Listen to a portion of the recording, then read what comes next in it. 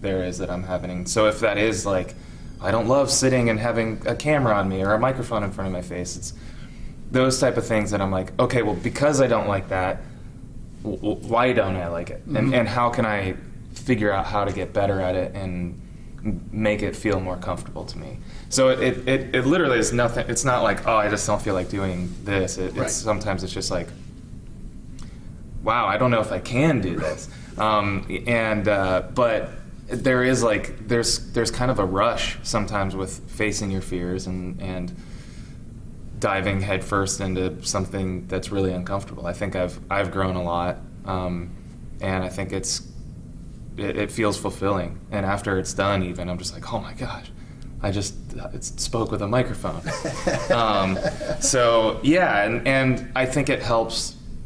Earlier, being in a room of people who just, like I said, are invested in this music and this band and the art and create their own art, and it holds me to a higher standard. And being in front of the stage with Tyler, I feel like I have a responsibility to perform and be entertaining, and the words that I say now, hopefully, have to make sense and keep people from clicking out of the YouTube video or whatever it is.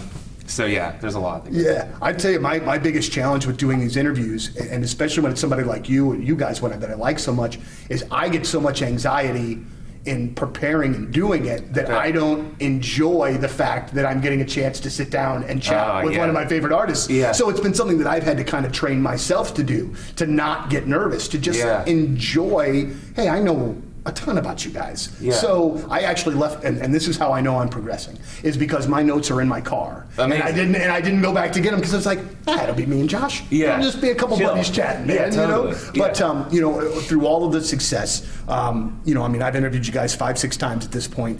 You guys are always so kind and are always so sweet to me. And to the station as well. We just want to say thank you. I mean, you are such a tremendous act to watch blow up in this way. I couldn't be more happy for anybody than you guys, and it's just really great to see the success continue. Cringe is a great record, and I can't wait for people to even have more time to spend with it. And Jumpsuit sounded great on the air. My Blood does as well. So we're looking forward to continuing this ride with you guys. Well, you've been around since literally the beginning, and I remember coming in and talking to you, and coming back today and seeing a familiar face of somebody who's been supportive. It's really cool and special for me. So I'm glad we got to chat. Always a pleasure, Josh. Good luck. Continued success. Thanks so much.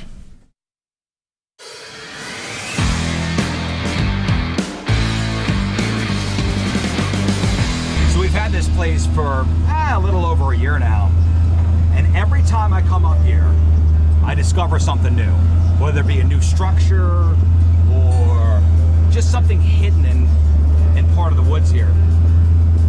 So a couple months ago, just spotted something in the woods, and what the hell is that? So I went exploring, and let me show you what I found. Check this out.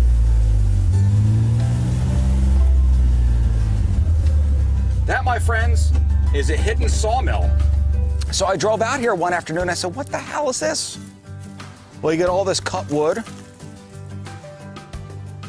You got this wooden structure out here. I said, what is that?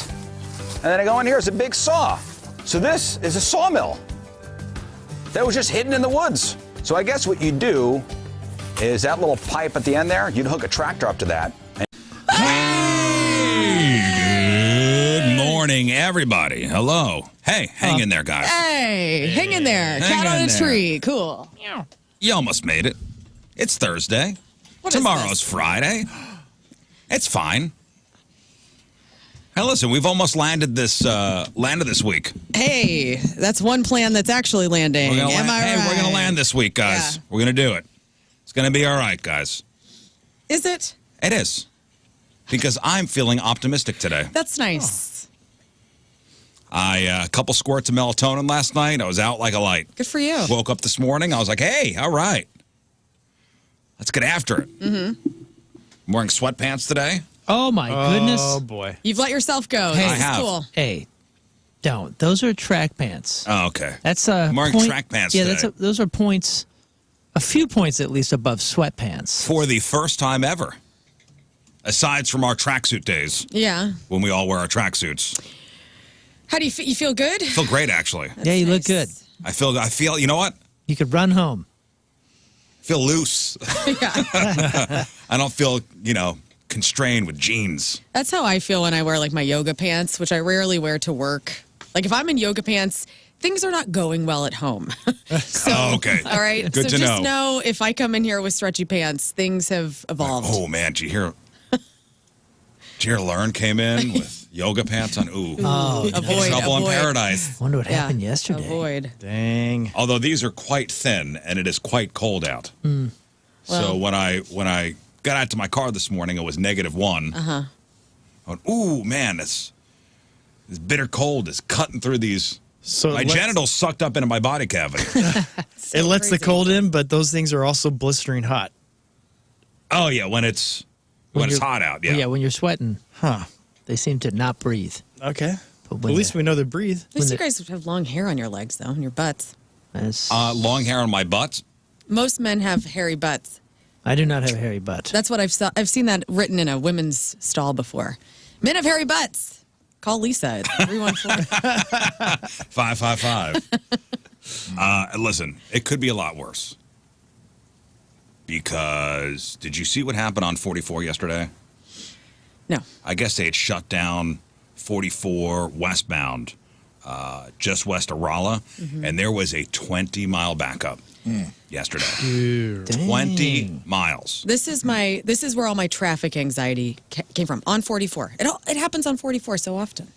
So 44 west of Rolla, 20 miles of cars. No. And this is why they tell you, hey, you got to, with bad weather, you got to make sure you gas up. You never know what's going to happen. This is why. This is why they tell you to do that. I know I follow, Rennie Knott, our buddy from Channel 5. And he was live tweeting. I guess he was caught in the traffic. Oh. I don't like it. Who fed his basset hounds? I don't know. His wife? Okay. His wife did. But they were saying even if you got Waze, the app, W-A-Z-E, in case you're scoring at home. Waze. If there's a heavy backup like that, normally it'll reroute you. Maybe take you some side roads to avoid the highway. But they were saying that Waze was taking people off the highway onto unplowed. Nice. Onto unplowed areas, and they were getting stuck. So it's this This endless. is by Rolla? Roya? Just west of Rolla. So this is They've been working Phelps on- County. There's like a frontage road they usually take you around there. Because they've been working on that year and a half. Yeah. There's been like right at Roya is where it's going to shut down on you. They've been taking people like off down a frontage road that's kind of goes through a little wooded area for a while, for about 3 miles. I bet that's where they were taking everyone, and I bet that was A mess. no bueno. Single lane. Single lane. Yeah. Even some of these outer roads are just not plowed. Or yesterday, we're still ice and snow covered, and Yeah. cars were getting stuck over there, slip sliding all over the place. That's the nightmare. I hate And now where am I? West of Rolla. I don't even know where that is. Right. I don't know where I am. I have nothing to eat. I have nothing to eat. I'm close My to gas Uranus. is on E. I'm in hell. What do you do in that situation? Because I've had to like think this through. Because whenever 44 was backed up like 7 years ago, and people were out there for many hours, I saw that live on television and it freaked me out because I never really had thought about getting stuck in traffic. And I know it's kind of stupid, but like it can happen to you. Right. And I have had daydreams about what I would do if I ran out of gas, if I didn't have food, if I didn't have water, I didn't have any. Like, do I I find a car in line and be like, can I come hang with you? Yes. I'm Learn from I got KC95. so mad Like, at my what is daughter. this? On Tuesday. Tuesday we went out, and it was snowing, and my son had a hockey game down in Afton, and I look in the back seat. My daughter's back there, and I go, "Where's your jacket?" She goes, "I didn't bring a heavy coat." I go, "What happens if we get stuck?" Yeah. I said the same but thing. Start the fear early. Yes. She goes, but we're not gonna. I'm like, but what if we do? Yeah. I'm like, it's 2 degrees out. What a great thing for you to feel, though, because she feels 100% secure with her dad. You're not going to get stuck and have to. That has nothing to do with them. I assure you. You don't think? No, I assure you. I think it's the comfort kids, of your our kids don't care parents. about us. They just know the world has always just been there for them. But that's what I mean. You guys do great parenting at like your kids have not had to suffer in any way. You know, They know that they could go to a place where there's heat. I said, what? We could be on 270 going north, and I don't know, it's snowing out, and we get stuck. And what happens? We're out there for what? I don't know. Nobody come get us. You got no jacket, and you ain't borrowing mine. right? I picked my son up from work, freezing cold. He walks out in a t-shirt, gets in the car. We drive about 20 minutes, and he's shivering. He's like freaking out. He's so cold. And I was like, yeah, I suspect something has happened with the heat in the car. And the heat did go out on the car. It was like some short or something, but we didn't know. And I was in a winter coat, so I wasn't thinking about how cold it was in this car until he got in and he's shivering. And I go, well, See? yeah. And I actually, I gave the happy dad remark, like, I told you to be prepared. This is exactly what I've been warning you about. What if your heat goes out and you're shivering in the car for 25 minutes? And he's like, it's fine. I'm fine. He did the teenager thing. Right. Like, It's right. it's not a big deal. Yeah, my daughter, she looks at me and she's like, you're overreacting as normal. I said, but hey, you never know. I was a Boy Scout. Be prepared. Be prepared. That's Are you the motto. prepared? Do you keep? I throw a couple blankets in my car in the winter, like Yeah. in the hatch. I have a blanket. I always have a blanket and an extra You got a coat. little prepared kit back there. I got, my tire inflator. I got my jump kit in case I need to jump the car. I got a blanket. I got gloves. I got a hat. Nice. I have the little external starter thing guy, where if your battery dies. Yeah, that's what I got. It's like a jump starter. Yeah. Oh, nice. It's like a little box. Yeah. I have extreme masculinity, so I always just Yep. stay warm no matter Hell what. yeah. That's right. That's very cool. I wish I had that. Yeah, That's it's helpful. Pretty sweet. I have a bottle of water back there. I did that this morning when I started my car. I went out in my T-shirt to just fire it up. What are you I doing? didn't throw a coat on. Just like, I'm just going to run out and start it. You're a middle-aged man. And then, okay, somebody wants to start a war this morning. That's fine. You chose. Okay, you woke up and chose hate. That's fine. We can go there today. Well, that's actually what I thought. I go, what are you doing, dude? You're not in junior high. Yeah. Why did you choose this? Halfway to the car, I'd made a mistake. I followed through, but as I got in, I was like, what are you doing? I can't believe where you live, you start up your car and you go in the house. You Yeah. got no shirt on. I think today, it would take a really dedicated Criminal. criminal today to be out at 4 Too a.m. cold for crime? I think about that. Yeah, When they're it's too smart. cold for crime, I get excited because I'm like, ooh, I'm bundled up and I'm not going to get Too mugged cold today. for crime. Yeah, too cold for crime. It's one of those days. No, this is the day where They want you to the think. criminal, they want you to put you at ease. I don't like And they that. go, oh, everybody's going to go out and start their cars and keep them in the driveway and go inside, all warm and toasty. Nope. Next thing you know, car's gone. The cold, wet, sticky bandits. Car's gone. Cops and criminals, as much as they're diametrically opposed, follow the same rules. Because we talked about this the other day. Like, you said you busted a left. This light didn't turn by the station. You're like, I waited and waited, and I don't think I was on the thing. So I went on the third change because there was a cop sitting that was there, but I yesterday, was like, he's not getting out of his car for that. Yesterday, coming into the station, there's you left onto Olive and into City Place, and normally that light, once you roll up to it, it changes to the arrow. Yeah. But yesterday it did not. So I sat there 3 cycles, and I go, I'm going. There was a police officer right there. I go, he's not getting out. Too cold. True that. Exactly. I think about that when it's storming or There's raining. nobody on the road. That's fine. He's not getting out. Nobody wants to write a ticket for that. Garbage. Here are I have the snowfall totals. Oh, yes. I have the snowfall totals for the snow Tuesday into Wednesday. Congratulations to Oates, Missouri. 11 inches. They win. Yay, Oates. 11 inches over in Oates, Missouri. Patton, Missouri got 11 inches. Noblick. Where? Noblick. That's over in southwestern Missouri. Oh. Where's that? Noblick. Oh, 2 I know I've words. Dirty passed little it. I tiny know I've curved. passed it before. Going We got somewhere. a few Yeah. knob I feel like that's near places. the Ozarks. You thinking a pilot knob? Maybe. Yes, Knob Lick near Branson? I think it is. Knoblick, they got a 10.5 inches. Let Yeah. me see here. Pilot Knob's down in Iron County. Just by Iron. Potosi got 7.6 inches. Cuba, 6.2 inches. Let me see here. It's a Cuba. You have to go to Knoblick before you go for the Potosi. Everybody knows. Everybody knows that. Well, Go in order. Knoblick's a- near Elephant Rocks. There's a Dongola, Illinois. What? I'm sorry, Dongola? Dongola. Dongola.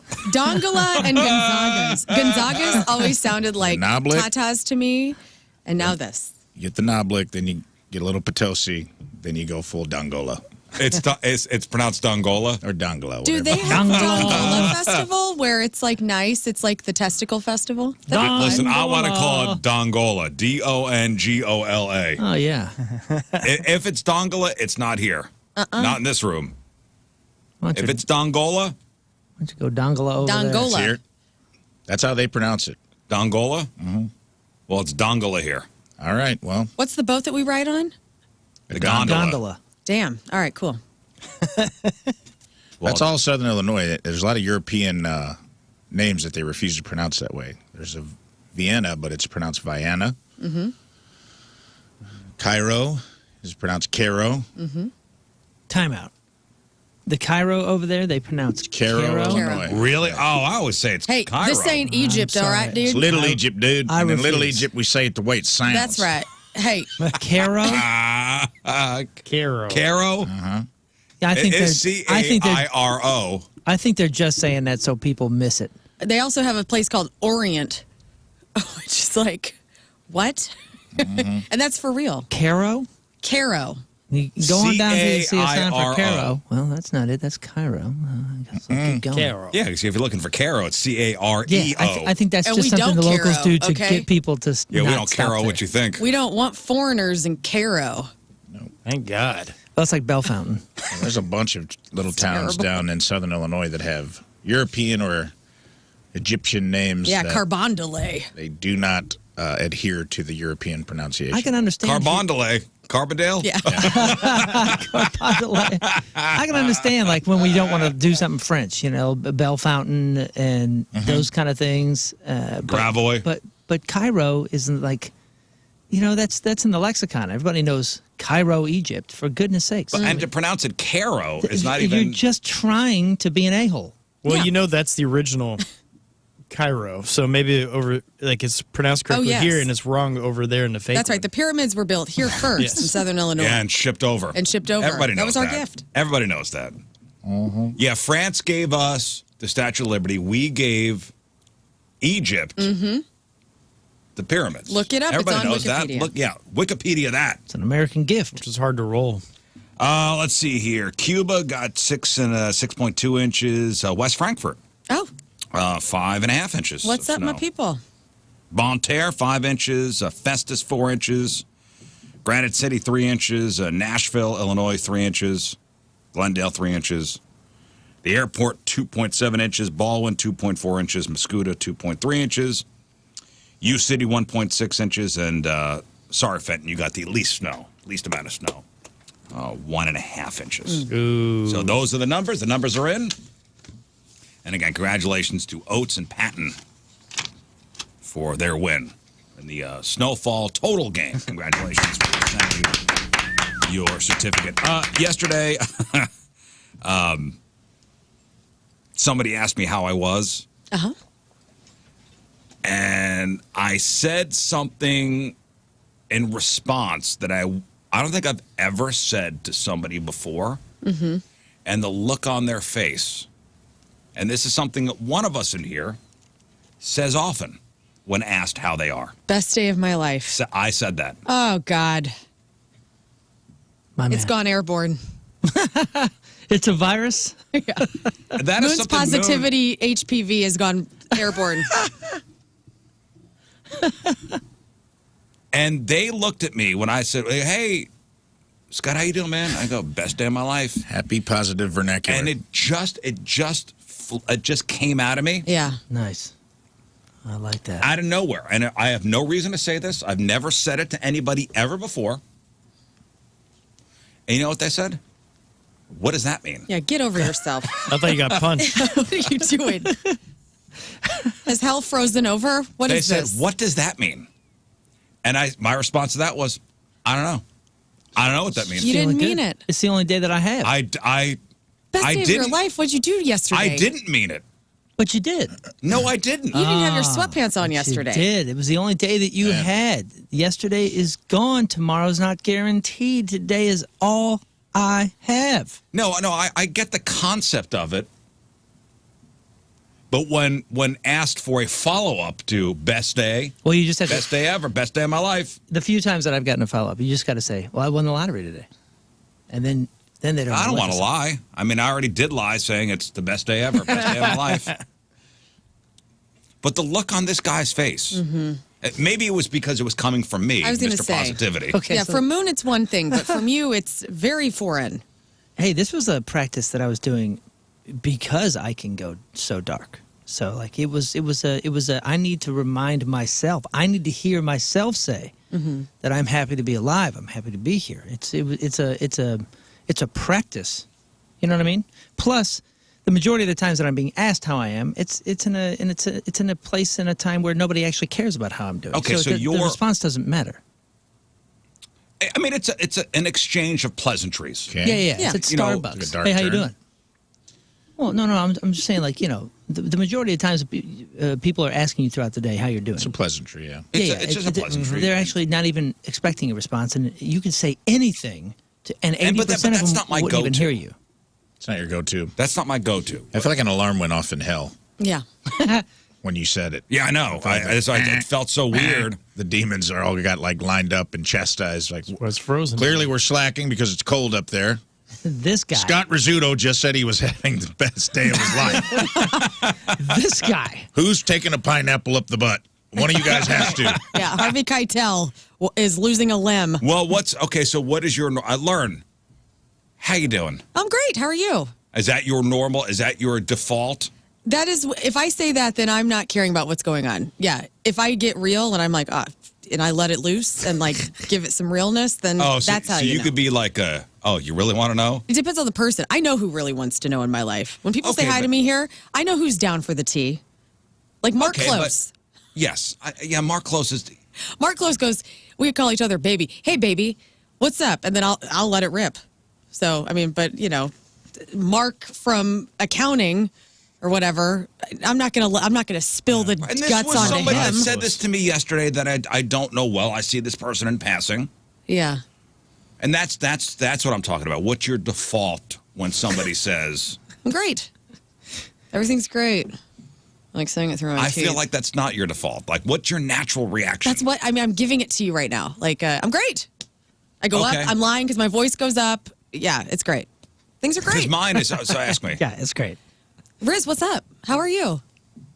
You know, that is my natural. That's good. That's a door. Yeah, that's Because people will press if they want to, but then the people that are like, I don't want to get into this, will just fall back. Right. Yeah. You know. If I ask somebody that and they say, you know, I go, no, I don't. That's why I asked. Oh, see, he And presses. normally people wouldn't say that to me. But if they did, I would then follow up with best day of my life. Oh, gosh. Yes. What's your default? Rafe. I think I say pretty good. Rafe, how you doing, man? Pretty good. You? Okay. That's it. That's it? That way I don't tempt fate. I don't want it to say too good and tempt fate to ruin the rest of my day. I keep a nice little baseline of like, great. I'm grateful for, all the things Moon talked about. I'm alive. I'm here. You also don't wanna get locked- I like to volley it back to them because, like, You also don't want to get, with your response, locked into a conversation, which... Yeah, I don't like small talk. Scott, how you doing, man? Wait, is this a genuine question, or are you just asking because we're talking about this right now? I'm trying to figure out what's Oh, going on. I want a man. deeper thing, and I can't tell if no one ever asked me these questions. I'm nervous now. You go, oh, somebody's talking. that was his. They're not hitting that me. was his response. That was Yeah, his no. stock. I believe that is your stock response. Yeah, I usually say. See, ask me again. Scott, how you doing, man? I'm doing pretty good, and it's the truth. You know, I believe you. I like I'm that. doing Yeah, pretty I good. only believe him in there out of every one of you. That is real. That's a real one in there. My, No, you don't like it. I feel like, yeah, I don't know. That's you're setting yourself up for disaster. Well, it also keeps my mystery. You're very mysterious. Yes. You don't want to know what's going on in here. I don't want to put what's going on in here on you. I like how Scott and we have the same greeting almost every day where when we see each other, we'll go, well, fancy seeing you here, which I love. It's and I think great. that's perfect. Oh, that's nice. I do love that. Good fun. In your That's cozy nice. chair. Is there any, now, not to say that best day of my life is annoying. Maybe to some people it would be annoying. Well, Maybe it would be. good thing I don't care. I know you don't care. Although some people can go, and maybe this guy yesterday was like, after he walked away, like, what? Best time of my life. Well, what is this?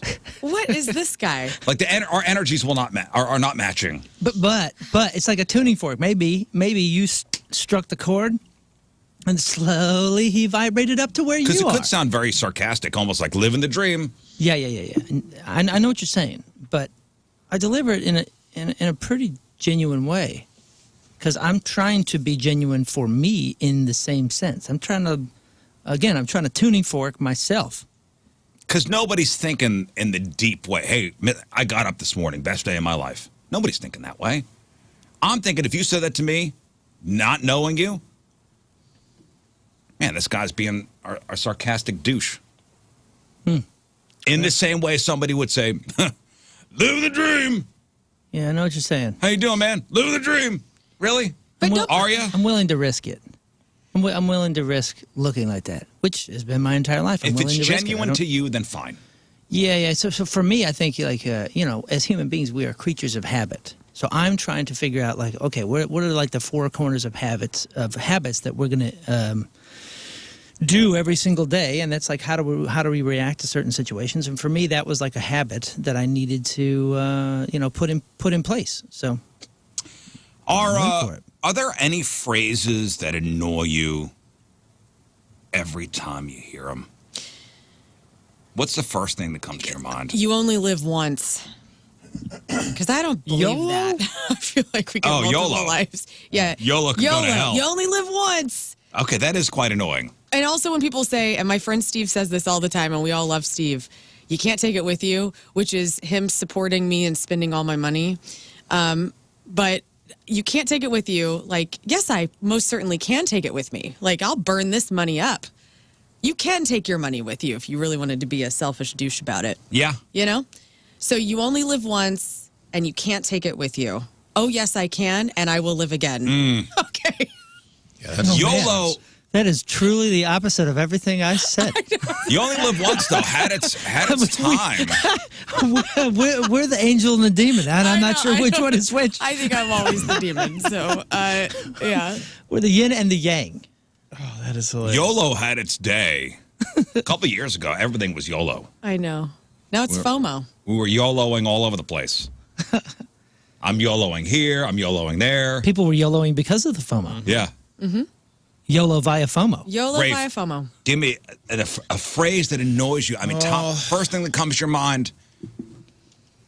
What annoys you every time you hear it? Like a cliche thing. Working hard or hardly working. Yeah, I hate that. Any of Ah, the get out. of the stepdad Doug phrases that are coming in hot, I deflect with an angry passion. Just not a fan.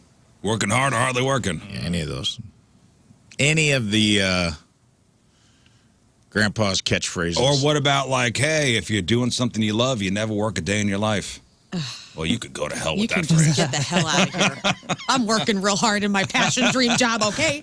I think that's a good. Oh, you like that one? Oh, you like that, huh? Yeah, I like it. I think it's something to chase. You know which one I used to hate that I actually like, and it was just one of those like epiphany moments. I used to hate the work hard, play hard thing. And then suddenly, this one time, I was invited out by a friend who has this really cool thing going on, and I asked, I was like, "Yeah, how much do you come out here?" And he's like, "Oh, as often as possible. You know, I work hard so I can play hard." And the way that he said it, like, actually kind of clicked. and lit a fire a little bit for me. Like, he has a personality where he just kind of goes all out for everything, and he's like, I intentionally go all out for my work so I can go all out here. I only associate that phrase with people who own boats. I was I was just going to say, he doesn't have a boat, but he has Yeah. four-wheelers and all On sorts the of truck stuff. that pulls the boat is the sticker that says "Work hard." I play hard." only associate that phrase with somebody who owns a boat. Yeah, I'm sure he probably has That's a why boat in Moon his has future. a Salt Life sticker. But yeah, he is kind of that guy. He's got multiple toys. He's got toys. He's got all the toys that we want. Right. And that's what he was saying. Like, I work as hard as I can over here so I can play as hard as I can over here. And you know what? It actually kind of clicked for me. So I'm okay with that one now. Okay, I could accept that one in certain circumstances. For certain If personalities. I'm only at the Lake of the Ozarks. Yes. on someone else's boat who works hard so you can play hard. Scott, is there something that you just, every time you hear it, you go, oh. I think possibly give 110%. I don't know why that's kind of silly. Yeah, it or is annoying. thinking outside the box. Because you Get always hear outside those. the box. Yeah. I bet it is what it is. It is what it is. But I do like all those posters with little cats or something, and they have a phrase on it. It's nice. I catch myself saying that sometimes, and I hate it. It is what it is. Yeah. It's dismissive. Yeah, I don't say it to people necessarily, but I'll say it. As a self-soother. Yeah, or to move a conversation forward. Like when I'm doing an interview or something. I'll say it on mic, and it drives me nuts. I caught myself doing it the other day. And Yeah, I think we all say that sometimes. it's just like a way to be like, well, you're kind of at the end of the discussion, and I use it as a transition. Yeah. And I'm like, that's a lazy Crutch. crutch. Yes. I'll be like, yep, well, it is what it is. Anyway, so I was at the dry cleaner the other day, and it's like you just move into the next topic. I try really hard to, but I catch myself every once in a while. It is also a self-soothing thing. Like Sure. if something bad happens, you go, oh, it is what it is. I got one on. person in my life who's really hung on to let's don't and say we did. Remember when that was hot? Oh yeah. Oh, yeah. That's like 25 years old. That's almost There's like- one lady in my life that just won't let it go, and it drives me nuts.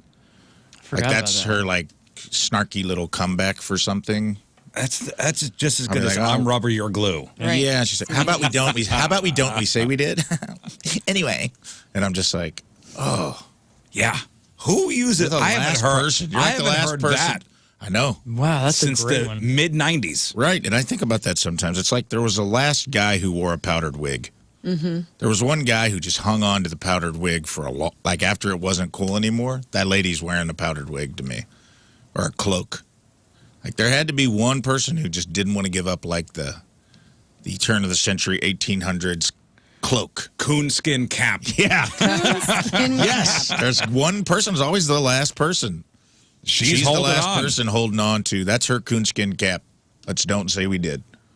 Let's not say we did. I know you are, but what am I? Oh, that was the best comeback on the recess Yeah. playground. I know you are, but what am I? There are a couple phrases that annoy me every time I hear them. Let me see. Not all heroes wear capes. Don't like that one. Because Spider-Man does not wear a cape. But he wears panties. He's a hero. I mean, he's kind of the exact meaning of that phrase. Yeah, I know. But it should be more obvious. I don't know. I don't like it. I love that for you. Don't like that. Why? I don't know. Don't like it. Uh-oh, See, you just hit home. I You just say landed that. a plane right in her backyard. I say that because I'm like, I say it whenever I don't necessarily like something, but I'm open-minded enough to accept that other people are going to like it, Yeah. and I don't care. So, like, if you're like, I really love jalapeno tacos, I'm like, oh, I love that for you. I don't necessarily want to eat that, but Yeah. It lands you. that way, though. so I'm a jerk. No. Oh, It just lands that way of like, I'm not interested in what you're talking about, but I love that for you. There's no such thing as a stupid question. Man, I hate that phrase. It has its place, though. No, I don't Yeah, think for- anywhere. Sure, it does. in the classroom, it yeah, does. for educators and things like, and even as a parent, like you want to open up dialogue with somebody that would normally be reserved in speaking to you. Mm-hmm. You want to make sure that you're basically laying a groundwork for And I think there are other ways to zone. say that because there are dumb questions. And you know what? Sometimes people need to hear that. That but there not are the stupid young questions. people. Hey, I Yeah. want to hear their little questions. Yeah, no, they need to hear it. No. Because stop That's how we wasting. got into this mess. Nobody was asking any No, you know what damn it is? questions. Stop asking me stupid questions and wasting my time. I love that for you. You know, That's a good educator. I had somebody ask me a dumb question yesterday while we were on the show. Somebody slid into my DMs and was asking me about a date of a situation. And it was something that is easily Googleable. And I just Googled it and sent it to him and didn't yell at him or anything. But I'm just like, really? What a dumb question. Well, I'm not your assistant, I didn't even know the date. I had to go look it up. When was 9/11? Right. That's a stupid question. Yeah. Hey, when life gives you lemons. Strawberry. I appreciate that phrase. You do. I do. Not When a life fan. gives you lemons, I'm okay with that. I'm okay if you don't finish it. Like, don't say make lemonade at the end. There used to be a rapper, or he's still around, called Atmosphere, and he had an album called When Life Gives You Lemons, You Paint That Ish Gold. And I like that. So You I like always it- think of him. You like it when Lemons they are don't already finish gold. it. So there are no stupid. Well, if you're saying something and Yes. it's yeah. Well, I also don't like when people do their kitschy take on it, where they're like, "If life gives you lemons, chop them up and make margaritas." Get out of here. I don't like any part of it. Don't talk to my hands. I don't like when somebody says, tell me blank without telling me blank. You know that one? Oh, yeah. That's not an internet slang that got old. Tell me you're a virgin without telling me you're a virgin. Right. All right. Yeah. Tell me you're dumb without telling me you're dumb. Don't like that one. I don't like when somebody says preggers. Oh, like Janela's Preggers? I like that one. You got to be a friend to be What able to about Prego? call somebody Preggers. I don't like that. Prego fall into the same. Yeah. I don't like when somebody refers to their wife as wifey. Hate that. Hate. What about Hubs? That's fine. Hubby's fine for me. Wifey, I don't like. I don't like the fact that I agree with you.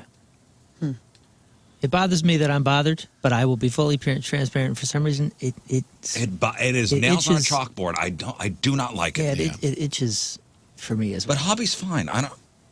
Well, that's because maybe it's just like the cutesiness of it, and you're like, I don't know. Maybe that's our masculinity being like, yo, hold it together, bro. I mean I mean, wifey is right up there with happy wife, happy life, and the way I I feel hate about that that. one. That's Hate right. that. No, you don't like that. Hate that one. I don't like when internet slang invades daily conversation. like, like hashtag. yeah, or giving me the ick, Oh, hate that. or Or I did a thing. I did a thing. Yeah, I did a thing. I do like saying it's giving. It's giving, blank vibes. yeah. Or it's giving Patsy. You know? Or when somebody says, "This is another one, another meme." This. Yeah, checks notes. But see, I was checks notes not caring right now, and I'm like, when that invades actual speech, it kind of drives me. Also, this was a little thing for a bit, is when people were punctuating with full stop. Mm-hmm. Yeah. When somebody was saying, blah, blah, blah, full stop. You may have Like, mentioned that's that last As, month. as if you can't, there's no follow-up. Right. Full stop. I was today years old when I learned blank. Yeah, I don't like that either. I don't like it. Man, I'm going to have to. I can handle it start using new online, but I don't like it phrases. when it's said out loud. I'm in my blank era. Yeah. I'm in my wearing sweatpants to work era. Yes, you are. Day And you're- one. Day Hollow one. positivity Day era. one. Cool. Day one. Hollow positivity. The genesis of this era. Also, and I'm sorry to say it, fur baby. Yeah, I don't say fur baby. Fur This baby. is my baby. Oh, well, I was going to say the fur baby was it's a bridge to your pets or your children.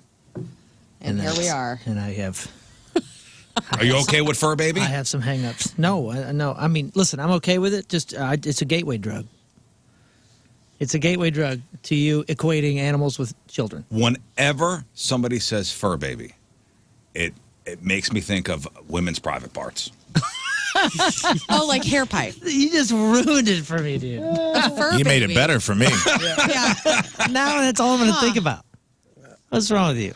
I was at home petting my fur baby last night. Go on. How is Tina? Bet you were.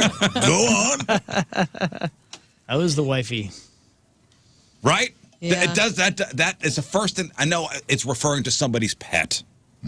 Their cat. That's for When damn somebody sure. says fur baby, You know I'm why, like, right? oh. It's because the first 4 letters are from your favorite word. Ferocious. No. Oh. Furious. Furby. Come on, dude. This is a word that gets you Fur- F-U-R? Fertile. Fergalicious. the first Wait, 4 fur. letters, guys. Fur. Ferguson, Missouri. Furnace. This is Riz's favorite word. Fur Fugazi. burger? No. Oh, yeah. You Yeah, hate that, I maybe. thought. Yeah. Dude, somebody Okay, said that. I think it was like Naked and Afraid or one of those dumb shows where somebody's naked and they put it on TLC or whatever. Oh, it's pixelated. But it wasn't pixelated. It wasn't. I said back burger. Ew. Who wants to eat somebody's back?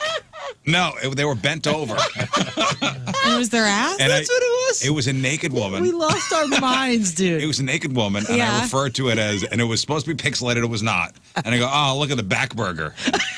Gosh, dude. Oh, wow.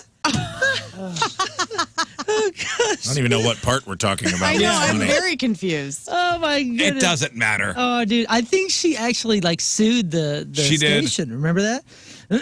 Because it was supposed to be naked. Yeah, they were supposed to be pixelated out, and for some reason on this one episode, like the pixelator guy missed. Yeah, he missed the whole- missed. Missed a frame or two. You have one job. Yeah, he got a crab You stuck have with one ham. job. Maybe he thought because it was so hairy that like it would just blend itself, you know, or blur itself. I don't know, man. Nobody's gonna know what this is. The natural blur. Back burger, yes. Gross. Sorry, you're right. I don't like that a woman had a back burger. I feel like men have back burgers with that the small of your guys' back above your crack where you guys get hair. It just kind of happens because evolution or whatever. You know what I'm talking about? You got a hairy lower back and Where our ass. tail would have been. Yeah. Where our tail once was. Yeah. Oh man, where those little plugs It's now are on Dan Aykroyd? Not for you. Coneheads. A tuft of back hair. Yeah. Last year at Riz Show Live where we all took our clothes off on stage, it was pretty amazing to see like how hairy you three are. He does not have Rafe does not have Rafe is any hair. hairless. Yeah, Hairy. you are a Smooth hairless criminal, wonder. baby. Are we hairy? I'm not hairy. I am. You mean Riz like- is you mean like hairy. my chest? Scott's hairy. I am? Yeah, like you guys have like normal man hair. Rafe has no hair on Didn't his realize that body. was being I'm noticed. exceptionally hairy. I got a little on my legs. I got it in all the spots, but I definitely got. I'm smooth criminal. I That's need the to trade-off grow- for like- not being able to have facial hairs. I don't have like a Body hair. overgrowth of hair on my ass or anything like that. I need to pay attention to grooming. Okay, great. This, you know, it's what? Hey. I mean, I got hairy knuckles. I gotta shave my face too. It's You shave fine. your knuckles? No, my kids are always making fun of my hands because I got a lot of hair right here on the edge. You know. on the I top didn't of your think. hand. I guess so. I didn't think it was that big a And deal. I have like They say that 6 I have hobbit chest feet. hairs. You shave your chest? No, I've never shaved them because I want to keep them because I'm a man, and I've been trying to prove to people that. I shave my arms, which people find weird. I know some guys do that, but they have tattoos, so they're always like Yeah, I don't shaving. have tattoos there, but I just don't like how my arms feel with hair on them. So I shave them, and I do take a microderm little shaver to my face once a week, so I don't look like a. What about the pet egg? You know the pet egg? the pet egg? Is that for feet? Yes.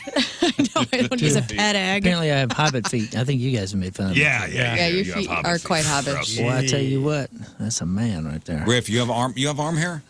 Like a lot? Not really, no.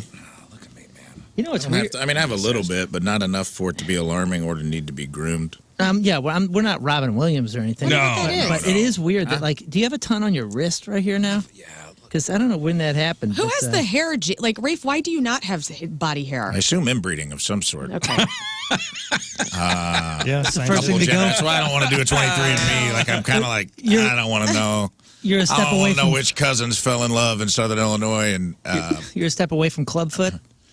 Oh God. yeah, I don't know. It was bred out of your bred was out of your- the gene pool. I don't know, man. Did your dad have a hairy back No. and ass? Okay.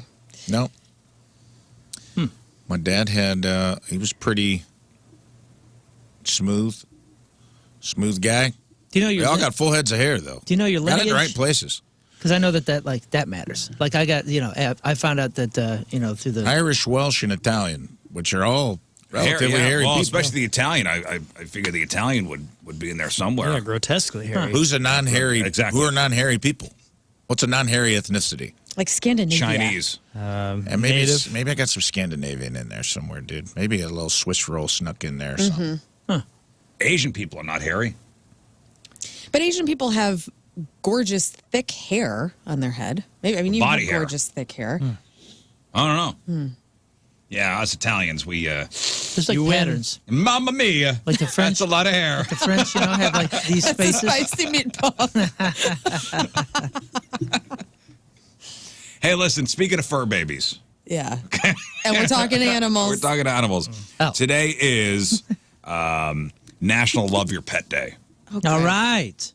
We Like just today added, really is National Love Your Pet Day. we just added one. You added a new fur baby to That's the right. Moon household. And you Bilbo. can see it on the Riz Show socials. So adorable. Bilbo, Stanley Baggins. Dildo Baggins. Dildo Baggins, Which is, look everybody. great. That dog will look great in your purse. Bilbo. It's a purse dog, right? I think he's a little too big for a purse. He's Oh, a big purse. He's got Duffel bag dog. He's a Chiweenie, so you guys saw him. He's got a little bit more length to him than. You got to put a something for size perspective. Put like a quarter next to him. Yeah. Okay. Well, his ears are the size of a baseball. I mean, he's got giant, open ears, so he looks like a bat. All right. So for National Love Your Pet Day, do people consider themselves nationally dog people or cat people? Dog. Dog. Like on a national level. Like Cats are controversial. People. We are a People are afraid of cats, man. we are a dog people country. Mm-hmm. So 44% of people say they consider themselves a dog person. 18% or more of a cat person. 25% say, you know what, I love both animals equally. Mm-hmm. Oh, I didn't know we could do that. We could do that. That's Yeah, right. that's That's me. the camp. And 14% are neither. I hate both cats and dogs. My mother, yes. Oh, really? Really? My mom does not like animals. I love them. Crazy. My mom does not. But she comes over Wow. and watches the cats, which I appreciate. Really? She's not an animal lover. She's not an animal Did you lover. grow up with an animal? Yes, but all through my dad. So on your dad's side? So luckily they were divorced. We had Labradors my whole life, and so when they were married, we had a Labrador, and then I had Labradors all throughout my lifetime with my father, and then I adopted a couple of mutts from litters of puppies around town that people are trying to get rid of, but we had cats too. My dad loved animals, so that was where all of my animal love came right. from. Yeah, we're watching Frasier, and he's famously opposed to all pets, and it just happened in this last episode that we watched, and I absorbed it in the moment and thought, I just don't understand that. I don't understand. Well, on being Frasier, man, they had a opposed- cool dog, right? The dad had Eddie was the dog. Eddie, yeah, and the real dog's name was Moose, and it was a Jack Russell Terrier. Jack Russell, that- yeah, cool looking dog. I love the name Moose. Moose, yeah. I had a friend who had a dog named Moose. I have a And it cat. was a huge dog. Yeah, you would think a Jack Well, the Russell. ironic Yeah. calling it Moose. The irony of it. But when he delivered that line, I just thought, like, that is a foreign concept. I don't know how you can how can you grow up not loving animals? It doesn't don't make know. any sense to me. Maybe you had a bad experience. Maybe a Okay. cat bit you when you were younger, or a You're dog right. bit you. You're right. Or, I- you Yeah, know. I think it was Or like you a just dirty didn't thing. have Like them. my mom just didn't want to, like when you pet a dog, sometimes you can smell the dog on your hands. Yeah. And I think that's it for her. She doesn't want to be like licked or anything Right. like I that. take it back. You actually made it make sense for me because this morning I had to go feed the rabbit and the thing almost attacked me. And I'm just I hate done. rabbits. I'm done. I'm done with the thing could- the freaking rabbit. It bit me a couple months ago, and this is the first time I've had to endure it since the bite. And it does this like thump thing, and like it moves so fast, and it came after my feet, and I was like, I'm done, and I cursed it out, and then I left. What? No. Yeah. Bunnies I don't know are what happened. adorable. Now, do you think your cats know you very well? Oh yeah. They're with me all the time. They follow But me around. honestly, do you think your cat, like both your cats, know you? Clover knows me better than Willow because Clover is she's on me all the time, and when anything I'm doing, she's there. Willow's more distant. Rafe, Yeah. do you think your dog knows you? Yeah. We've been ride or die for almost 20 years. What do you mean knows me, Well, by the way? I don't know. However you would take that. Yeah, I mean, he knows when I... If you were missing, Well, I It mean, could he be doesn't have any explained to police. senses left to No, explain I anything. listen. Your dog knows that you're. At this point, he's sensing my aura because he your has dog no knows that sight, it's your own, sound, or... that you're its owner. But do you think Yeah. your dog like knows you like? I don't know, as if a friend would know you. Yes, like commands. Clover knows if the sound of my voice, Yeah. if I point and snap and have a tone in my voice, she knows I got to go check this out. Like she can follow commands really well. He knows I'm the boss, too. Like, his energy when I say something is way different than if somebody else says something to him. Like, he doesn't give an F. But if I say it and he can hear it, I got to say it louder than I used to. He'll do. And he also, like, kind of knows me as a person. Like, he'll come. He knows when I'm sad. He knows when my energy's off. Now, Scott, you got 2 dogs. Yeah, do you, two do you dogs. consider your dogs your best friends? One of them might be my best friend, but the first one, because it's the kind of dog where she knows exactly what I want her to do. I don't have to say things. I can look. She follows my eyeballs, and if I look at something, she'll go and pick it up or whatever. I don't have to say it. She just knows. Is that Callie? Yeah. That thing is way too smart of a creature, but Yeah, it's a wild. it's a that's fun wild- dog. That's a wild animal. But she knows me backwards, forwards, and yeah, we're best of buddies. That's cute. What about the other one? The other one hates you? No, the other one is more like a real dog. It's she's good with commands and stuff, but she's getting sweeter and all that, but she has a tough time understanding if you need her to calm down or any of that kind of stuff, and she doesn't read the room as well. Yeah, my dog, one of them knows if I'm like upset, and she'll come sit next to me, like, all right, you could use something to pet. Here's my head. Yeah. Like I'll be laying on the couch, and the dog come just sit right in front of me, and put her back to me. She's like, pet my head. Yeah. Seems like your blood pressure's high. You need something to help you out. Pet my head. We both win here. Yeah. Do you consider your cats your roommates?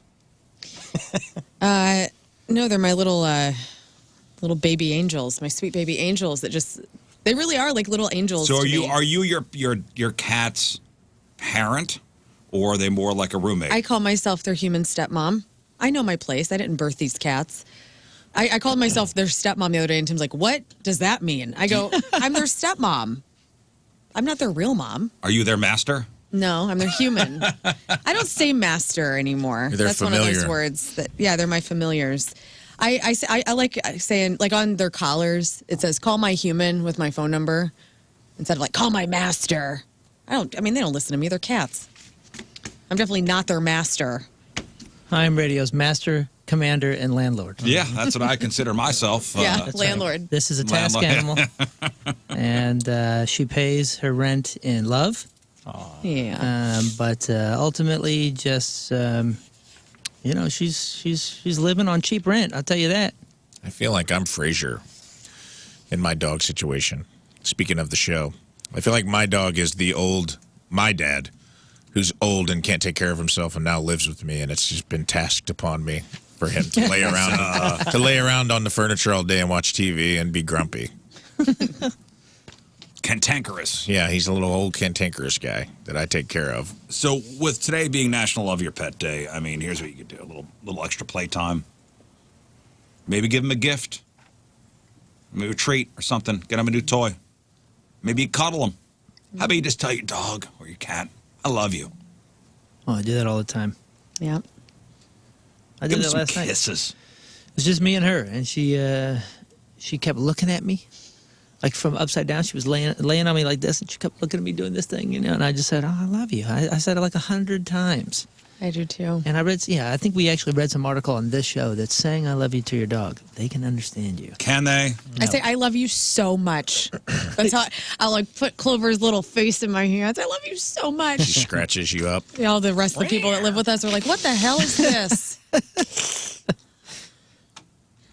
So if you don't have a pet, here's what you're missing out on. Okay, if you're not a pet owner and maybe you're considering getting Fish a pet, don't count, by the way. Why? Although I love my come on. How fish. dare you? They dude. know you too. Yeah, Come on. man. You can't cuddle a Have fish, you ever but you raised can fish? make faces at them. Your I've goldfish had start fish. following you. If They you're, know. if you're just a fish person, I assume there's bodies buried in your crawl space. I mean, You prefer fish over dogs and cats? It's Sorry, more, man. It's more of a hobby. pre-cat the dog, I had Gary the fish, and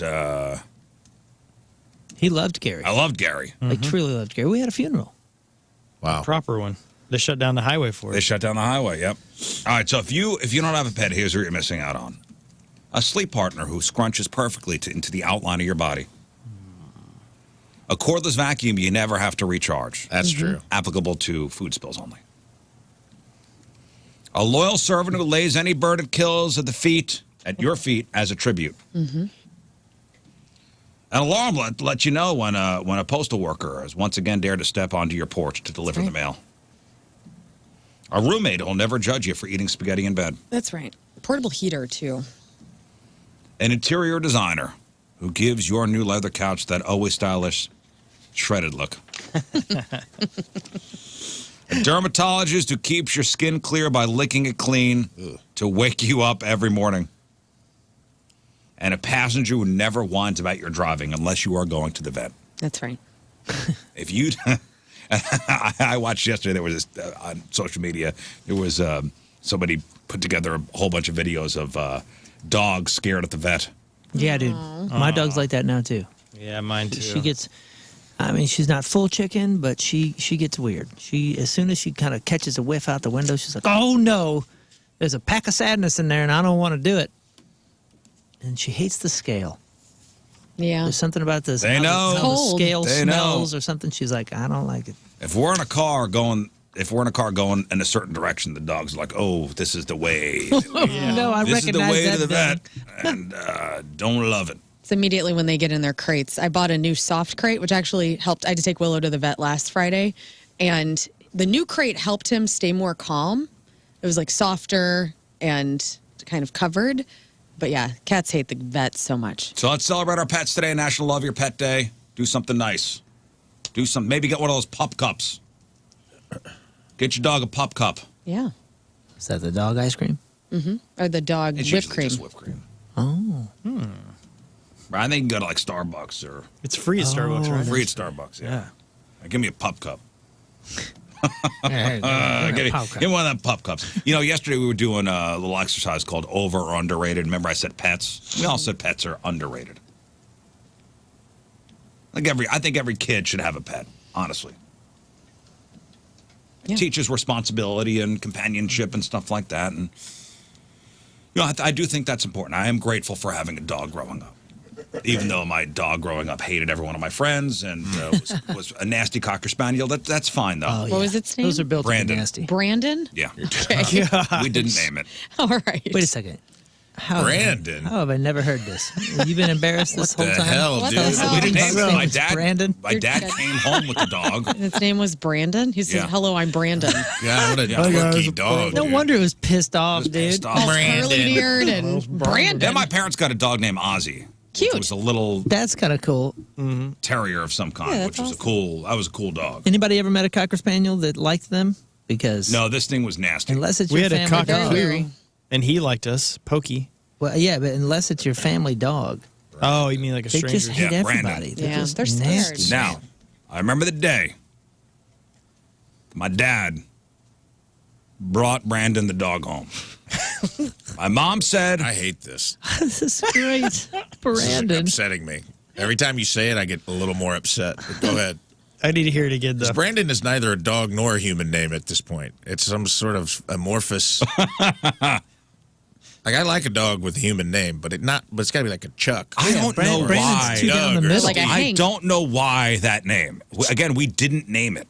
Brandon. Like somebody got rid of the dog, and my parents took it in. And it treated y'all all right. No, Oh, well, because I'm you weren't its sure. first family. You were so I second was family. 7 years old, and my mom said, "Hey, your father's coming home with a surprise." Oh So no, exciting. a 6-year-old dog named Brandon. No, I mean, that Name is dog lived for like Brandon. 18 years old. Like that dog lived. That dog lived. An angry dog. Brendan. That tan ball of anger lived to like 16, 17, 18 years old. I don't know. I was out of the house when the dog died. Brandon. Wow. So Scorned as the one who ran. What can you do when you're Brendan and you know you're not a man? now listen, I know my mom loved the dog. My dad loved the dog. Fine. This dog would chase my friends anytime it would come over and growl, and I remember my friends would run away. Yeah. It's a good dog. When somebody left the door open, a crack, Brandon was gone. Yeah. Out the door, and my dad would have to get in the car And start screaming Brandon up and down the. and drive around looking for the dog. Like he's Yeah. missing a child. You were saying, let's go, Brandon, before it was political. Yeah. You know? Let's go! Yeah. Brandon! Like now, my dogs won't run out. Like my dogs, I got the door open, and they'll go walk out, and I'm like, hey, and they'll come right back in. Mm-hmm. This dog, that door's open, goodbye. Gone. Find that dog 5 miles away. Looking for first family. So my mom said, hey, your father's coming home with something. I go, sweet, we are getting cable. Finally. That would have been a cool It's name for the dog. 1991. We are getting cable. No, this was, I was 7, so this was 80. 81. No, 78. So 85? Oh. 1985? 86? I said, sweet. Finally. I don't have to go to Chris's house to watch Nickelodeon. Mm-hmm. Watch a deer. My dad pulled up. Never forget it. Everybody going to the window. My brother was 4 years old. I remember us both going to the window. And my dad rolling down the back window, probably having to reach and roll, actually literally roll the window. And Brandon stuck its head out the window, and I went, Oh, man, this is only going to cost us money. This is putting cable at further distance. so we're not getting cable, huh? Come on, man. Not for a long time. Your parents are like, this is going to be the best. You're Yeah. still not approving. I bet your brother was stoked. Yeah, not really, because Brandon bit him. dog would not let you go into a room. It would guard the room and growl at you. Yeah, those Cocker Spaniels are nasty. Yeah, they're I almost very said, I almost said sweet. Are something they? I'm sure I'll get emails about. They're probably just very sweet to they're kind of like cats. You know, they only like their family. They don't like any stranger Yeah, danger. my wife's cousin got a Cocker Spaniel. Then she had a kid, and they had to get rid of the dog because the dog would not accept a kid in the house. Yeah, I think if you're an old lady that feels like you need protection, but you don't want to take on a German Shepherd, fine. Weenie Cocker dogs Spaniels. are like that. There's a lady with a weenie dog farm outside of the city here that she just basically, a lot of, they're very territorial for little bitty dogs. And when you people have babies and the dog will not be cool. So she's got she'll come walking out of her barn and it's weird. She looks like she has ferrets following her because it's 17. It's just a pile of wiener dogs following her. Oh my everywhere. God! That's awesome. Like the ground is moving. No, Yeah. that's like 100 wiener dogs. Holy It cow! does look weird. It looks like she Wiener has one. army. It does look like she has a Batman cape made of weenie dogs behind her. That's awesome. It's free flowing, some short. Right. Oh man, They're all pressed against one another and so close to the ground. an army of wiener dogs. Yeah, for those people that say there are no bad dogs, Yeah, there are. That's just not true, man. There are bad situations for certain breeds. So, listen, and yes, there are bad dog owners that will put into their dog bad behaviors and will allow bad behaviors to manifest, and these are, dangerous dogs. There are some dogs that are just garbage. Like, what do you mean? Like the West Highland Terrier. The West Highland A very Terrier. specific example loaded up. West Highland I'm gonna look it up. White Terrier. Yeah. These are adorable Yeah, dogs. they are are. fun. But God forbid you leave your shoes out. Well, so that sounds like a you problem. No. Oh, And they these eat all the things. poop in the yard, so you never have to clean it. No. This is like a quintessential TV dog. I don't know. I feel like chow chows are that. No. Okay, so Never met a chow that wasn't universally hated. My by the parents' neighborhood. dog Ozzy, okay, was a West Highland Terrier, which was great, and this dog was great, but Ozzy's sister, you could not leave your shoes out because my aunt had the Total bitch. Not your aunt. or my The aunt. dog. I don't know if it was a sister or something, whatever. It was another West Island Terrier named Allie. And if you left your shoes out, you would come back and your sneaker would be completely shredded. I mean, shredded. And then the dog would bite you. You should see what Google says about their temperament. It says, friendly, alert, gay, independent, active, hardy. Gay? I love a Yeah. gay dog. That's pretty cool. Like gay as in homosexual? No, I think happy. Or also homosexual. Or that. Or homosexual? I've met They are. plenty of gay dogs. Before we get too many emails Dogs are about gay. that, it's just like Yeah. each breed was bred for certain things, and when you put those certain things in circumstances that are the opposite of what they were Right. bred for, you're asking for a difficult mix. That's where I'll leave that. You ever see a poodle that's got a haircut like a show dog? Yeah, and then comes up and just wants to kill you, murder. Those are also nasty dogs. Yeah. Don't you just They're want the to feed most them hot dogs? intelligent. Yeah, you're like you're designed like a cartoon, but you're growling at me with. I mean, and they always have the most amazing looking teeth. Those poodles just look Oh, like those dogs are so ugly. My just- God. flesh tearing machines. I watch the dog show, like the Westminster I Dog did Show. too. I watch. It was great. And they have the poodle, so the thing is like shaved down. It looks like little cotton balls, like Yeah. on its ass. Nobody And likes that. cartoon. Just let ugly, me poofy. ugly. Come on, that's an ugly dog. I don't like when That's they're a- shaved like that either. But I love them. That's an Well done. ugly ass dog. Dude, some dogs are not meant to be haircut. You know what I mean? My stepdaughter at her dad's house has a what is it?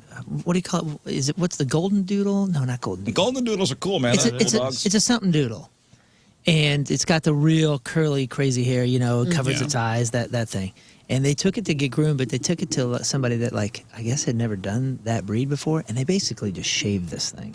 And dude, my daughter was crying because she's like, he is so ugly. Yeah. Dude, he looked like some mangy weirdo that was found in the woods, and they had to shave all the burrs and sticks out of him or something. Like, he just looked like garbage. He looked like a show dog, and then the next day looked like a different dog, just a random Right. homeless animal.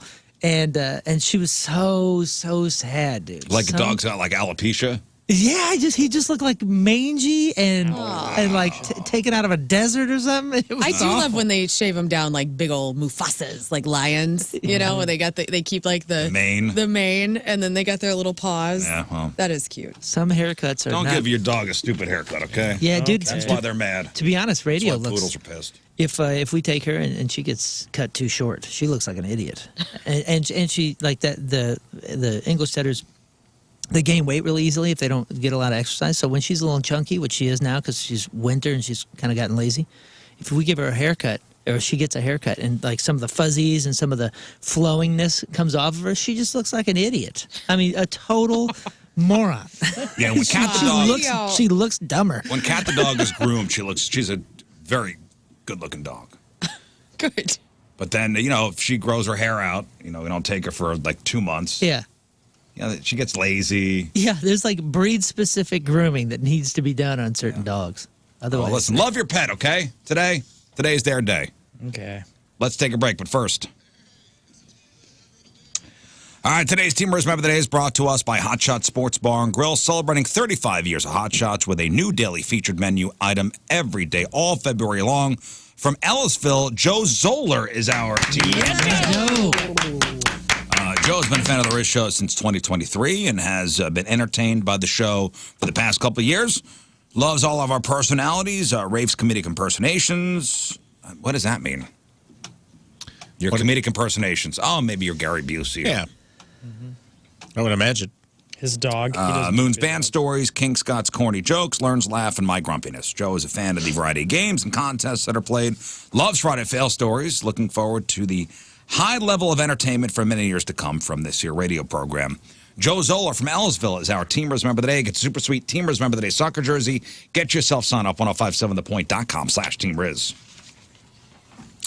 All right, we'll take our first break in the morning. We'll come back with crap on celebrities. It is 7:14. It is Thursday. First look at the traffic and weather. The Moon coming at you. Traffic is brought to you by Golden Oak Lending. Do you need extra cash? Golden Oak Lending can convert your home's equity into cash in as little as 14 days. Let Golden Oak Lending cure your blues. We got a stalled vehicle 270 northbound just after Olive. On the Illinois side, it looks like a lane is blocked due to a crash. Stoley Road westbound at Illinois 3. Your point forecast extra cold, high of 18. Right now it's 2 at the Point Studio.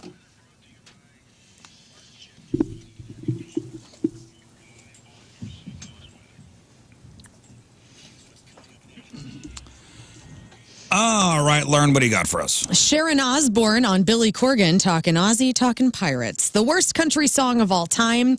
Would you want to contribute to a documentary about Norm Macdonald? And the worst successful movies of all time. The worst successful movies of all time. Movies that gained a ton of money, but looking back, were not the garbage. best. Yeah. Okay. Okay, that'll be a fun one. All right, we got that. We got your crappy birthdays. We got the porno birthday. And Fortnite controversy. Well, I can't wait. All right, we'll chop it up next. Stay there.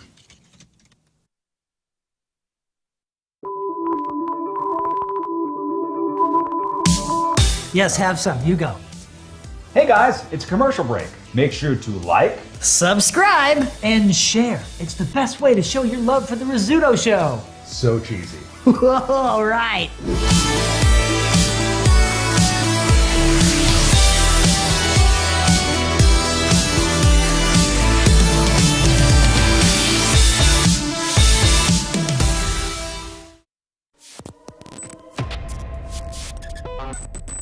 We are backstage at Point Fest, and I gotta tell you, Say it again, but slower. backstage at Point Fest At Point with my Fest. dude, grandson. Woo! How long has it been since the last Point Fest? Oh, 2 years almost, probably. A We year are and a half. back. It's freezing today, but I was just looking at the weekend's weather, and guys, it's going to be nice in the 50s and the 60s. Are you kidding me? This is a perfect opportunity to get out to Fast Eddie's Bon Air, Alton, Illinois. If it's been a minute since you've been out there, what are you waiting for? Get back out there. Why go anywhere else when we have the legendary Fast Eddie's Bon Air, serving folks 21 and over the coldest beer and the cheapest and best eats for more than 40 freaking years. Again, why go anywhere else? And it doesn't matter what the temperature is, really. Because it got that huge heated outdoor patio. You can bring a group of friends. You can bring your entire family. Everybody over 21, obviously. No kids. That's the only rule. Must be 21 and in the mood. And now accepting credit cards over at Fast Eddie's. But again, you got that huge heated outdoor patio. It's always a great, incredible, legendary atmosphere in there to celebrate something. It doesn't matter. Maybe you got hired. Maybe you got fired. Maybe you got a birthday. Maybe somebody else has a birthday. Maybe you don't care about birthdays and you just want some good food and cold beer. Fast Eddie's Bon Air, Alton, Illinois, 367 North. Cross the Clark Bridge, hang a right, and follow the signs, and you are there. Legendary destination for a great time for a million reasons. And if you're 21 and in the mood, head over to Fast Eddie's Bon Air.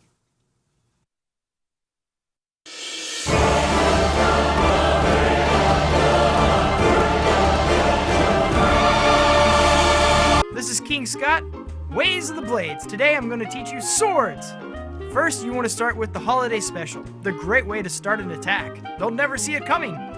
Next, you want to use the Festus Backswing, especially if they use the Matthew Perry. Now you want to finish with the Canterbury Slice. It's a great follow-up if they're using the Crom's Delight or the Miniature Poke. Thank you for watching. This is King Scott's Ways of the Blades. Now you know swords.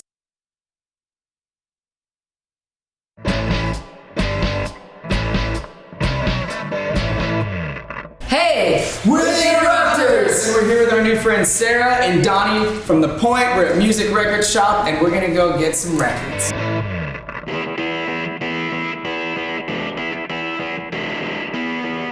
Reggae and ska. This record is going to change your life. It really is. This is nightclub, gangsters, Rudy, A Message to You, Rat Race. Man, Ghost Town. So we come, Interrupters, before we come out on stage, we play Ghost Town, and it's on this. You just have to get, I insist that you get that one. Okay? If you were gonna get a Ramones record, Are you a fan of the Ramones? I don't know. A lot of times I hear songs and I'm like, oh yeah, I love that song. I just can't remember You know, who like, it was. I Want to Be Sedated. Mm-hmm. And like Blitzkrieg Bop. So this is their second record, and it's really good. In 8th grade, I went to a Catholic school. I had to walk from my school to my parents' office, and in between the school and the office was a reggae record store. Like it was a record store, mostly just reggae. From school until then, that most of my time was spent at that record shop. Wow. So Yeah. I mean, that's kind of where it started. Like, and the pretty owner much. of that record shop was like, check this out. It's called incense, and you burn it. And I was like, cool. Check this out. It's kind of like incense, but it makes it feel fun. And then he was like, check this out. He's like, you're really gonna like this. Because I was like, I really like Nirvana. And he was like, if you like Nirvana, you're really gonna like this. And he put on Bad Brains. And I was like, This slaps. We all know that. Oh, yeah. You know? I'm getting all of these records. I'm getting this record. You should crush me. Yes. I'm getting this record. I'm getting this record. Okay, so we're going. I definitely sense the feeling there. These records are hard to find. Do you like Leonard Cohen? I don't know much about Leonard Cohen other than the Pump Up the Volume songs, to be very honest with you. He is an incredible songwriter. He's a huge inspiration. My dream would be to just write one song as good as a Leonard Cohen song. He's just the best songwriter. And you, and I mean, and you hold, but so like then, but then how do you rank your own like songwriting when you're ranking it up against some of your favorites and arguably some of the greatest people that have ever written a song ever? Well, yeah, I mean, yeah, well, like Kevin and I were talking the other day, listening to Bruce Springsteen. I mean, his lyrics are out of this world. You paint a picture. Like, you don't even need... He puts you there. He puts you there. Yeah. Taste, touch, smell, sound. You're in the 3D experience of wherever he's taking you. Yeah. And that's really, like, and Leonard Cohen does that. And I don't think I'll ever achieve that level, but like I'm a perfectionist. I'm always gonna keep trying to put you there, put you in the place. Well, because that's the best, and you know the ones that can do that are. I mean, it's not. I don't want to say few and far between, but it's just like those are the best of the best. Everybody, we've had a pretty good time. Incredible. We've got some really good things. So thanks to the interrupters. You guys have been amazing. Thank you, and thank you. No problem, Sarah. Did you have a good time? Absolutely. I would assume that you have increased your vinyl collection sizably. I have. All right, very Considerably. good. Very good. And thanks to Music Record Shop. They're always so great. Thank you, everybody. so We had a much. great time.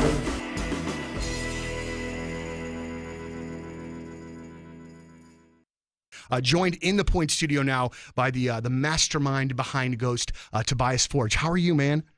I'm good, thank you. How do you do? I'm doing really well. It's an absolute great pleasure to have you here, and the absolute ferocious fan base of Ghost has me completely petrified that I'm going to screw this interview up because they Then don't. Right. Well, that's the idea. But it's one of those really great things in getting to talk about Ghost right now because you can just feel all the excitement and everything kind of not starting to come together, but just continue to get bigger and bigger and bigger. That has got to be an amazing thing for you to see on your side of things.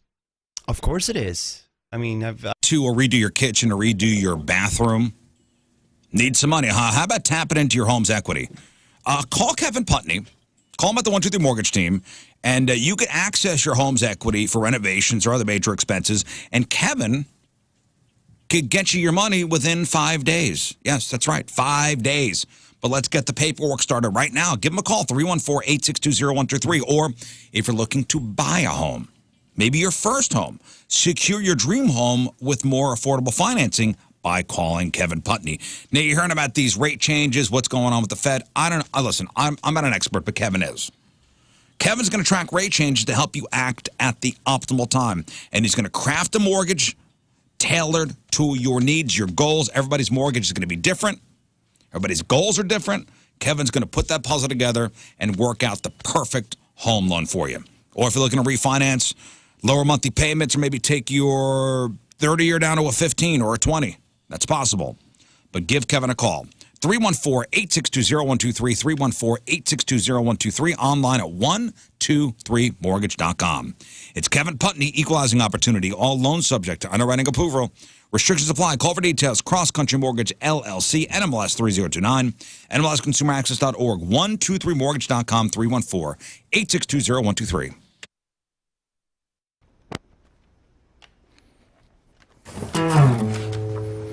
Everywhere you look at me, you can see I'm in a brace.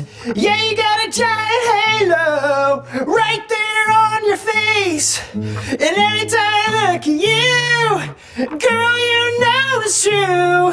Yeah, you got a giant halo right there on your face. Hello, hello, hi. Howdy, hello, hi. That was Beyonce's Halo.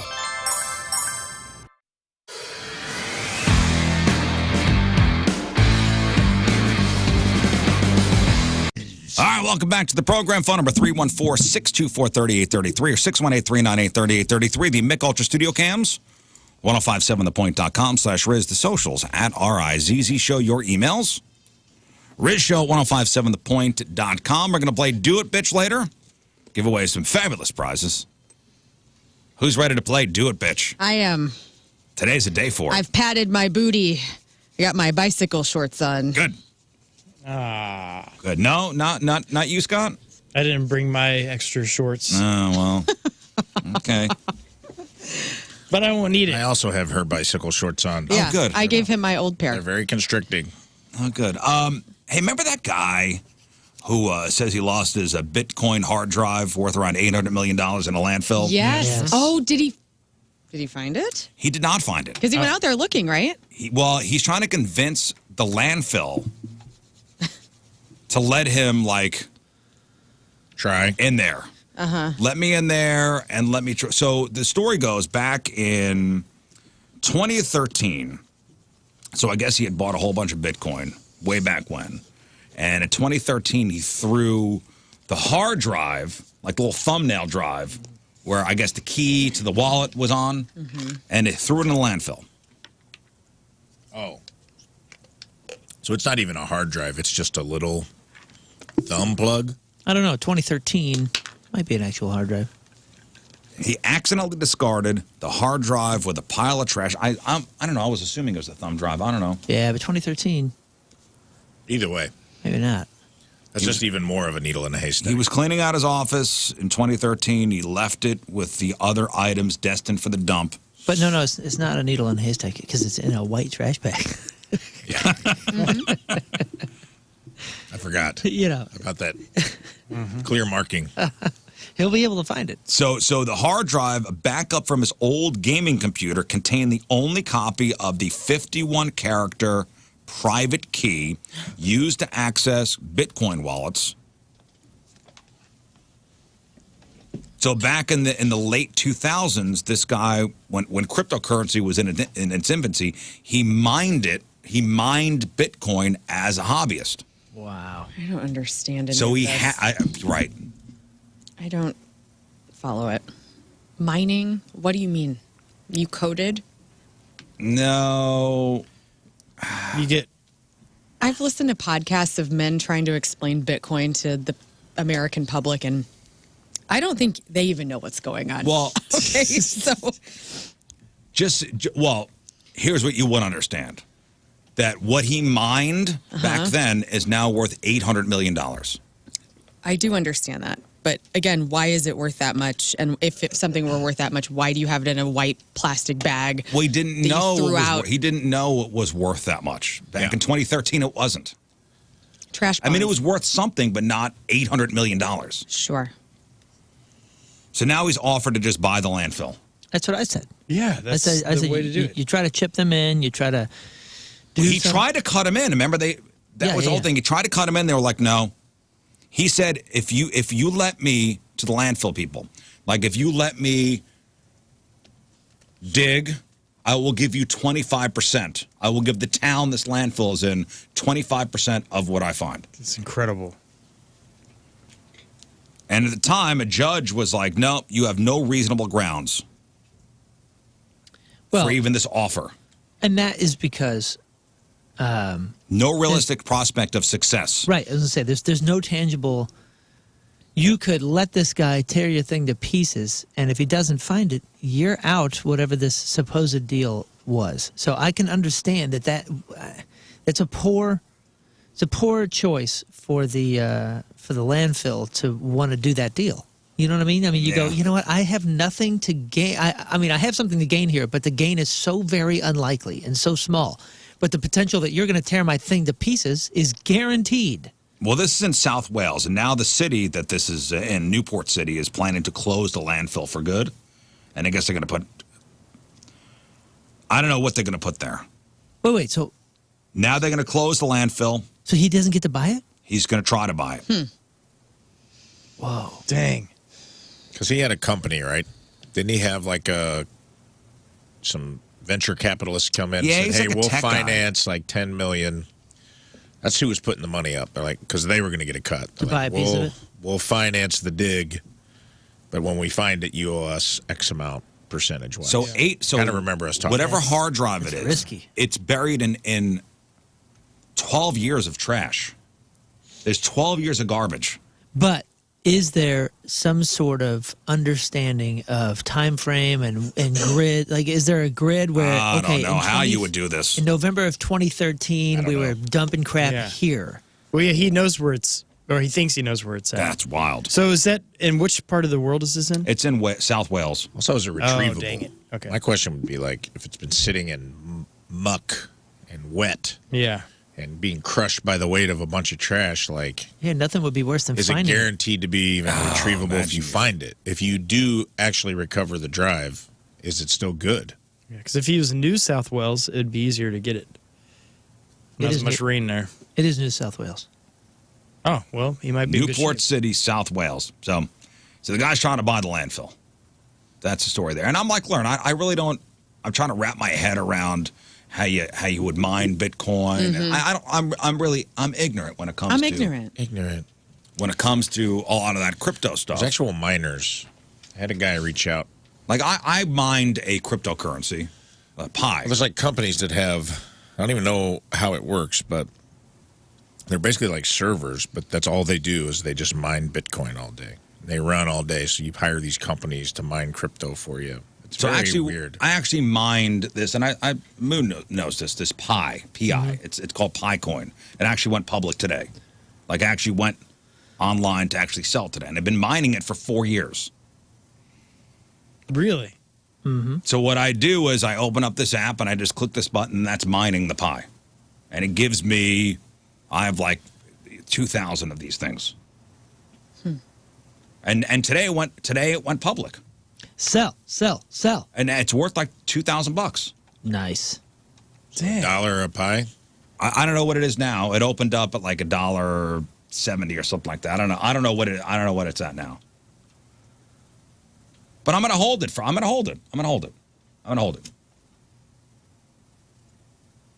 it. Hopefully it becomes the next Bitcoin and I'll be rich. I don't know. But I've been mining this Pi. Yeah. On your pie. Somebody told me about it, and they said, hey, download this app, and you click this button. Every 24 hours, it tells you to click this button. I don't know. I thought one day it may be worth something. And now I guess it's worth I don't know what it is now. At the time of the Bitcoin? report, it's $1.70. $1.70. Woo. Dang. Mind your fur pie. Well, next time someone tells you this, let us know, too. I did let everybody know. You probably did, but I, again, just wah, wah, wah, wah, wah. This was wah, 4 wah, years wah. ago. I let everybody know. I did.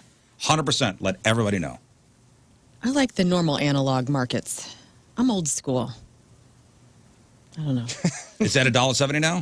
I'm looking up the current price. I've been mining Folgers, Yeah. which is putting money in a coffee can and burying it in my yard. Rafe and I pan for gold on the weekends together sometimes at Merrimack Now Caverns. it's 88 cents. Yeah, 80. 86 cents. So We go down to that diamond mine in Arkansas That's right. and mine the old-fashioned way. Right. It's got a trading volume of $28 million right now, though. Well, what I think happened was it opened up, and then everybody who was mining sold. And the price tanked. But it may come back. I don't know. Nobody knows. this is pretty cool. Nobody knows. I like this idea. Nobody knows. But oh, dude. Did it open at $244? What? Damn, No bro. way. It says the all-time high and the all-time low is 18 cents and $244. Yeah, but that was before you could sell it. I think it Oh, was you like sure? a speculation thing. I've been trying to monitor. Oh, okay.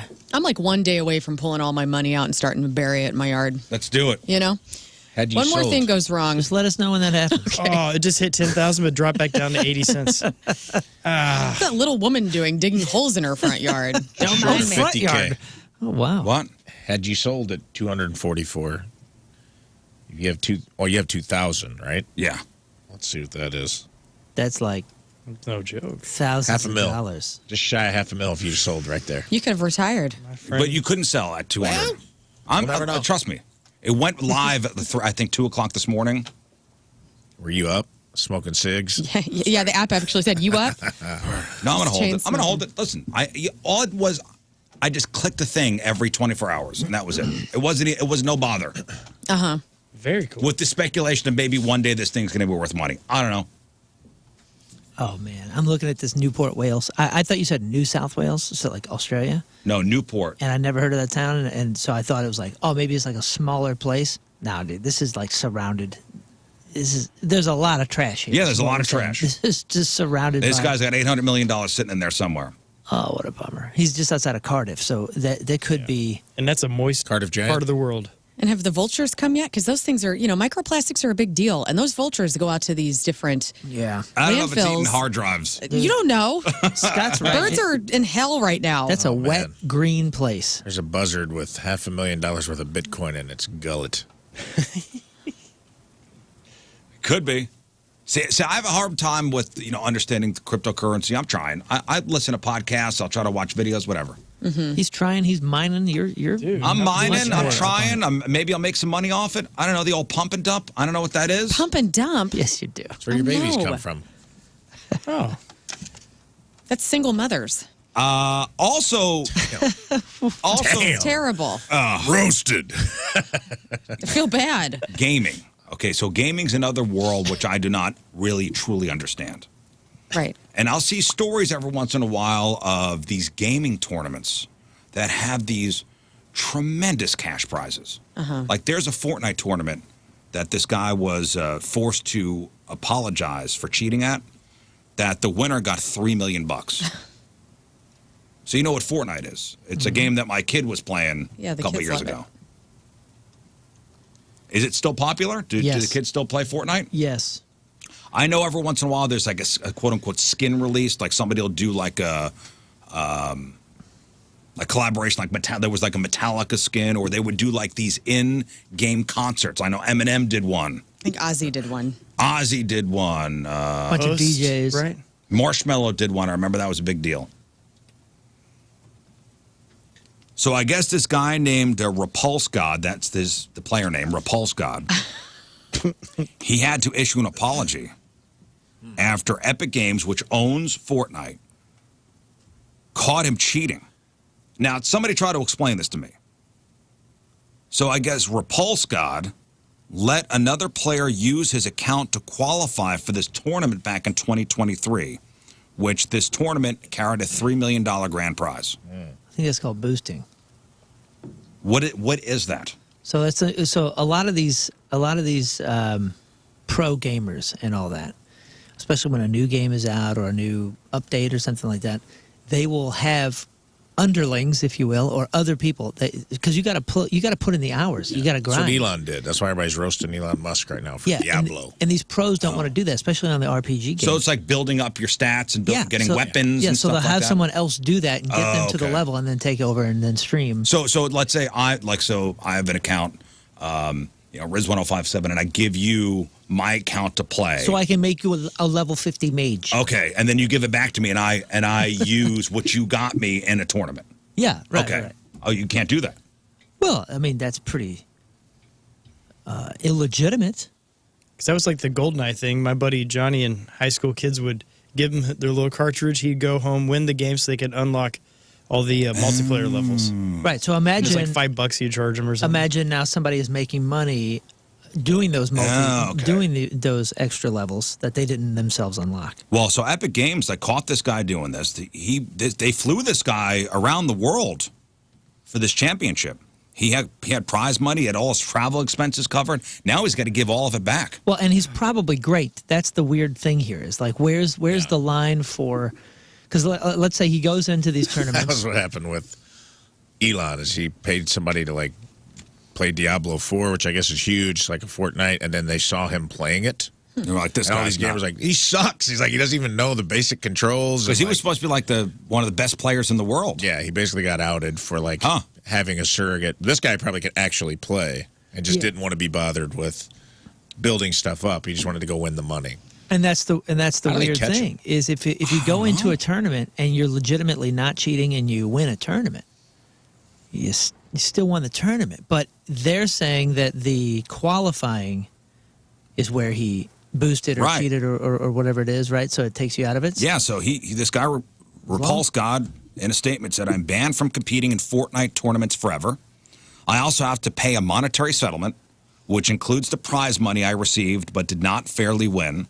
Cheating in tournaments ruins the fun for the players who earn their spot in tournaments, and I apologize to the Fortnite community for my actions. I will never cheat in Fortnite again. Epic Games, which again owns Fortnite, is donating the return money to charity. But this guy got to travel the world and all expenses paid. And imagine being the second place person hearing that. This guy cheated. $3 million coming back. Give Great. the money away. Awesome. That means I'm first. no.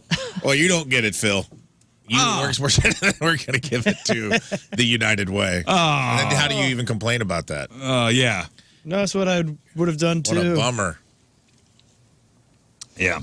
Again, that's a whole world that I am not very familiar with. So now thank you for explaining it to me. I thought that kind of what it was giving your player over to somebody to build it up, but okay. Boosting. Boost it. All right, today is February the 20th. Back in the day, 72 years ago in 1953. So pledging to not move the team from St. Louis, Gussie Busch convinces the board of directors of Anheuser-Busch to buy the Cardinals for how much money? Back in 1953. $1 million. It was pretty cheap. It was like $400,000. I'm gonna say $8 million. I think it was $3 million. I remember it being like, compared to what they're worth today, it's astronomical. But $8 million in 1953 would be astronomical now. I'm saying the difference of what was bought to what it's worth now was an astronomical number. So I think it was bought for like, man, it might have been less. I'm going to say $3 million. He bought it for $3.75 million. Holy smokes, that's higher than I thought, to be honest. Really? Well, I mean, okay, so... So what's $3.75 million... Today's money? Today's money from 1953. Let's look. It's a lot of money. Yeah, it's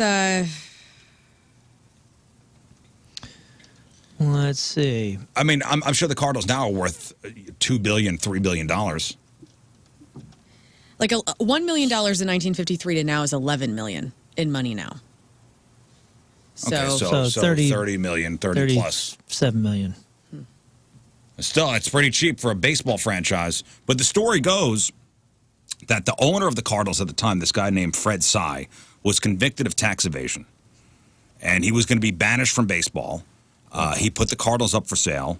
When Gussie Busch got word that Sy was considering selling the team to somebody that may move it to Houston. What? Whoa, jerks. He decided to have Anheuser-Busch get into the bidding in order to keep the Cardinals in St. Louis. Thank you. But what are they worth now? If I were to guess, less than 3 years ago. Right. So if we translate it into today's money, that would be like paying $33 million for the Cardinals organization. Right. 2.6 billion is what. 2.6 billion is what the Cardinals are worth. Think about That's that. awesome. The great return. And if you ever see the grain of rice video of like what the difference between $1 million and $1 billion is, so that would be like right now buying the St. Louis Cardinals lock, stock, and barrel for about $35 million. They're worth $2.6 billion. So that was hell of a deal. Hell of a deal, even in 1953. Hell of a deal. So thank you, Gussie Busch. 63 years ago, 1962, astronaut John Glenn becomes the first American to orbit the Earth, flying aboard the Friendship 7. 35 years ago, 1990, Danny Elfman wins a Grammy for Best Instrumental Composition for the Batman theme. Best pop duo performance was Linda Ronstadt and Aaron Neville What song? I don't know much, but I know I love you. No, but it sounds like. I know the years are showing. Woo, this is a jam, dude. Look at this life. I still don't know where it's going. I don't know much, but I know I love you. So tender.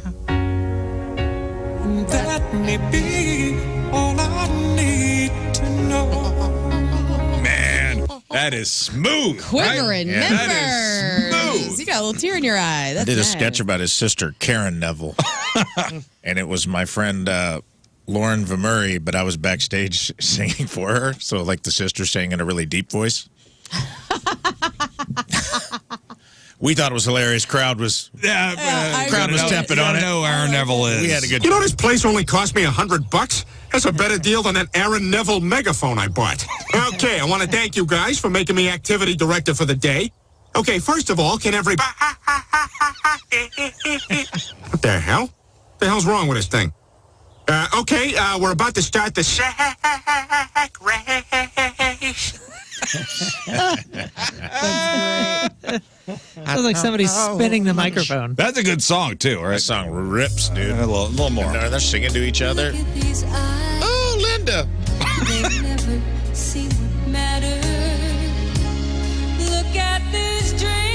Aaron Neville's like a big beefy guy too. He's got a face tattoo. Yeah. What? That was like special forces. Maybe that was just a rumor. He's got a face tattoo and a big birthmark. Yeah, Morgan Freeman thing. What's the tattoo of? A cross. Ah, yes. Okay. I'll take the cross. Yeah, he is a big fella. Put it right here. Where would you like it? On my left cheek, please. Would you like to cover up the birthmark? Leave that be. All right, so also 35 years ago, Metallica wins for Best Metal Performance with... Enter Sandman? No, one. Dude, look at this cross. Look at this cross tattoo on his face. It's like, on his jawline. It's like That was the birthmark. It almost goes into the his birthmark is above his right eye. almost goes into his lip as if it's like the Joker thing, and it's the crappiest tattoo I don't like I've that Aaron seen. Neville's birthmark looks like Hitler's mustache, but moved above his right eyebrow. I don't like What? this. It is, I don't he like cancel him? that. dude. Look, I mean, I don't like that Aaron Neville has... Charlie Chaplin. I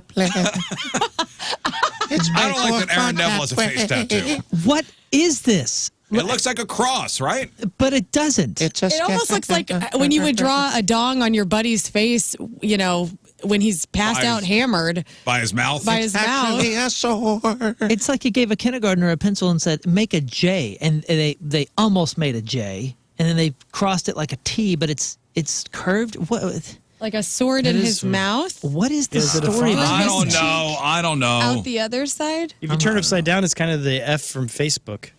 I'm gonna That was a hell of that. By the way, that 1990 was a hell of a Grammy Award. So Metallica wins for one.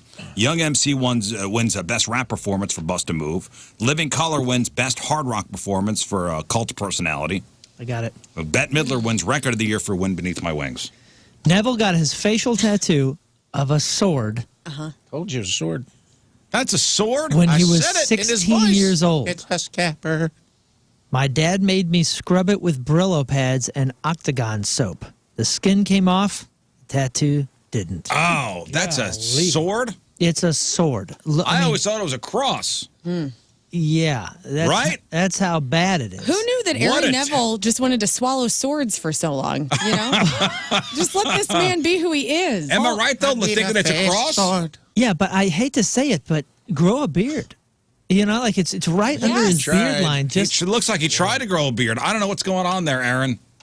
I tried to Looks like the Twitter logo from back in the day. Yeah. Hey, I'm saying if you turn upside down, it's the Facebook one. Yeah, The little you're piece. right. Anyway. good for him for overcoming such a terrible tattoo. All right, so 33 years ago today, that was 35 years ago, 33 years ago, 1992, The Simpsons aired their episode of Homer at the Bat, which was probably one of the most recognized episodes of The Simpsons ever. So the early timeline of The Simpsons has some universally recognized milestones, and season 3's Homer the Bat is one of those milestones. So the episode brought in 9 of the biggest names in Major League Baseball at the time. And this would be the first episode of the show ever to beat The Cosby Show head-to-head. Wow. So that was 33 years ago. Did you guys In fact, God. I was going to say, did you guys have any Simpsons character dolls growing up or like figurines or anything? I had a Bart Simpson shirt. Yeah, I had shirts, shorts, and all the goods. I had a baby Maggie doll. It was pretty cool. I wanted that stuff. My parents wouldn't let me. Really? I think I had a shirt that said "Eat my shorts" or something That's like sweet. I remember that there was a shirt that was on Bart Simpson, "Who the hell are you?" And if somebody wore that to elementary school, they had to turn it that. Inside out. Yep.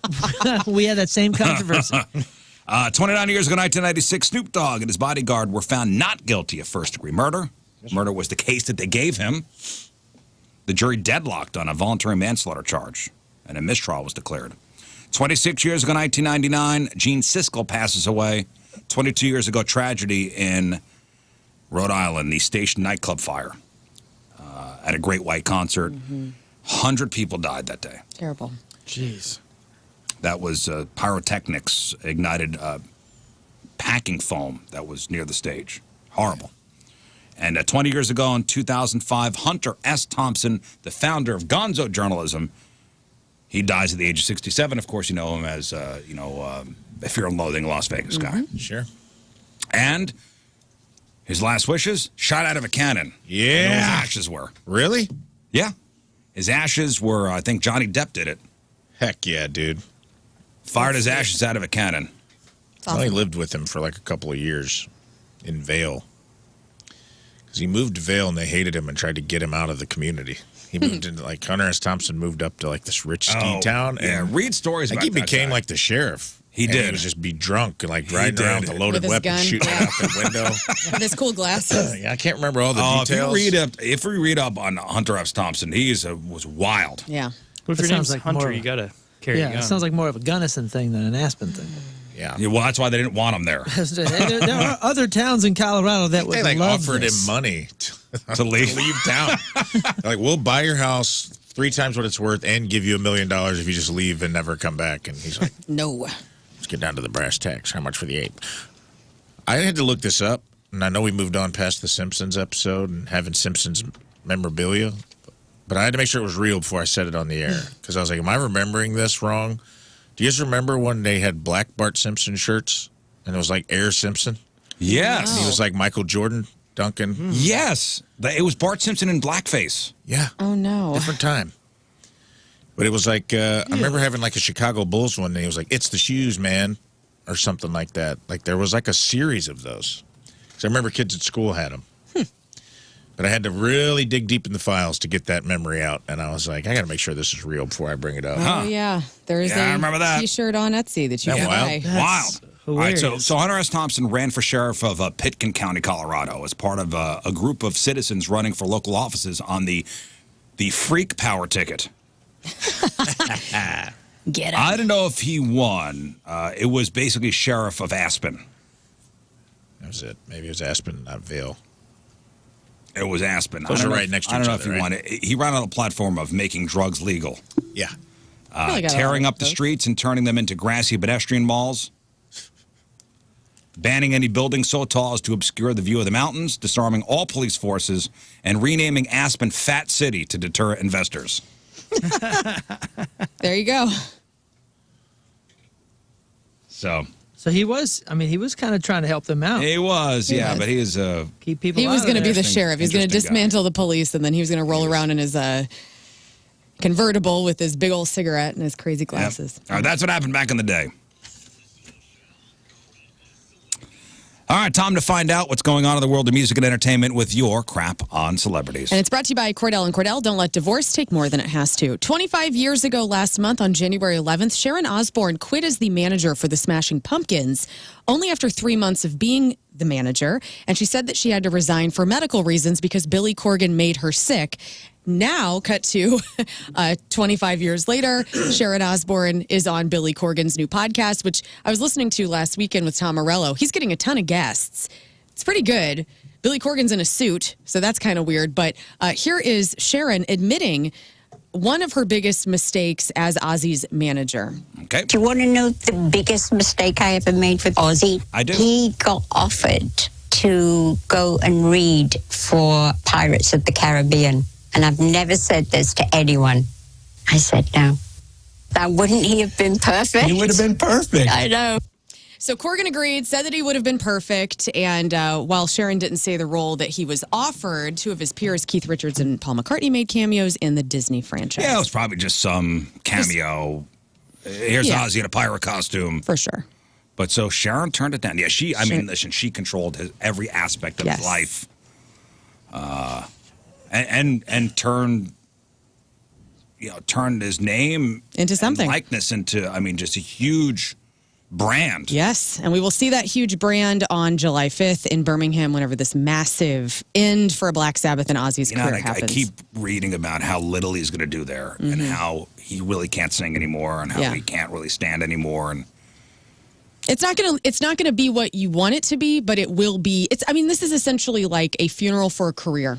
Yeah, and it'll be. And I'm glad he's there, and I think that's the way to go out is have him sing a couple of songs, and then all these other bands pay tribute to him. I think it's going to be great, and hopefully it'll be streamed.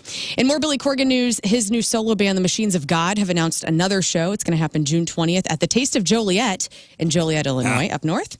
Jay-Z addressed the financial consequences of the dismissed rape lawsuit that we had found out last month about. Hove stated that after his expulsion that he missed out on $20 million in a year deal. He said immediately after Mr. Busby went public with false accusations, my company, Rock Nation, lost contracts in the sports and entertainment space that would have generated revenues of approximately $20 million per year. The lawsuit accusing Jay-Z and Diddy of raping a 13-year-old girl was dropped.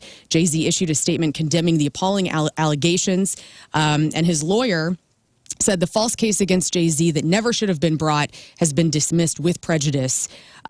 Jay did what few can. He pushed back, never settled. He never paid one red penny, and he triumphed and cleaned his name. That was going to be my question. When it was dropped, what does that mean? It was not a settlement. It was just dropped. So he stood up to these horrific and false claims, and he also declared victory. He says the civil suit was without merit and never going anywhere. Without the allegations, their fake story was ludicrous. I would never wish this on anyone. The Red Hot Chili Peppers are seeking $350 million for the recorded music catalog. They already sold some of their rights to publishing for $140 million in 2021. So now this would round out. They're trying to make like $500 million with their catalog. The rest of the songs? The rest of the songs. So according to Billboard, the Chili Peppers own the rights to all 13 studio albums and other releases issued via Warner Music, although it's not really known if they own their first 4 albums, which were released by EMI. And so they're shopping recordings for $350 million. And they estimate that those catalogs bring in annually $26 million, even in 2025. Good investment. I watched the Rick Rubin pod the other day, and he was talking about their first album, like Blood Sugar Sex Magic. And the first album they worked on? No, the first album, Under the Bridge was... That wasn't their first record. It was... What was it? They've had records way before. Well, in the 80s. The Under the Bridge album, whatever one that was. Blood Sugar Sex Magic. Rubin worked on that, and he said that was not on the album. It was a poem that Anthony Kiedis wrote, and he was embarrassed. And he read it to Rick, and he wouldn't read it in front of the other guys. And he's like, it's actually really beautiful. You should read it to them. And they turned it into Under the Bridge. And that, because he said they were kind of, married to this, punk pop funk sound, and that opened it up for there's a whole documentary about the making of that record. Anybody seen it? It's called Funky Monks. Wild. No, I'd love to see it. Funky Monks? It's called Funky Monks. I'll look that up. Excellent. They went to a house, like a haunted house, somewhere in California, and they recorded the entire record. That's excellent. There. It's wild to hear some of those Rick Rubin stories of how chance, little chance things like that, take bands into the next stratosphere. Absolutely.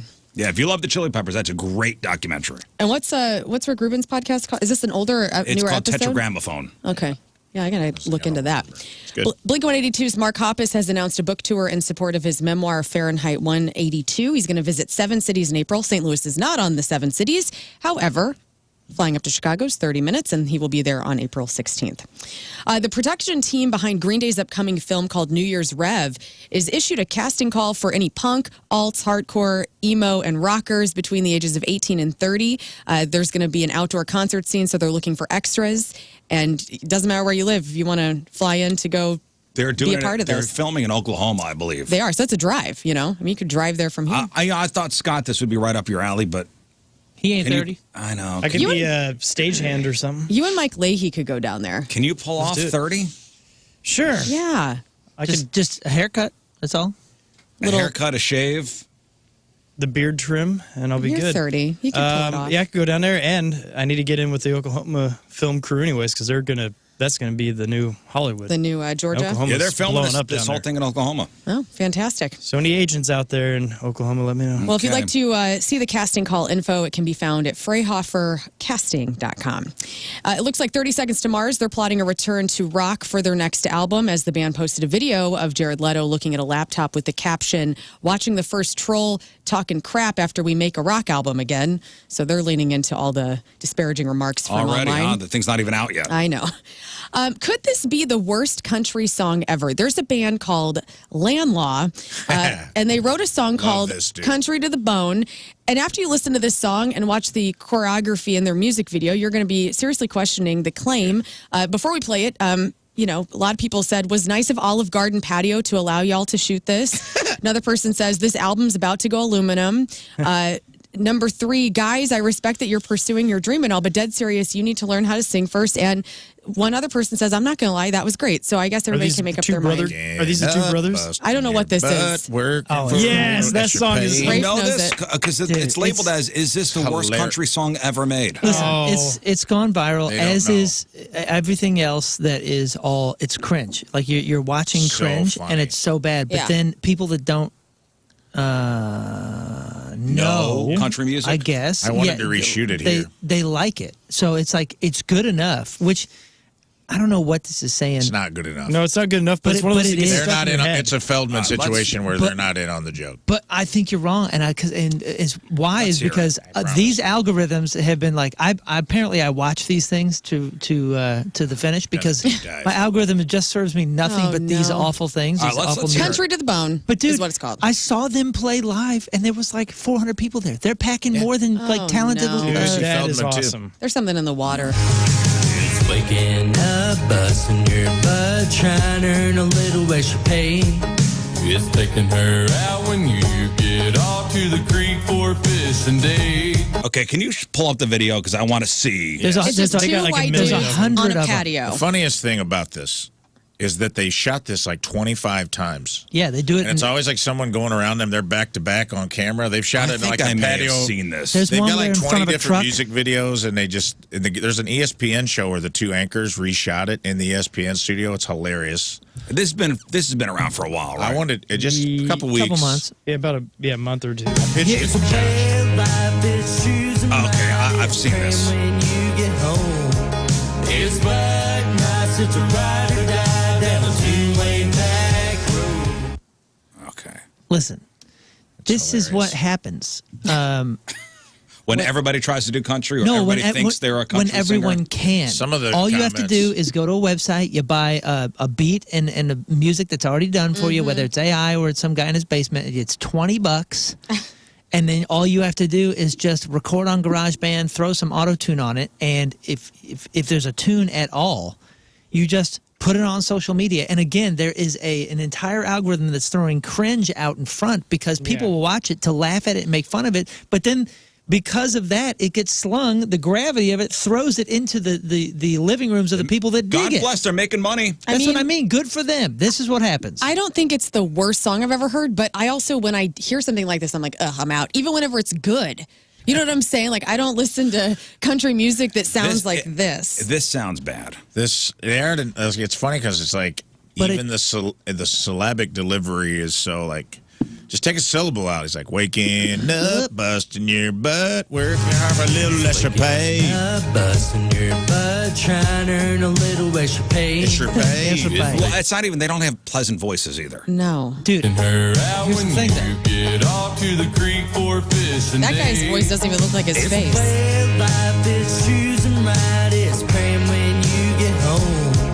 It's black nights. It's a ride or die down a two-way back. right. And I'm not saying this as a Get to disgruntled the artist. hook. I'm not saying this as a disgruntled artist that spent my entire life getting better at instruments than most people. I am saying it because a little peek behind the curtain as far as the industry goes, labels and radio stations, what are they looking for now? They're not looking for artists. They're not looking for songwriters. They're looking for numbers. virality. They're looking for Virality. numbers. And guess what? This thing has gone so viral and gets so many numbers that it will be added to playlists. You will hear it on country radio. You will see the video Yeah. on Quantity, social not media, and quality. they will get a record deal. Dang. And honestly, they deserve it because the market responds to numbers, and that's it. And it got the numbers. Busting your butt. You didn't even get to the hook. You're like, country to the bone. I don't think we need to do it. That's fine. Dude, it rips, man. Some of the comments are lyrics Good for to them. Brooks and Please Be Done. Rascal Flat. Rascal singing flat as hell. Hey, good for them, dude. There's another guy that I got to find him, but he looks like a bobblehead, and he's another one of these horrendous country artists that has blown up on social media. Oh, no. But his head moves like a bobblehead the whole time, and Oh, I know what It you're was talking Alan about. Jackson's but baby he tries, child. and he looks like a sweet little kid, and yet he's like talking about how tough he is and how bad he is, and But he's like a that's- rebel, and That's the cool thing, and not Land the cool Ole thing. Opry. That's the true thing about what's happening is you still have to work at it. You just don't have to work at the craft anymore. You don't have to work at songwriting or skill. You have to work at the social media aspect. Working hard for a little extra pay. Oh, you didn't have to put the extra in there. Extra pay. Extra pay. Esther. King sent me this earlier. Former Bowling for Soup guitarist and co-founder of the band, Chris Burney, revealed that he had to have 2 of his toes amputated, you guys. This is 1 month after he retired from the punk band over medical developments. See the big guy? Yeah, he's the big guy. He said, I'm free nubbin, butt rubbin, son of a gun. He's 55 years old Diabetes? now. And Don't know, I never he's said missing that. his big toe and his index toe. And he announced that he was leaving the band due to medical challenges and exhaustion. Well, So- diabetes will take your toes. Those are some of the greatest Yes. guys ever. Toe Fairy. Riz sent me this. The Cardinals announced 2 post-game concerts that will be headlined by country superstar Cole Swindell and Flo Rida. So you won't have to buy additional tickets to attend this concert, but a limited number of VIP access tickets are now available.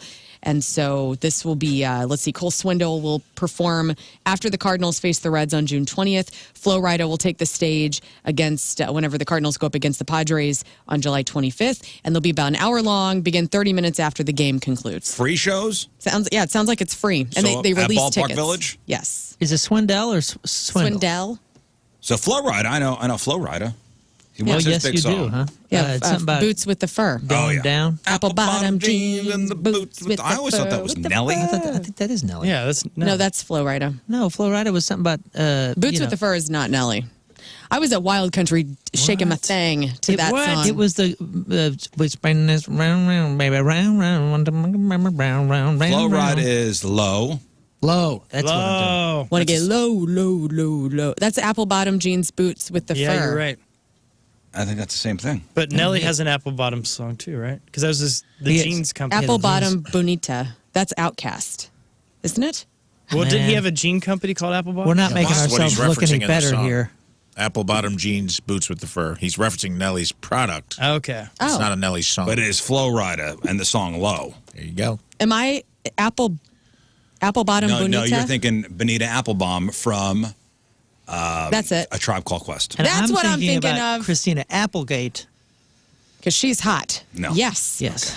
Next. Next, Judd Apatow is making a documentary about Norm Macdonald on Netflix, and he wants anybody Norm Macdonald's come through St. Louis often, and We've never had him on. you guys have never had him on, but I know people have met him from his comedy shows, and so this is a really cool opportunity. If you've met Norm Macdonald, or you have video or photos with him, Judd Apatow wants to see those photos and put them in this documentary. Possibly, We have audio of Chris Kattan trashing Norm Macdonald. We should send it to Judd. We should. Well, it was enough to make TMZ. Yeah, he's going to need an act of controversy if the movie is going to do well. That's true. So if you follow Judd Apatow on social, there's an email address there where you can send any Norm Macdonald. We should send it. We should send things. them. Okay. Send them that stuff. Wicked, starring Cynthia Erivo and Ariana Grande, will be streaming. You guys wanted to know when this is happening, I know. Peacock will have it streaming beginning on Friday, March 21st. There will also be a sing-along version with other bonus content. So 1 month away, guys. March 21st. I feel so guilty, so bad, because my wife and daughters are such fans. Yeah. And I don't know what it is. I think I know what it is. I just don't want to say it. But like, I really don't. I don't want to. I think I'm out on Ariana Grande. I don't know, man. I don't know. It really bothers me. I And like her song Side to Side, which is about boning Pete Davidson so much that she walked weird. What? Oh, I've been yeah. all day, That'll been change. all night. Oh, hey, so by the way, those concerts are not at Ballpark Village. They're on the field after the show. Oh, I thought it was a What? Ballpark Whoa. Village. Cool. How are they going to Okay. do that? They're going to set up a 30 stage. minutes after the show. Oh my! Yeah, they have like a little mini stage over by the dugout. I've seen. Who did I see there? Do you remember that '90s band that had the video where they're like boxing in slow motion? It's just a guy boxing. Gosh dang, Cracker. Yeah, Low. Low. Sandra Bernhard is the Yes. actress. That's right. Yeah, I saw them at Busch Stadium. Cracker's great. I saw them at Del Mar. They were awesome. So this makes sense, though. So the VIP tickets will be if you want to get closer, I bet, to wherever this is going to be. Tom Holland documented his adventure of buying his non-alcoholic beer, Beero, from Target, and he got carded in the process. Here is a little bit of Tom Holland going to 3 different Targets to find his damn beer. Yeah, this is funny because, you know what? In some places, you do need ID to buy non-alcoholic beer. Mm-hmm. And he's British. And he's British, and I guess they wouldn't accept his English license. That's correct. Okay, so success.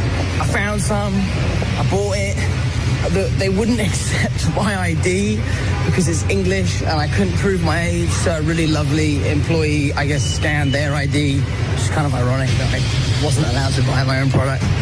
But yeah, feeling good. This is really exciting. 12. That's why. He went to 3 different locations looking for it, and he didn't find it until the 3rd Target because they just weren't selling his product, so it was kind of a bust. Well, yeah, and he also looks like he's 12 years old. does have a boyish and- face. Yeah. He does. Speaking of British, a lot of royal traditions have gone out of style in the United Kingdom, and Kate Middleton is happy to send another one out to the pasture.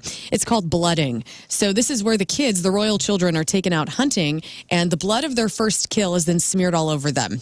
And she says, no thanks. Prince George, Princess Charlotte, and Prince Louis will not be participating in the blooding. She thinks she's not the king.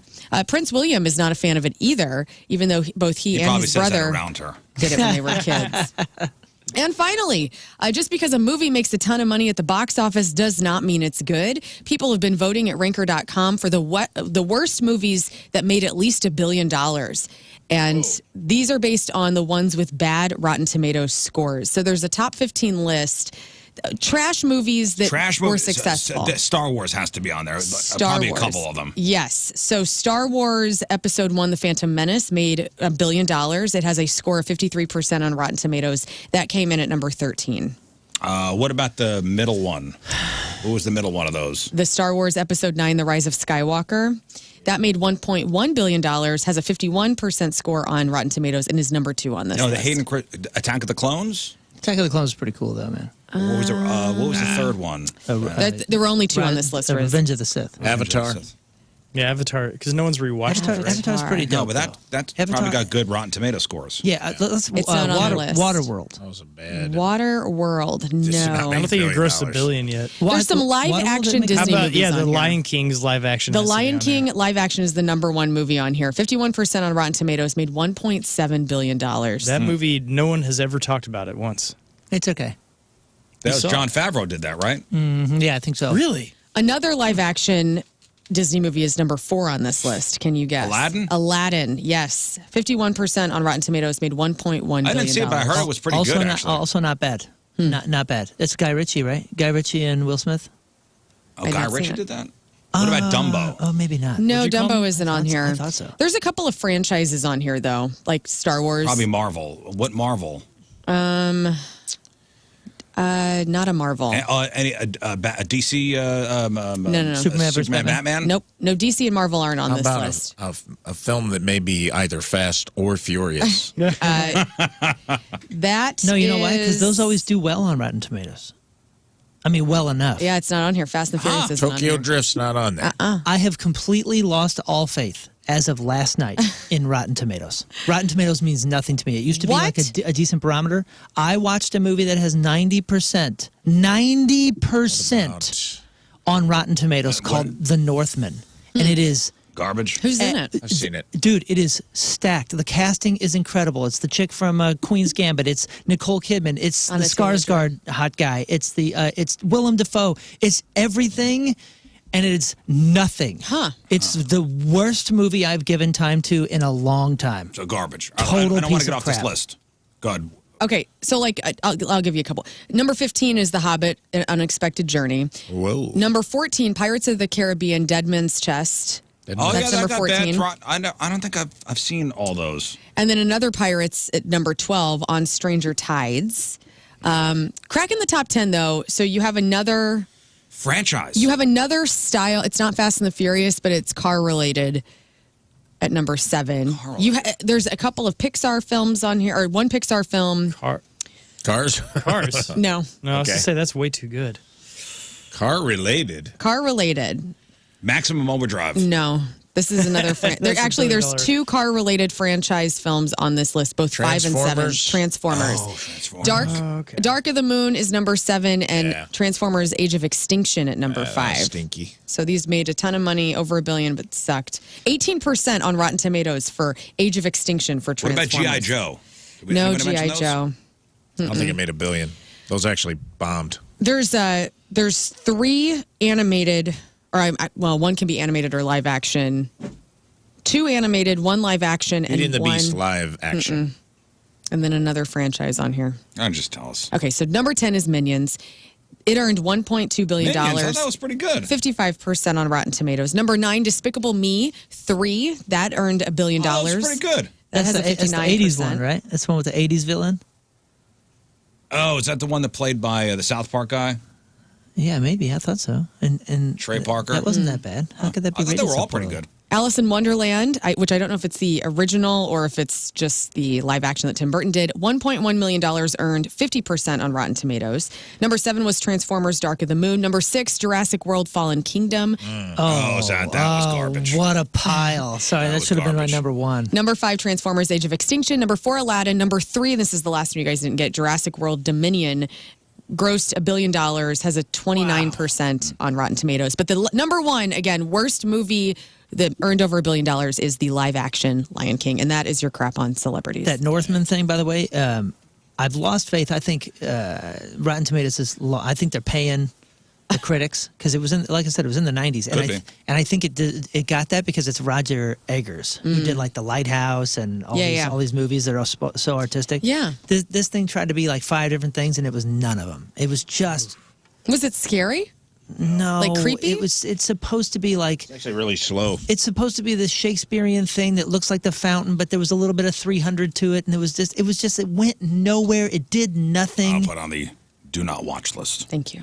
Celebrity celebrating a birthday today. Rihanna was 37. Miles Teller is 38. Trevor Noah is 41. Justin Verlander is 42. Chris Steele, the mandolin virtuoso from Nickel Creek and Punch Brothers, is 44. Jay Hernandez from Magnum P.I. and El Diablo and Suicide Squad is 47. Chelsea Peretti. Gina on Brooklyn Nine-Nine, married to Jordan Peele, is 47. Brian Luttrell from the Backstreet Boys is 50. Andrea Savage is 52. Cindy Crawford is 59. I like Andrea Savage. She's hilarious. Her show is so funny. She's in I'm Sorry, Step Brothers, Veep episodes. I'm Sorry is that show. Yeah, it's hilarious. It's hilarious. Amazing. French Stewart from Third Rock from the Sun is 61. Charles Barkley is 62. Anthony Head. Rupert from Buffy the Vampire Slayer is 71. Patty Hearst is also 71. And Sandy Duncan, 2 first names, is 79. Sandy Duncan only had one eye.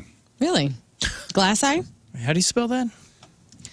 Probably only has one eye because she's still going. How'd she lose her eye? 79. I don't know. It was from an Adam Sandler song. Today's porno birthday, which is being brought to you by Patricia's, where fun and fantasy meet, is Sophie Evans. And today's birthday girl has been in 323 fine films, including All About Ass 1 and 16. She was in a movie called American Gunk, which I don't like. The Apprentice 1 and 2, Bomb Ass White Booty 12, Hot Bods and Tailpipe 25, It Ain't Easy Being Sleazy 1 and 2. She was in the Naughty Wives Club 3, not Toys R Us, but Sluts R Us. Scott's favorite, Wax That Ass 4, and who could forget a role? In the year 2000s, Rocks That Ass 14, Thunderballs. Whoa. Thunderballs. Sophie Evans is 49 years old. That's your porno birthday. Those were your crappy birthdays, and that was your crap on celebrities. All right, we'll take a break. We'll come back, and we will give away some stuff. We've got tickets to go see the Lumineers playing a Point Big Summer Show July 23rd at the Hollywood Casino Amphitheater. Tickets are on sale tomorrow at 10 a.m. We got tickets to go see Killswitch Engage. That's March 6th over at the Factory. And we have a couple of pairs of tickets to go see to Point Fest. You'll see 311, The Urge, Toadies, Finger 11, and more.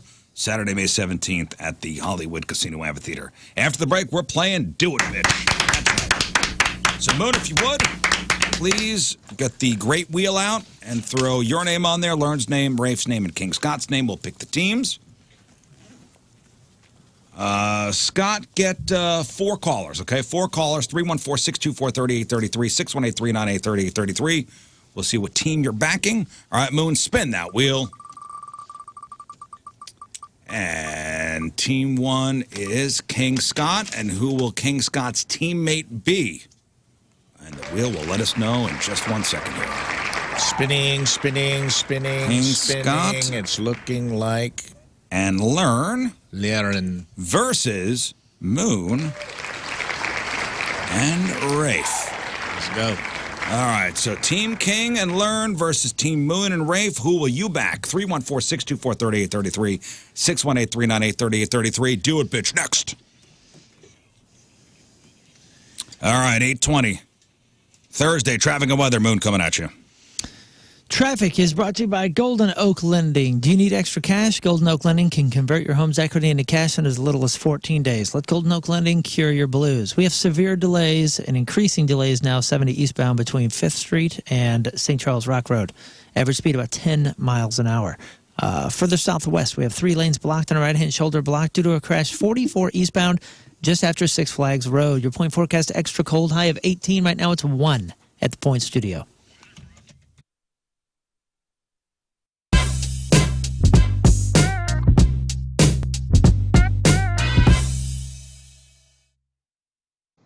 Hey everybody, it's Jeff Burton from the Rizzuto Show. Thanks for tuning into the Facebook takeover with, my goodness, Taylor Momsen. How you doing? Hello, I'm good. How are you? I'm okay. I'm going to get the geeky fan side of this out of the way first, which nobody watching is going to be surprised about. But I've been a fan for a while. You and I have chatted a handful of times, and the last couple of times that we did it, I'm sure you don't remember this, but we do a picture together, and I was flooring the other day, and I was thinking, I hope people are hearing what I'm saying. I hope that whenever you are in the market for new floors in your home or office, that you think of Michael's Flooring, you think of this local company. You are imagining in your mind's eye right now, what exactly does Learn mean when she says Mike Reynolds has a great ponytail? Do you think it's like a high pony or a low one, or are you imagining like what a ponytailed man laying some flooring down in your kitchen looks like? Because I hope that you are, man. I hope that you are. Michael's Flooring has 3 different locations for their flooring outlets. Creve Coeur, which is here on Olive, Dardian Prairie on Town Square Avenue, and then Main Street in St. Peters. You can go to igotfloored.com to see the type of inventory that they have. You can talk to them. You can text with them. You could go in and actually tangibly touch all of the different flooring options and kind of get a feel for what you're looking for. And if you're just lucky enough, maybe hot-ass Mike Reynolds is going to be walking around with that ponytail that's been delivering up and installing floors in St. Louis for 30 years. Go see it today. Michael's Flooring, igotfloored.com.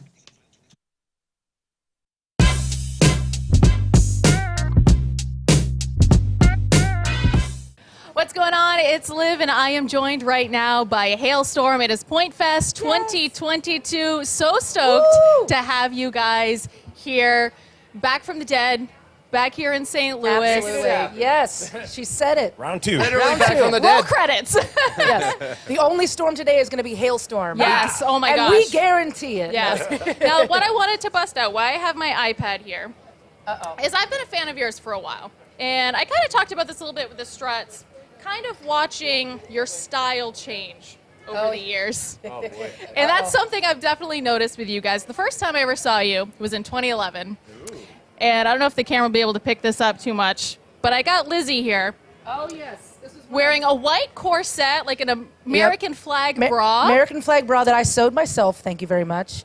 And then think like polka Hot dot. Topic skirt, fishnets. Yeah, you're not gonna be able to see this, but I'm yes. Hot Topic was so hot back This then. was what is it? 2011? Yeah, 2010 and 2011 were. I feel like I couldn't decide. Okay. So I just wore everything. Like, do I want a corset? Do I want boots? Do I want leggings? Yes. Do I to want a all of skirt? it. Do I want to wear my bra on the outside? Absolutely. Yes. Incredible. So, like, being able to watch you guys change, and RJ, I have some pictures of you. You had like long I look the purple same, right? hair. Yeah, I'm totally the same.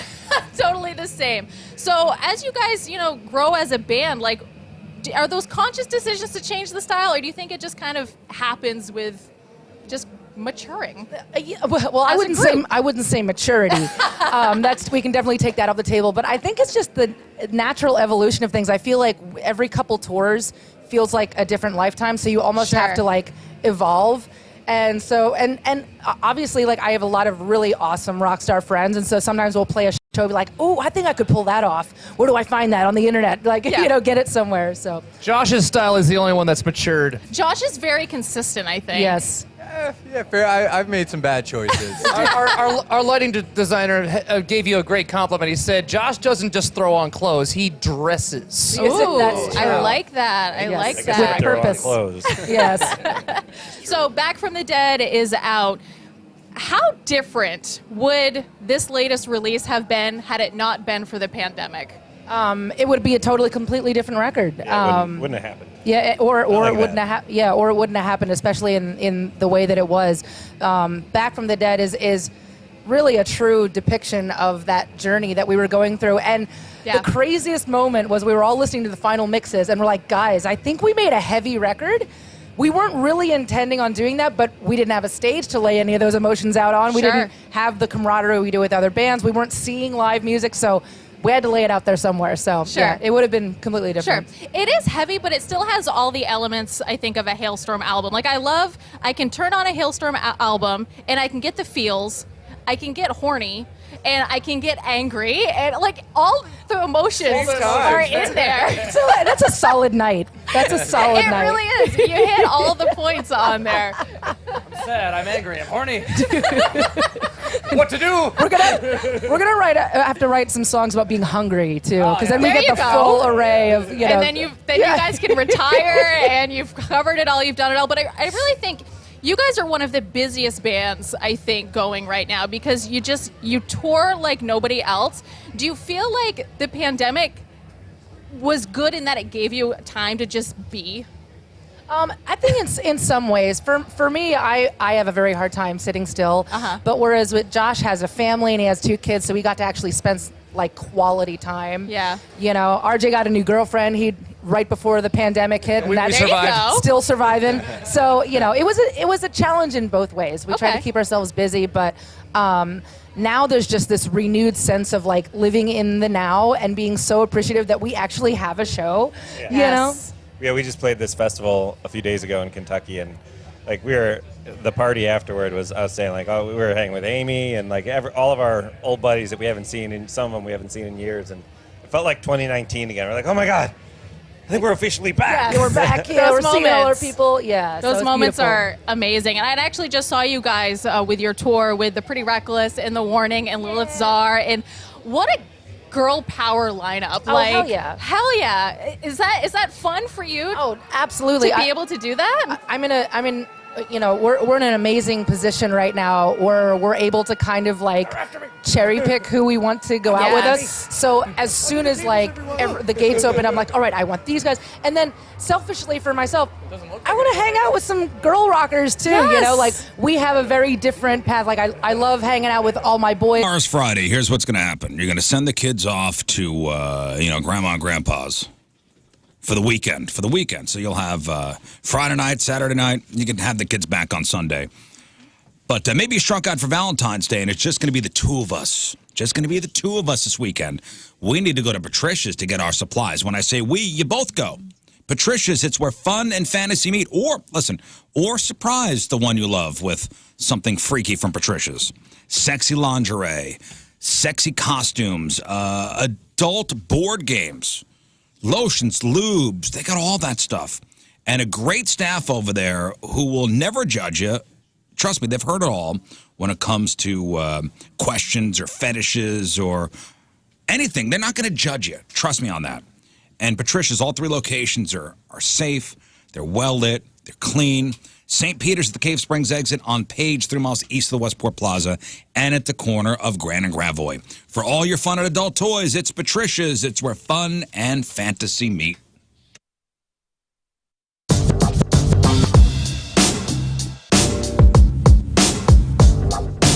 All right, so the lead-off interview for Point Fest 2019, my guy Claudio from Coheed and Cambria. How you doing, man? Thank you so much for being here today. Thank you for having us. You know, I believe the last time that you were here, and I so wish that I could have talked to you while that it was happening. Coheed was playing a show at the pageant, and oh my gosh, the hubbub about your hair was on that day, man. Like it was so fascinating to watch some of your Back to the program.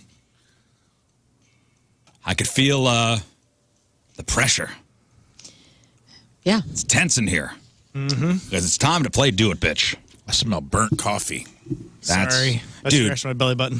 Look at, all right, if you're watching the webcams, dude, the coffee has eaten through the coffee cup. It's wild. Yeah, that's your insides, pal. What is going on there? What is the deal with this? What is with these cups that are I don't know. Am I drinking like acid? Yes. Probably. I don't know. My tummy hurts. Why does my cup look like a treasure map? I mean, come on. Let's start the game. All right, today's contest is sponsored by The thing just disappeared again. CarStar Auto Body Repair. Nationwide guarantee, locally owned. So check out the locations near you at carstar.com. All right, so it's Do It, Bitch. King Scott Learn versus Moon and Rafe. The Great Wheel has decided the teams. Each team will have a gambler and a guesser. The guesser will leave the room. I'll give the gamblers a category. They'll go back and forth, betting on how many things their teammate can name in that category in 10 seconds. If the gambler thinks that the other team has overplayed their hand, they'll say, Do it, bitch. We'll bring the guessers back in and see if the guesser can make good on the gamble. Best of 5. Losing team gets shot with the airsoft gun. All right, so Rafe and Moon have given me who's going to gamble first. So I'm going to go to King Scott and Learn. Who will be your gambler first and who will be your guesser? Whatever she said. Oh, I will guess first, please. Okay. Okay, so Learn will guess first. King Scott will gamble first. Rafe Williams will gamble first. And Moon will guess first. Okay. Bet you didn't see that coming. No, we didn't. So let us. You guys had it hidden from us. Let us send the guessers out of the room. All right, that's me. Hey, did you want to get our teams? Oh, yeah, that's right. On the phone. Thank you, Learn. you. Thank you, Learn. See you, Moon. Shane, hello. Sends them out. I'm here. What's up, guys? Shane, who do you want to back here? King Scott and Learn or Moon and Rafe? Learn and King Scott. Okay, You're the best, just Shane. writing that down. Okay, hang on. Boy. Okay, Shane. Austin. Hello. All right, what team are you going to back? I'll go Team Moon and Rafe. Okay, so Team Moon and Rafe. Hang on with Austin is Austin. not my favorite Yeah, city. does not like tickets. Okay. Sean, who are you going to back? I'll do Moon and Rafe. Moon and Rafe. Okay. Have fun doing them. See ya. Yeah. And Bobby. Hey, what's up? Hey, Bobby, who are you going to back? You got to always go with the King. All right, Oh, King and Bobby's a wise Learn. Okay, so 2 for King and Learn, 2 for Moon and Rafe. Here we go. We have Austin and who? You guys got Austin and Sean. Yeah. Good choice, boys. Okay. The first category is, and we'll start with Rafe, as far as the gambling goes, how many words that start with the letter M do you think Moon could name in 10 seconds? Words that start with the letter M. You see here. Recounting proper names? Sure. Words that start So with the either letter Moon M. would work. So he can say Moon his would own work, name. yes. Moon is also not a proper name. But he could well, say yeah, Mike. I mean, you He could could say say that Mike, and the moon, Mark. right? Moon. no. Okay. One. You could say Mike, Mark, Melanie, Mallory. Right. Okay. It's a word. Okay. If we're seeing any words, that start with the letter M, how many can Moon name in 10 seconds? I believe he can do 7. 7. Can Learn do 8? Mom, mother. Yeah, she could easily do 8. Can Moon do 9? 9. Yes. Can Learn do 10? She can, but now we're getting to that crazy tongue twister thing. So we're running out of time, possibly, if he gets. There's no way he's going to get hung. Moon sitting at 9. Can Learn for a living. If it was in, it would be he could get hang. He's going to get 5 proper names. All right, you know what? Do 10. I'm going to. I think just because time is precious here, I'm going to say do it, bitch. Okay. Okay. So Moon at 9. Okay. Thought Turn you'd around, say bring him 10. I think he's got it. Okay. Okay, guys. Yeah, buddy. Okay. Moon, do you have the timer up? Sorry, I had that coffee. It's all right. Yeah, let me get the timer Got the up. timer going. Okay. I'm 3 guesses down on my Wordle. All right. So that didn't take too So long. let's focus on the game. Focus. Okay. Timer's up, ready to go. Learn and Moon switch because Moon, you are up. You're killing me. No, you got this. Oh This no! is, This is listen, awesome. you did not hit her. I did not pick you. Okay, I did guys. not. Wait a second. May I? Yes. Okay, thank you. Squeeze. Okay, it. guys. Specifically Moon. The number's 9. Oh my God! What's wrong with you, man? Chill. Don't overthink it. You Yeah, got think this, about man. it. Think about I'm it. It's telling you. crazy amount. 9. It's your wheelhouse. That's What do the you want highest from one me? in months. All right, settle down. Moon's got to really lock in here. Yeah. In 10 seconds, I need you to name, and guys, you got to help me count, please. I got it. Okay. He's going to kill it. In 10 seconds, I need you to name at least 9 words that start with the letter M. Missouri, Montana, Minnesota, moo, Mogadishu, mini, most, moist, Bitch. 8, 9. I got 10. I got 9. I got 9. I got 9. All right. Congratulations. All right. Why is there no sound coming from your computer? From my computer?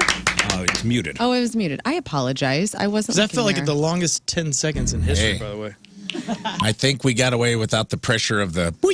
But that's why I don't put Yeah. the headphones on. Yes. Oh, okay. I couldn't hear And I you. think it was an Good job, advantage man. because Hey. it Yeah, might have buddy. sounded we didn't hear the sound, so we don't know if he No. actually hit That the- was good. Hey, I did. props. I was watching. I said bitch as soon as Props it to you because we asked, and I go, can he say names? Why didn't Like bitch have- Mike, Mallory, Moon, Mark, Yeah, and yeah, they yeah. said Is names moo count. a word? Yeah, it Moo? is. Of course. Moo. Yeah. Moo is a Yeah, word. dude. It's a sound. In the Mogadishu. Yeah. Oh, so I got 10. Mogadishu, dude, I don't Well, know. no, and that's fine. We said proper nouns are words. That's a I mean, city it's a in word. Somalia, Right. is it not? That was a tough one, Lauren. Yeah, that's Killed no, it. that was good. You know what? Run him up to the clock. You know what you're doing. Killed it, dude. I was like, this man writes songs for a living. I'm like, he could say his own name and probably 3 people in his family. Yeah, I didn't even go there. Moon and Rafe No. up 1. Oh, you killed Okay. it. Let's send Let's go. the guessers out. And we're going to start the betting with Learn. Yeah. Okay. King Scott and Rafe are out of the room.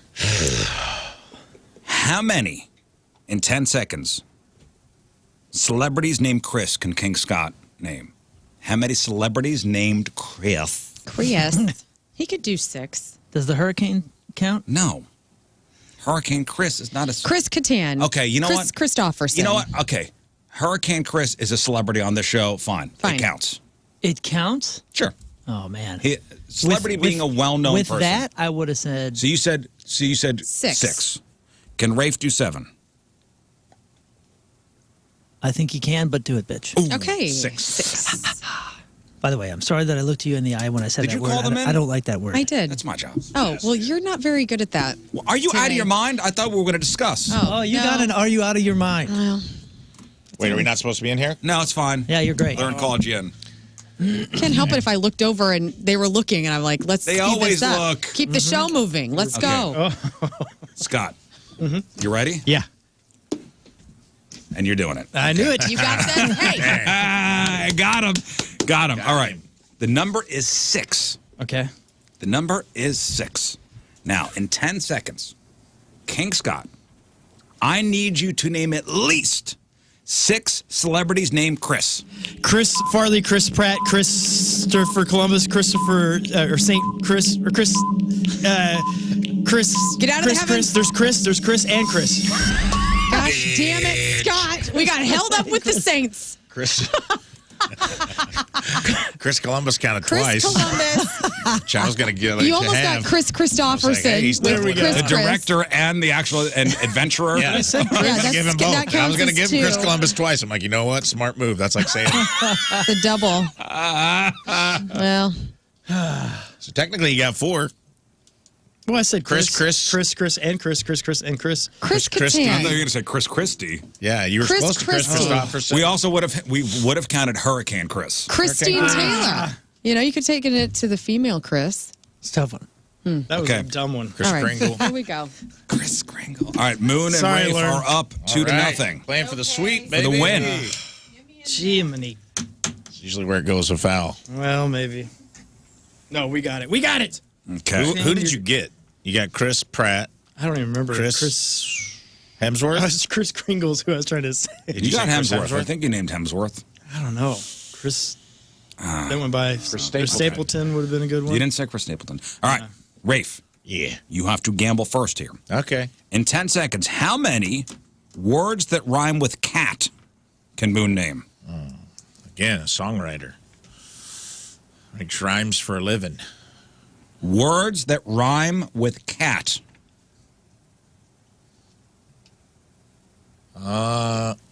They're both going to be good at this. I'm going to say 7. 7 words that rhyme with cat. Let's just get that out of the way. Can Let's learn start do low. 8. Man, that's a great number. 7 is a really good number, and she could easily surpass that. And do we take control and put it in our own hands today so we avoid a sweep? Or do I play Can the odds that learn, Moon is not name sharp? 8 words that rhyme with cat in 10 seconds. I'm going to say, we know she can, but I'm going to say do it, bitch. Okay. Oh! So Moon at 7. I feel good about this. I thought this was going to be a bidding war because Okay. she's really good at that. She's Yeah. gone like 10 on these before. Okay. Let's see if it pays off, go. Scott. We don't usually do this either. This is not a. Let's freaking go. Here we go. All right. Yay. I'll finish this when you finish, but. Learn. Yeah. Move over to where Moon. Oh, my. Damn it. I want to play. You do? Dude, I am here we're taking to it. kill. I know this is not our normal strategy, but we're taking it to the house. What are we today. doing? May I? Number You're about, 7. you're May I? about to dunk and take May it to I? the house. Thank you. The number 7. Goodness, bro. Don't even sweat it, dude. You thought the last one was easy. I don't like not being able to guess. You want me to redo this? No, Hey, guys, that's go out in the fine. hallway real quick. The number is 7. And Moon, in 10 seconds, I need you to name at least 7 words that rhyme with cat. Cat, bat, rat, fat, gnat, scat, wat, zat, bat, dat, fat, rat, bat, mats, mats, Let's get the gun out now. Cat does not rhyme with cat, by the way. So. I spelled it with a K. Fine. Just whatever. Just Fine, shoot me in it's the face fine. You now. got it. mumble things You did and it it. works. You're talking about Cat Williams. I was talking about Cat the dog. Oh, yeah. Okay. Cat the dog. Okay, no, I that was didn't count just my Cat, baseline. And I had 1, Okay. 2, 3, 4, 5. I mean, a couple of those I'm not sure were words. I don't think some they of them were were words, but you did get What? him. You did get him in there. Yeah. Which Wat. ones? Because it was You definitely said a few. 15 things. You said wat, and that Yeah, is wat. That's not a word. Yeah, that's. Oh. But you Wat, went wat. past that, though. Yeah, I You're went fine. back. Okay. Yeah, I went Well, back. we You can got it. replay the tape. I don't know. Well, re-listen to the tape then, Scott. Okay. Do you have Because congratulations, Moon and Rafe, the sweep. Sorry, Lauren. I did bad. You need to be the. Would you have been able to do? Zat is a Yes, word. she would have, but it was Cat, just, bat, mat, trat, bap. No, we would have lost. It's fine. Everything. Oh, I'm I just trying to play. you would have got it. I feel like she's had done a it. rhyme one before, and she got like 10 or 11 on it. Well, I that's feel like 'cause they was- both have musical. She has a poet's mind. I do have a poet's mind. This but- was a wheelhouse for both of these guys. I can't believe we got by on 7, dude. I thought it was going to be a You thought bidding it was gonna be war. a bidding war? He gave it You to me on started 7. high. You started high, Yeah, though. that was Sorry a to tough one. I shame. mean, because now you're running out of seconds very quickly.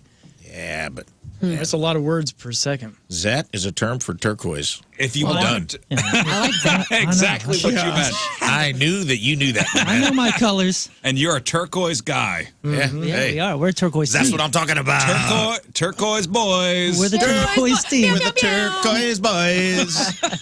Turquoise boys busting our butts, trying to win. Just do it, bitch. See, I think to get into the bidding war, you got to start low. Because you came right out of the gate hot. But that's And the one. thing. We're And trying- one. I'm Don't trying- tell us well, how I'm to just do saying. this game. I was looking at the 7 to 10 bidding war here. When you get rhymes with single syllable words with a vowel in the middle, Yeah. why start at 4? Let's just get it going. Let's get into the Yeah. real bids. Let's play a damn game for these people. Speaking of, I thought we'd get to Okay. 10, and I might have Awful gone today, 10. Lauren. That's I okay. lost it for us. I apologize. You didn't lose it for us. We're a team. We lost it That's together. not our typical strategy either. Usually we make them play. Dang it. Let's see if I'm getting shot here. If there's any justice. What do you mean, any justice? And there is. Waking up, My getting day's shot better. in the butt. Because you're bet against I'm us, wearing thin guys. pants, too. Let's just do it. Congratulations, get it over Austin with. and Let's Sean. Do it, bitch. All Just do it, bitch. right. I'm wearing this. God, I might as well It's just be buck badass. knives, it's airsoft guns, it's working hard on Thursday. I'm wearing the thinnest of pants. So this, Why did you do Now I this feel to better. us today? I'm shooting It's you track pants getting shot in the ass. Happy birthday. It's country to the real. Can I just get shot first? Yeah, that's fine. All right. God. I'm getting you first. Let's take a. Yeah, well, please. I don't have the phone out to film this. It's on the webcams if you want to watch it. Push it out. Hurts so bad. All right. Oh! Through the track pants. Ooh. Oh! Your underwear your butt just ate your jeans, dude. It's gonna. Oh yeah, good shot. You can really see on those black Dear jeans. God. What's your heart rate at? Woo! Lauren's out. See you, Lauren. Congrats on how far back your ass just shot that airsoft BB, by the way. That was crazy. Thank you. I tried I've to been catch doing mine. squats. Yeah, we need we need I goggles. don't think I watched can get your shot butt. with that big anymore. Scott's butt crack ate his jeans. Look like hungry hippos back 135 there. heart rate. I don't know, you guys. That's All awful. right. isn't it? Listen, we got to take a break. We'll come back with news. Ooh. Bad way to. Hey, it wakes me up. Now let's play the game. My brain's on. Bad track pants day. Okay. Oh. I thought I may have gone through. I'll be honest with you. Yeah. Damn. Scott, come here, rub my butt. Thanks, buddy. No, seriously, rub it.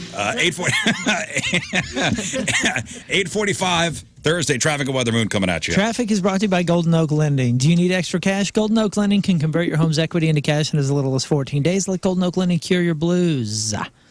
We have 3 lanes blocked and a right-hand shoulder blocked due to a crash 44 eastbound just after Six Flags Road. Still up on 70. Bad. Severe delays, 22 minutes, maybe even longer. 70 eastbound between Fairgrounds Road and St. Charles Rock Road. 3 lanes are blocked there due to that crash. Point forecast, extra cold, high of 18. Right now it's 3 at the Point Studio.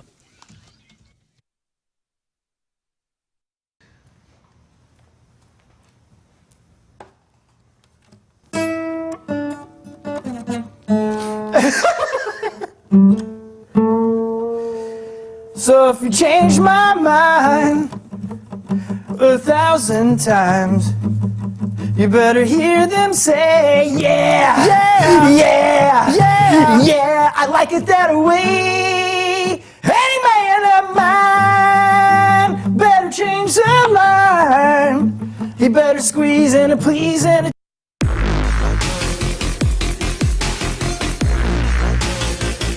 We are backstage at Point Fest, and what a day in which this has been already. Oh, yes. Ladies and gentlemen, joined by Halestorm. Yeah. Thank you so Hi. very much. Hey. It's great to see you Our guys. invisible third member. Yes, Hey, yes, yes. how you doing? We're the hail half of Halestorm. I have to tell you this, and I know you don't remember this because it's been years and years and years, and I don't even remember how many years at this point.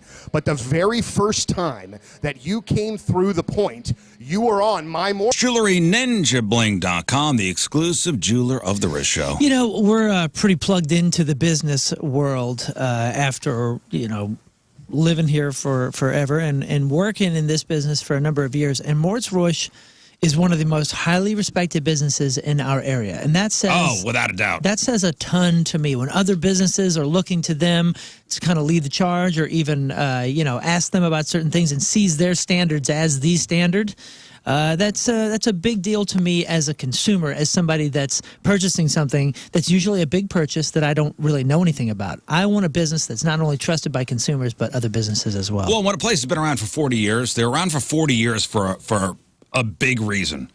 Like if you do garbage work, if you bilk your customers, if you're dishonest, you're not around for that long. Yeah. Word gets around. Yeah, not only word gets around. Listen, this is a very small, big town. Word travels very quickly, especially bad news. More Choice Jewelry, they've been around for 40 years. When it comes to engagement rings or holiday presents or whatever, you got to make the appointment. You got to go up there. Best in the business. People travel from far and wide to go to More Choice Jewelry. Go to ninjabling.com, get the phone number, get the address, make the appointment. They are the exclusive jeweler of the Riz Show, More Choice Jewelry, where you get the jewels and not the shaft.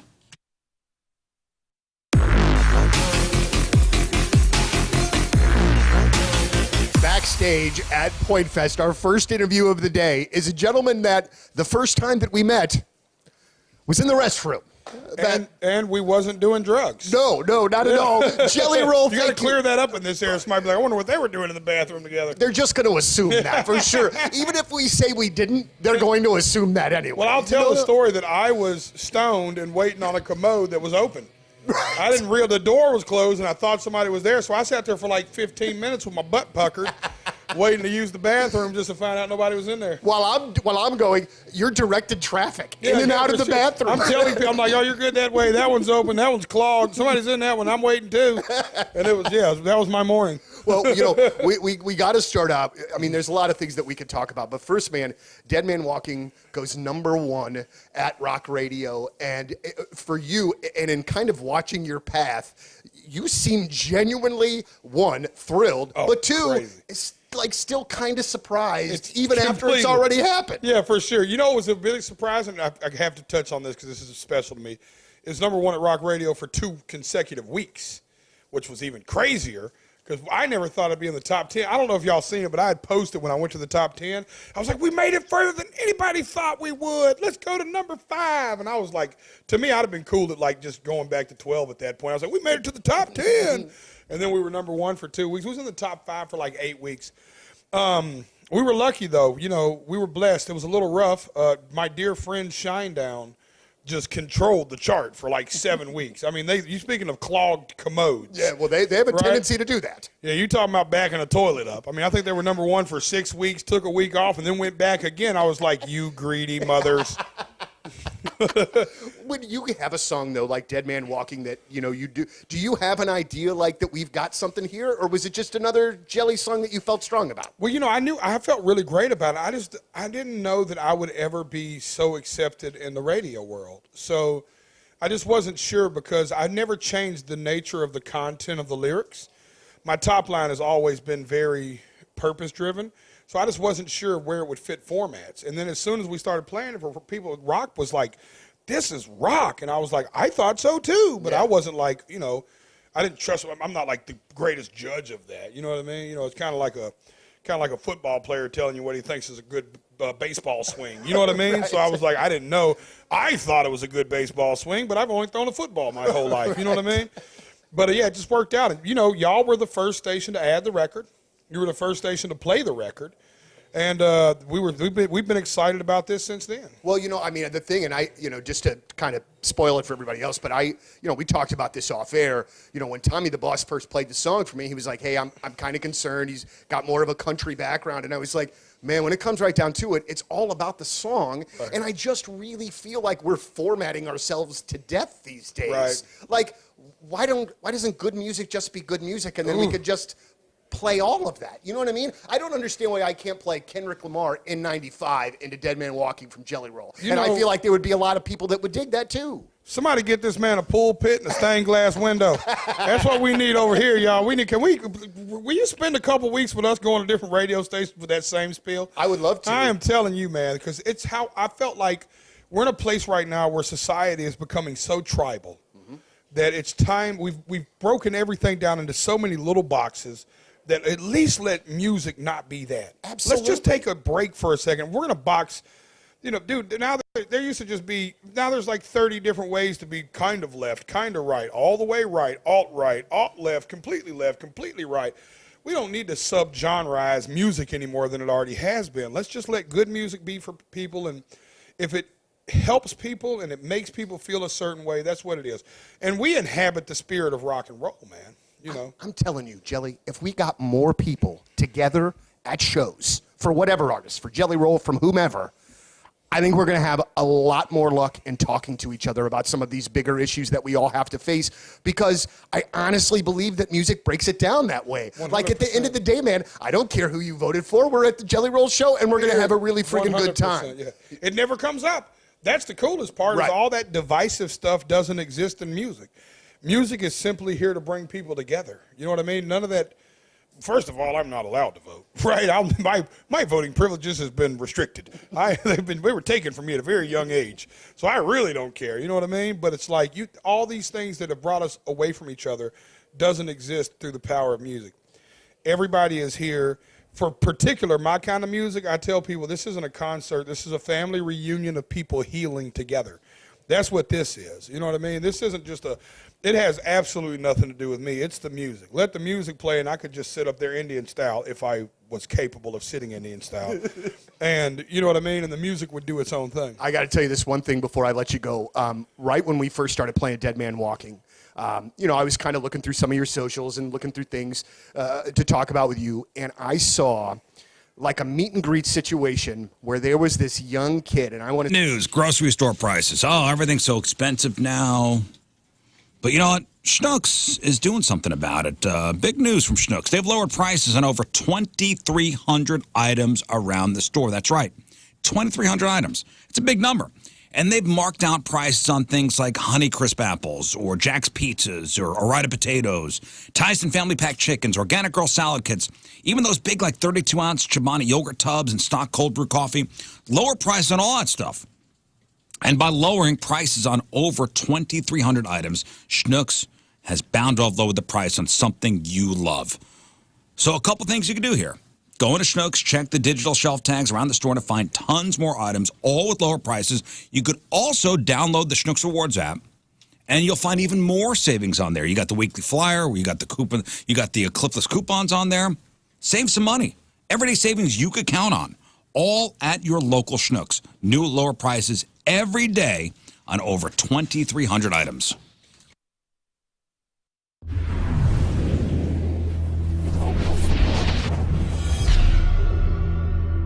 All right, so here we are, backstage, the Stiefel Theater.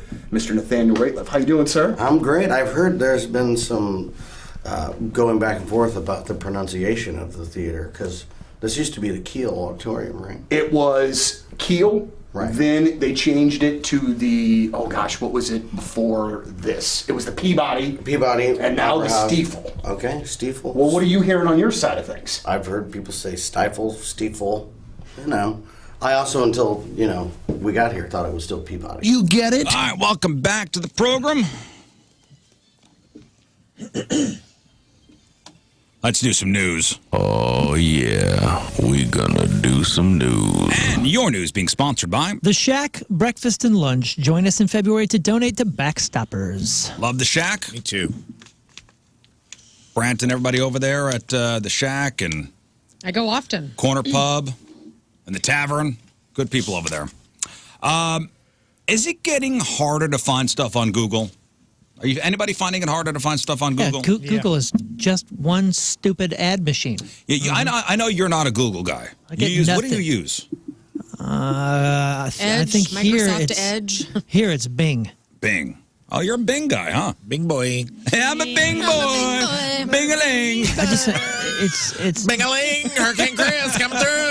I'm a big boy. The eye of the storm has arrived, my friend. Google has not been searched in forever. It's just a brilliant ad model. What do you mean? Like the top, let me ask you, because I do like on Google, it does a little AI condensed little thing Sometimes. of maybe that you are looking for. Yeah, Gemini.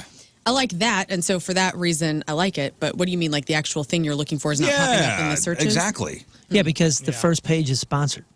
Everything is sponsored. And But now I have Okay. to dig for the simple answer instead of you being rewarded or the best possible answer being given to you. The best, the one that's spent the most money to be Well, presented to you is now it's being no longer presented to you. good for multifaceted questions. I have noticed that. Like if you're just like if I put in Gary Busey, it'll give me a whole bunch. But if I was like, what's up with Gary Busey's hair? It can't compute Busey and hair. It'll give you like, I don't know. Here's a cool way to wear your hair in 2020. I default to it. I don't know. Me too. Maybe I'm just a sucker that I just, Google.com or it's my homepage when I open up my computer here. But if it's getting harder to find stuff on Google, are they doing it on purpose? Yeah, they have to be because they want you to also use their AI. Well, the site Wallet Hub, they just went after Google, and they're saying they're intentionally making their own product worse because they realized it's more profitable. So if you find what you're looking for in 2 seconds, you don't spend as much time looking at ads. Yeah, they're not in the service business. So the idea is that they're drawing the process out and forcing us to look at Google. So over half of Google's revenue comes from those ads. Wish I had somewhere to check that. And Wallet Hub posted a bunch of data to support it, and they say Google even did their own study in 2020 that found worse search results would, quote, not result in a significant loss of revenue. Meaning they could have a terrible product, people will still use it, right, and they'll still look at the ads. Normally, making your product worse would not be good for business. So it all hinges on the idea that Google basically has very little competition. No, they don't have competition. I mean, we're using Google as a verb to find something on the internet, just like a Kleenex. I mean, once you hit that level of popularity among the ecosystem, it's done. You are the winner. So basically, even if Time their to search, rebel. basically if their search function gets worse and worse, they're they're confident you will not go to Bing. I'm still an Ask Jeeves guy. I'm fitting to ask Jeeves myself. I'm fitting to ask Jeeves what's up with Google, and I see what he says. Is he still out there? Hey, don't sleep on DuckDuckGo. DuckDuckGo is a good one. I don't Yahoo. trust any of these sites. I just don't trust Bing or Google. Those are the two bad boys. Oh, man. They ain't About all our Jeeves. info. Hey, man, I'm Jeeves. Ask me anything. Is that still a website? It was ask.com, right? No, Ask Jeeves. It became Ask.com. Oh, it it became did? Ask.com. I didn't know. I thought those They were got two enough separate money. things. It's spinning. Dude, somewhere a spinning. server's like, oh my God, Oh my gosh. somebody went look, to us. Look. Hey, Alta Ask Vista's still Jeeves. around. No, What it's is? not. They got a Darn it. homepage, dude.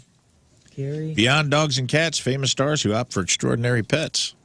Front All right. landing page of Ask.com. I just went to AskJeeves.com and I asked for Gary Busey's hair. And what do you know? There Gary it is. Busey stuff. Oh, pictures of Gary No, Busey's see, hair. the first thing is a sponsored thing. Oh, yeah. Search results. Comprehensive guide to some Revelation series. Nope. Terrible. Ask is terrible. Yeah, Ask Jeeves is awful. Awful. What in the heck is this? Amy Grant and Gary Chapman get divorced. Not even what you even asked. What is this? And so Moon typed in the search at ask.com, Gary Busey's hair, and first is an ad. For a hair salon in St. Louis. And then the search results. Are garbage. Wow, this is Wow. this is This is worse than Google, if that can be done. What? Go back This to is sleep, awesome. Jeeves. Is Yahoo still? Close your eyes. Yeah, Jeeves. Yahoo's still going. Look at the flowers, Jeeves. Are they? Look at the flag. bad? It's time to put Jeeves out to pasture. Oh, Jeeves. Oh, Jeeves. Hey, so tomorrow, Memoriam, Rafe, I need you to add 2 names. Wow. 2 people we lost. Specific ads. Yeah. We don't get these a lot. What do we got? Does anybody know who Francesco Ravella is? I do not. No. Francesco Ravella. Well, a lot of you people in this room, and by you people I mean, yes, you people, Okay. Thank you. are fans of something this man invented. This is going to be rough. What If you could are it be? if you're a Nutella person, Oh, Oh, yeah. Francesco Ravella. Oh, God, we just talked Nutella last week. it's our fault. The curse lives on. We killed the Nutella guy. The Italian chemist who's credited with inventing Nutella passed away on Valentine's Day. Holy crud. Francesco Ravella. He'd been in the sweets business since 1952. He began working at Ferrero Oh yeah, You know, fancy the car. Ferrero- Yeah, the like cracker cookies. Rocher. Yeah, Ferrero Rocher. Like the gold foiled Oh, chocolates. those are great. With the hazelnuts in them. Yeah, I never knew what those were until you guys had told me to try. Ferrero was an Italian chocolate company. It still is. And Francesco, considered the father of Nutella, played a crucial role in perfecting the recipe. Also, he's the guy that also came up with the name. I'll call it a Nutella. Nutella. I'm imagining it went something like that. Francesco, what should we name this hazelnut spread? We'll call it a Nutella. But it looks like Nutella. We'll do that on purpose to confuse people. Nutella. It was first introduced back in 1964, and congratulations, Francesco. He died at the age of 97. Nice. 97. Heck yeah, brah. 97. If that isn't a testament to the hazelnut. Yep. Holy crud. Live long and prosper. Hey, by the way, out of the research, the Rizzuto Research Lab, I went to Bing, Google, Ask, and Yahoo, and put in Gary Busey's hair just to see what happened. Congratulations, Yahoo. Yahoo did it. Huh? Holy Yahoo wins. freaking crap. I put in Gary Busey's hair. I didn't even use the apostrophe. All right. And the very first one is Gary Busey's looks changed after he had brain surgery. Then the next one is about a brain injury. The next one's about his disheveled look. The next one's about his hair. And the next one is a post that he made about having beautiful feathers in his hair. So, dang. Wow. Yahoo wins. Yahoo won. Yahoo.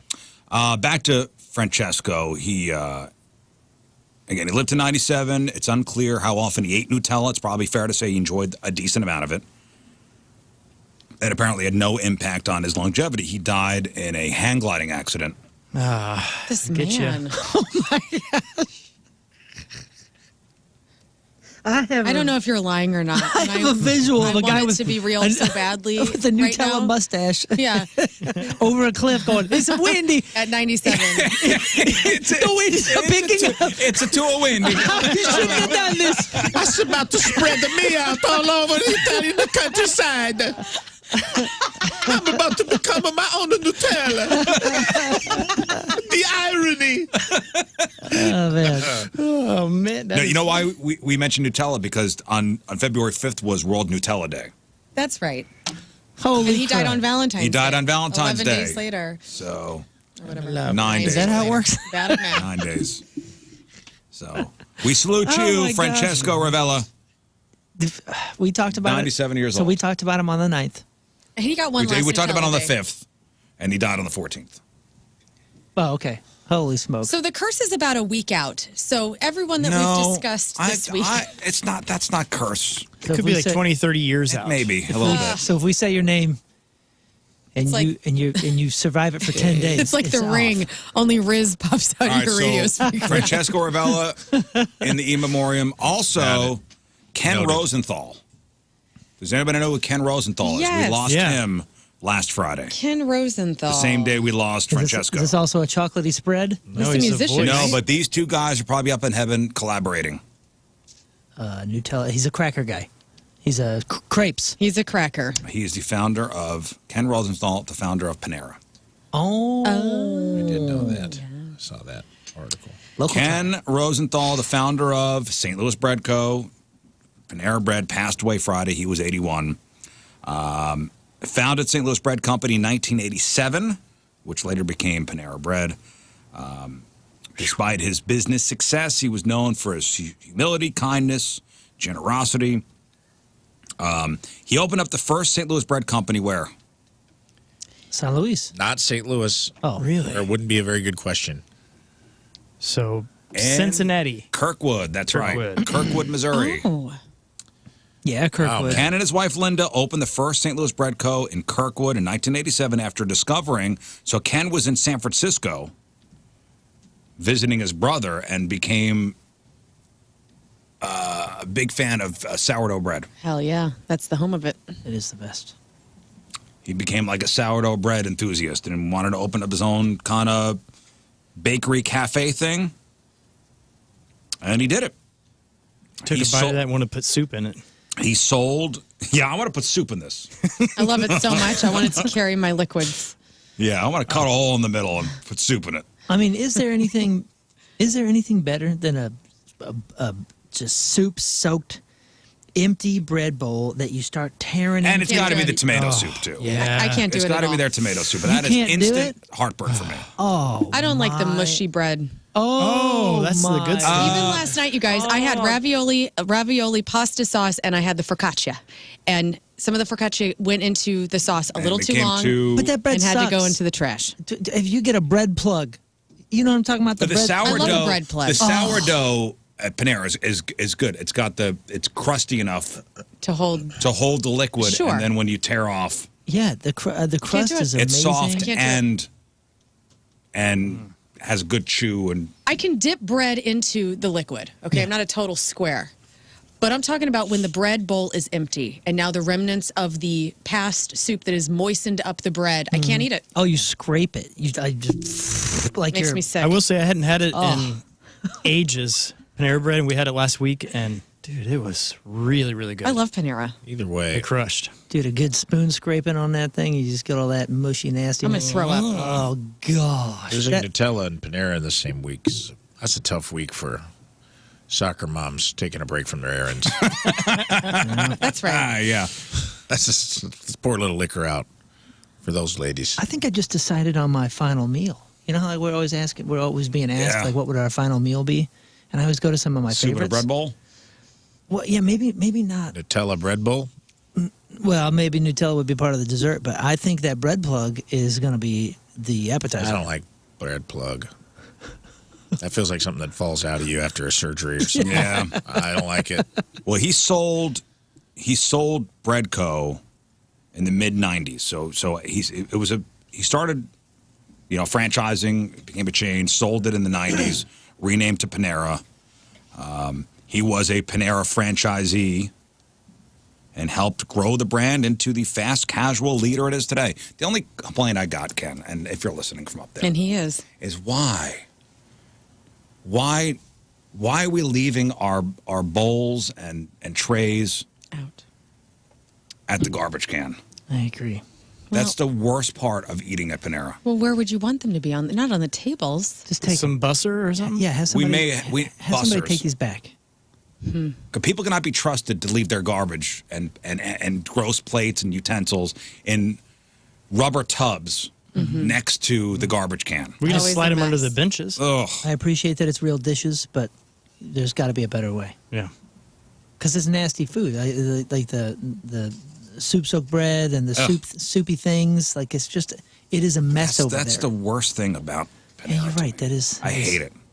You know what I don't like about Panera is I don't like when you get the side, the apple, the chips, or the wedge of bread. I don't like that they default to the wedge of bread. That's a doorstop. It is. It's always The hard. wedge of bread is great. Uh, I love the it's wedge of always bread. a bit too hard for Yeah, my it's taste. No, I love the wedge of bread. It's like good for soup. And I want the chips. 3 days old. The wedge of bread is good. Doorstop. I want a little bit more salt, so I Weapon. want the chips. A state senator from South Carolina announced the introduction of a bill aimed at protecting kids from secondhand smoke. Now, this guy has proposed legislation to prohibit smoking in cars when a kid is under the age of 12 years old. I thought that already happened. No, it's not, and I looked into it. Dang. That's not a rule everywhere. I support it. Well, how are you supposed to toughen a kid up? Man, I wish that would have been around the 80s. I had secondhand smoke problems. Like my dad and my grandmother, who I was with most of the time. Because we didn't smoked. know. We It's knew. so gross. We knew it wasn't good. We didn't know how bad it was. And I've seen it. Got the black I've seen lung it over recently. A kid sitting in a car seat and the parent opening up a window and a cloud of smoke. Like, how would you smoke, not just in your car, Right. but with the windows closed? Yeah, clog your Yeah, own that's lungs. crazy. It's fine if you want to smoke in your car without the kids and the animals. I don't like whenever I see people just chugging away and their golden retrievers getting high as hell with them, you know? So, citing extensive medical research on the dangers of secondhand smoke exposure, this senator here from South Carolina emphasized the bill's importance on safeguarding the health of, the state's most vulnerable residents, kids Little babies. under 12. He says no child should be forced to breathe toxic secondhand smoke, especially in the confined space of a vehicle.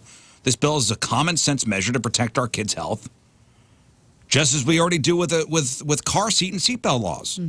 Nah, you're taking my freedoms. Well, you're taking my lungs. Listen, I'm all about freedoms, but when that's why you have laws to protect kids. What if it's a cigar? Ugh. And guess what? In Missouri, you're free to do it. Oh, man. It's okay. There's only like a dozen states. I think Illinois is one of them. I don't think so. No?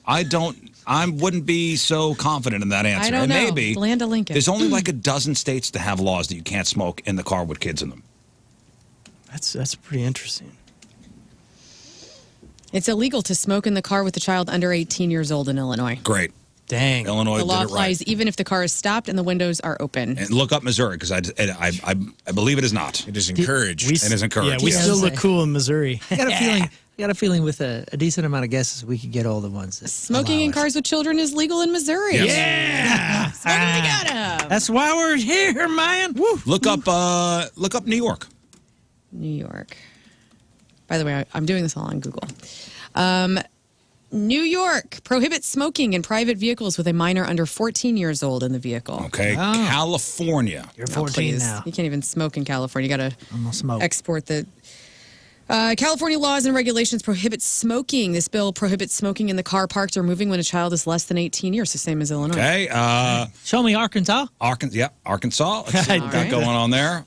Let's see. If you're a smoker, you're safe there, I think. It's illegal to smoke in a car with a child under 14 years old in Arkansas. Yeah. Show me, Way to go, Arkansas. What's Show me up? Oklahoma. Oklahoma. Oklahoma, then it's Kansas next. Okay. We forgot the South where all the tobacco's It is grown. currently legal to smoke in cars with kids in Oklahoma. Okay. Hell Good. yeah, I'm it moving is. there. I'm And moving what to would you say? Alright. Kansas. Kansas. Come on, let us smoke. Smoking is not allowed in the vehicle in Kansas while children are present, and this is due to the Kansas administrative regulation. Okay. I'll tell you what, Golly. Alabama don't care. No we could way. listen. We could do this. You ain't gonna Yeah, done the be South- bragging. Alabama don't like you done be bragging about having no last car. one, last one. Last one. Let's go around the room. We know, Is- we know that Mississippi has no law, so we don't need y'all- ladies and gentlemen, Alabama, is it illegal or legal Well, for you to Alabama's- smoke Wait, hang in on, the car? hang on, Yeah, hang get the on. drum roll. Let's Okay. go. Alabama, sir. One of my favorite places, by the way. Okay, Alabama. Is it legal to smoke in a car with a kid under, let's say, 18? Moon, Alabama.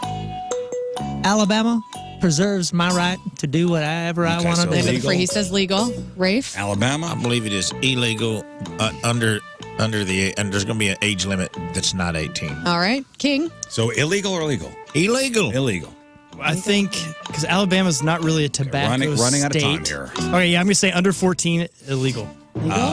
Legal to do so. Ladies and gentlemen, we have two winners on this show. What's up, dog? And congratulations to both Rafe and King. Oh, it is illegal. illegal. Smoking or vaping in the car with a child 14 or younger is illegal in Alabama. That's just a virtue signal. Ain't nobody gonna enforce it. Okay. Hey, They're just trying to That's for look damn good. sure, too, They're just yeah. trying to look good next to Mississippi. Yeah. I don't know if you saw this story. You saw what happened at that airport in Toronto with the Yeah, plane flipping over? yes. The fact that nobody was seriously injured or killed is Makes no sense. unbelievable. How did it flip? Because I'm thinking like the wing, did a wing fall off and that's how it rolled? What they're saying is You haven't seen the video? I haven't. No. Oh, there's like that the 4 pilot videos came in of a little too hot. Like came in a bit too hot. Pilot's like, man, it pretty much what they think preliminary observations are. It was pilot error. Okay. But if you were on the plane, and there's plenty of video of people coming out of the plane, thank God everybody's okay. Delta is offering $30,000 to everybody on the plane. Oh my gosh, don't take it. Yeah, I would say hold out on that. Oh my gosh. Really? That's a sign. That's a bad sign. Delta is offering $30,000 to each passenger who was on the flight that crash landed in Toronto. If the passengers accept, the company would dish out about $2.3 million. Watching the video now. So what happens is The wing does fly off. Yeah, so they come down so hard that it crushes the Landing gear. The landing gear, and then the plane kind of rolls to its right, and because it's going at that speed, it just shaves the wing off and then rolled. Yeah. Can you imagine? I mean, you're in there. Okay, we're in the home stretch. We're almost landed. And then, coming in quick. I'm Coming in upside pretty down fast. now. Everybody's upside down. Yeah. That's insane. Yeah, you see the ground approaching, and then all of a sudden, whoop! You are just flipped. Yeah. And yeah. Yeah, man. Every week, every day almost, we have airplanes, small planes, I don't care, small and big commercial flights going down. Something's crazy going on. I watched a video of I think it was Spirit, the engine blew up. He landed it safe. Like an engine exploded as they landed and the pilot came on. I was like, I just want to let you guys know we lost our left engine. It did explode. We're all good. I've flown for 32 years. First time I've ever had engine failure. So... All right. Doesn't happen all the time. Don't want you to be afraid to fly. Like he was kind of giving them the spiel on the plane. I'm like, don't be afraid to fly in the future. My wife's flying today. Yeah, my wife's flying tomorrow, and I got to fly next weekend. Flying out to San Diego. Okay, Are they on Endeavor? So $30,000 to each passenger, and Delta says, hey, no strings attached. Does not affect rights and all in any way. Bull. Okay. Well, then my string is I'm not going to accept it until after the lawsuits are done, and then I'll take your bonus. Yeah, but hey, this cash right here, man. It's in the bag. Get behind me, Satan. 30 is such a weird number. Why 30? Why not 40 or 50 or 10? I don't know. They landed on 30, but here's the money right here. And this is it. I mean, I'm offering you right now. No strings attached. I don't want it. I'm worth more than 30 grand. Oh, you're going to negotiate? No, I'm going to wait, and then it's going to be a class action lawsuit. But you could still get in on it, they say. There's no strings attached. There's no way they're handing you that money and you sign nothing. I do not believe that. But the Delta guy said it's... I'd like to see that. Okay. Well, Mr. Delta, show up. I'm Delta. Show up with a briefcase I'm of Donnie cash. Delta. Donnie Delta, no thanks. Because it's operated by Endeavor Air. Delta Don? Oh, yeah, because it's actually not Delta. Right. Yeah, so how does that work? Is it Endeavor that's offering the money, or is it Delta? Delta care team representative telling customers that the offer has no strings attached, does not affect rights. You know, This Canada all is from so a Delta nice. spokesperson. Canada is nice. Maybe this is just like what they do. They're like, all right, we're going to give you 30 grand because that's just what we want to do because we're nice. This is not coming from Canada. This is coming from Delta, the company. They fly in Canada. Man, we are so cynical, but for good reason, I guess. Yeah, man, I just don't buy it. I feel like it's just like it's the payout, man. Well, You're basically, I've read stories about train accidents, and even before anything happens, there are lawyers that get to, and this is back in the day, that lawyers get there and they start offering people money, and they go, sign this so you cannot sue us. Yeah. Like even before they have the accident reconstruction people, even before they have police out there, the train company will send lawyers out to whatever train accident site there is to get people to take settlements and sign stuff. Yeah. Or to families, too. They'll do like as disguised as a bereavement team. We'll be like, we're offering you this money as a bereavement, and all you're saying is that you can't sue us in the future. A lot of times you can't sue them for anything in the future. Kind of like the Disney deal. Like you take one payment over one incident, there could be 3 more train accidents your family's a part of, and you can't sue in the future. Well, I don't know, man. I wouldn't take it. If it's there now, it'll be there later. Will it? I'm Donnie Delta, and I'm rescinding my offer. Donnie Delta. Donnie Delta. Donnie Delta, rescinding the offer. Donnie, what's that money you have on me? Hey, Scott. Yes, sir. You want to tell some jokes next? Yes. Ooh. How about that? I do. I think we need a headline goo today. All right, let's do it. Up next, 9:21 Thursday. Traffic and weather. One final look. Moon coming at you. Traffic is brought to you by Golden Oak Lending. Do you need extra cash? Golden Oak Lending can convert your home's equity into cash in as little as 14 days. Let Golden Oak Lending cure your blues. We've got delays 270 eastbound between Manchester and Ladue. Your point forecast extra cold, high of 18. Right now it is 8 at the Point Studio.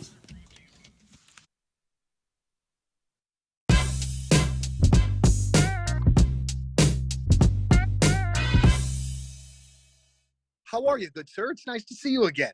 Yeah, I'm doing well. We're chugging along on this tour, and it feels pretty good. Yeah, well, first and foremost, all right, how's the knee going, man? Are you doing okay? And I would assume that Josh has done a lot of apologizing since this all went down. But are you doing all right? Josh is very sorry, and my knee is still kind of oozing liquid, but we'll be fine. All right. It's very nice, and I appreciate you being a professional about it and all. But that looked like that hurt. Well, with the fun weather we've had and everything, I've had no issues getting around town because Mountaintop Motor Company put me in an incredible truck. And that's what they have out there at Mount Top Motors. If you go to mounttopmotors.com, you could check out their incredible lineup right now. I mean, they have a 2019 Ram 2500 Laramie, which is loaded and only has a little under 19,000 miles, and it's only 52 grand. Absolutely amazing work truck. If you need a great, solid work truck, go out to Mount Top Motor Company. And the main reason you want to go there is because they're just the absolute best when it comes to dealing with customers. They're honest, they're upfront, and it's just easy going. It's a no pressure. It's a really fun environment. And I love that whenever you settle with them, they don't add any weird fees. They don't do anything like that. There's no trickery out there. They're upfront and honest. And that's why they have over 1,000 5-star reviews. And that's why they have so many repeating customers coming out there who drive for hours and hours around to go out to Mount Top Motor Company because they really are the absolute best. Go to mounttopmotors.com. Check out their incredible lineup right now before they're gone. mounttopmotors.com.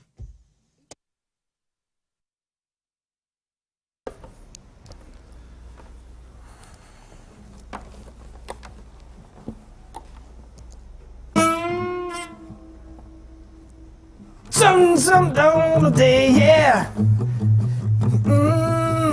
Cause when you get something that's a tough day, oh, yeah, even flow. Got a horse and a butterfly. Ooh, you don't know. So he marries Andrew Gary.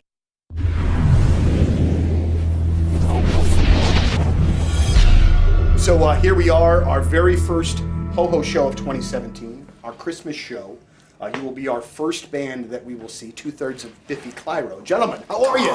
It's really great to see you. Really well, and after that introduction, we're very excited to be opening up the ho-ho party. The ho-ho party. The ho-ho party. And I feel like, even if, I don't know if you know the Rise Against guys, and I know that musically you guys might not necessarily be in lockstep, but I feel like this is a really great rock and roll show from, rock bands are a little bit different. Do you know those guys? Yeah, we don't know them. Not personally, We've shared many festival bills in Europe with them. Those guys have been around for such a long time, and we hold them with the highest regard. So I think to play a show with them is a real honour for us, And yeah, maybe not musically akin to each other. Sure. But I think there's a little bit of a crossover there. And, we don't fit bang on with anyone really. There's always like a slight discrepancy going on in the music world. So Rise Against are about as close as it gets, to be honest. But I would think that would kind of work for you as well, because then you can kind of be on a lot of different lineups, on a lot of different bills. We find ourselves playing in heavy rock festivals and almost more mainstream pop festivals and kind of everything in between. And we either kind of stick out like a sore thumb for the right reason or the wrong, but we quite like that. We're at home wherever we play. Very good, very good. Well, it's really a pleasure to have you back in town. We were supposed to have you a little bit earlier on this year. Unfortunately, that was not able to happen.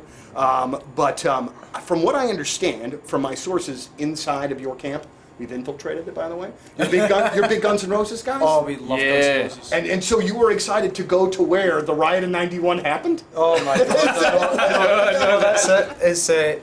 We've been kind of reliving some of our youth this year. We played some shows with Guns N' Roses in Europe, and we were going to go to the shows anyway, just as fans, but to get a chance to share a stage with them was amazing, and to be here is double special. I remember a bit of that day, or the following day, because I had to go to summer school that year for math. It was bad times in ninth grade. It was awful. And I remember this kid that sat next to me in this math class who was like seemingly 60 years older than me. Like he looked just huge. And he was like, I was at Guns N' Roses last night, and there was a riot. And I was like, you're nuts, You're making man. this up. Like, you're Yeah, nuts. yeah. And like, nah, man, I'm a freshman, but I'm not an idiot. And so then I get home, and my dad is just like, son, did you see what happened at the amphitheater? Guns N' Roses, they tore it up, and And that has just legitimately been a consistent storyline here, since I was in the ninth grade. But they came back this summer. They made it up, and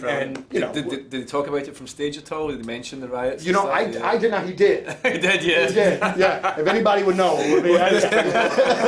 When you're on a bill like that with a band like Guns N' Roses that you hold in such high regard, I'm very guilty at my job when I meet bands that I really like. I definitely get nervous. I definitely talk faster. I'm sweaty. It's real kind of unpleasant.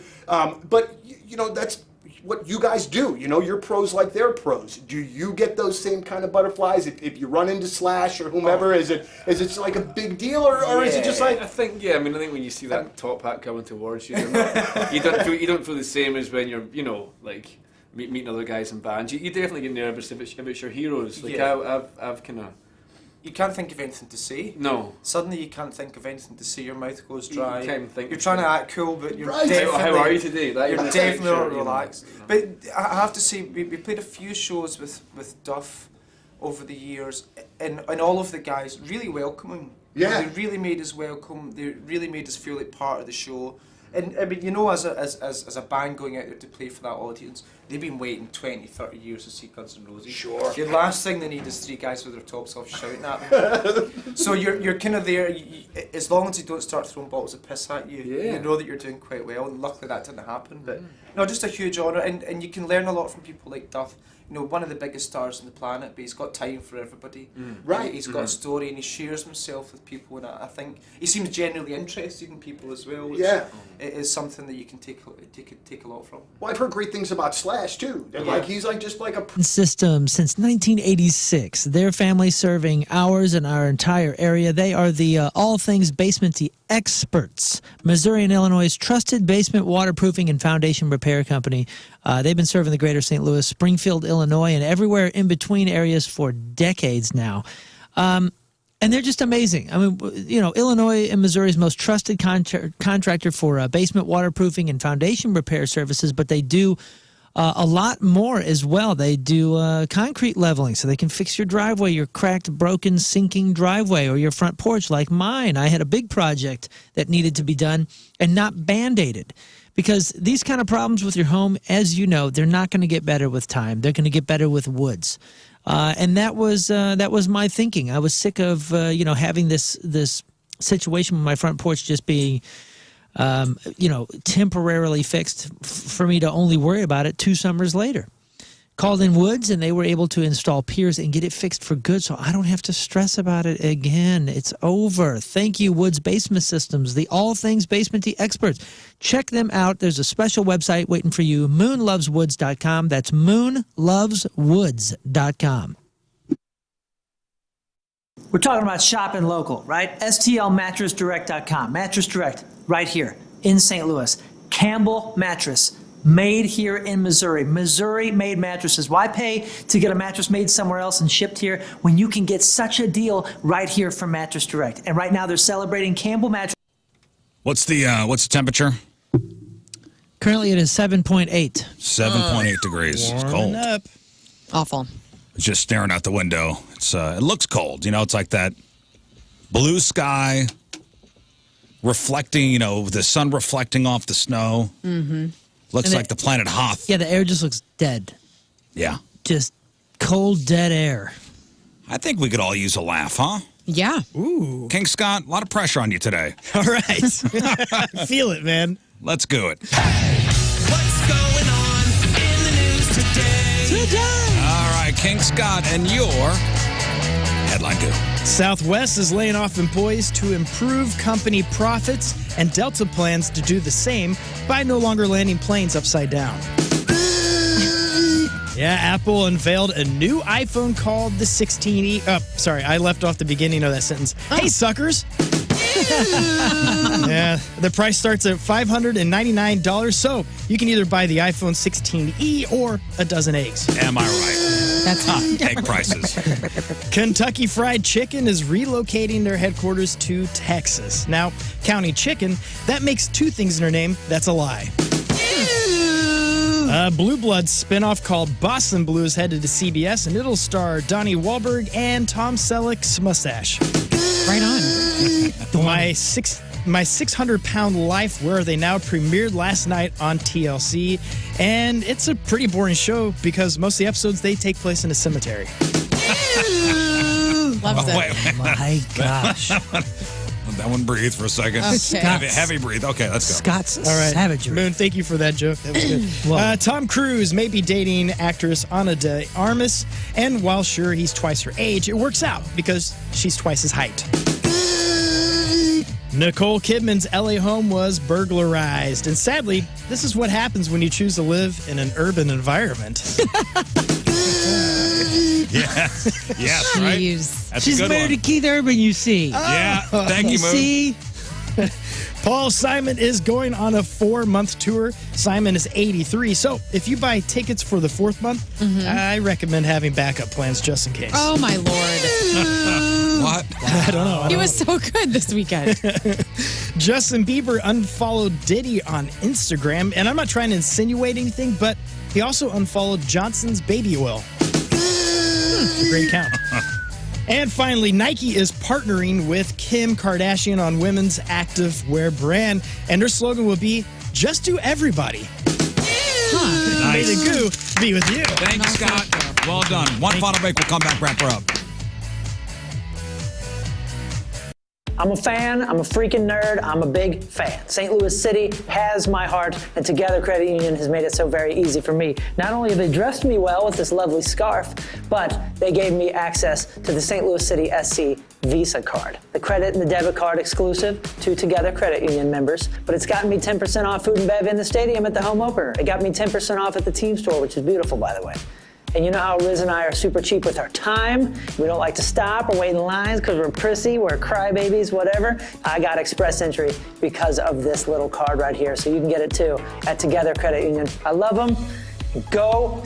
Hey, February is the month for love. And when was the last time you gave your carpet the love and attention it really deserves? Have you gotten down on your hands and knees and adored how clean and refreshed it was? Or are you scared of what you might see or smell? Now, not only is your carpet one of the biggest investments in your home, it's also the biggest air filter in your home. Now, if your carpet has not been professionally cleaned, you're breathing unhealthy levels of nasty dirt, dander, bacteria. All that stuff is recirculating again and again and again. And what's worse, you're going to be stuck inside breathing that nasty stuff for months. Lucky for you, Zero Res is going to spread the love to you and your home with their Love Your Rug special. Zero Res is over 5,900 Google reviews with a 4.9 rating, which is awesome. So this month, get 3 rooms, Zero Resified, starting at just $119 plus a 4th room clean for free. And don't forget about your air ducts. This month, take $75 off when you get your air ducts Zero Res clean. Give them a call, 314-474-2020, or go online, ZeroResSTL.com, and say you want the Riz Show special. Spell forward or backward, it spells the same. It's Zero Res.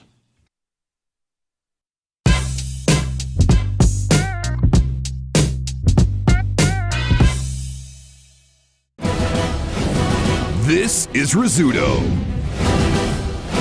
Not only is he rich, but he also has a lot of money. And he's looking to invest in the next big idea. Hi, my name is Riz, and I have a lot of money. I mean, almost too much money.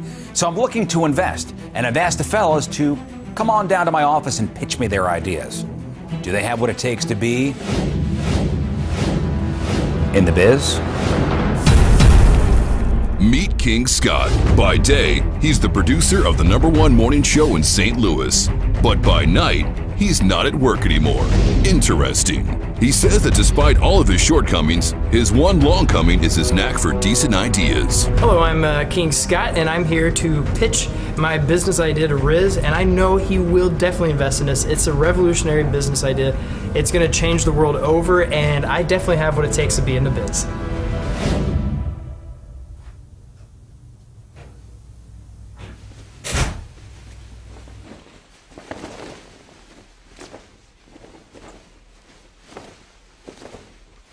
Sorry.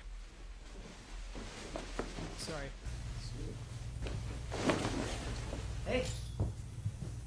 Take a seat.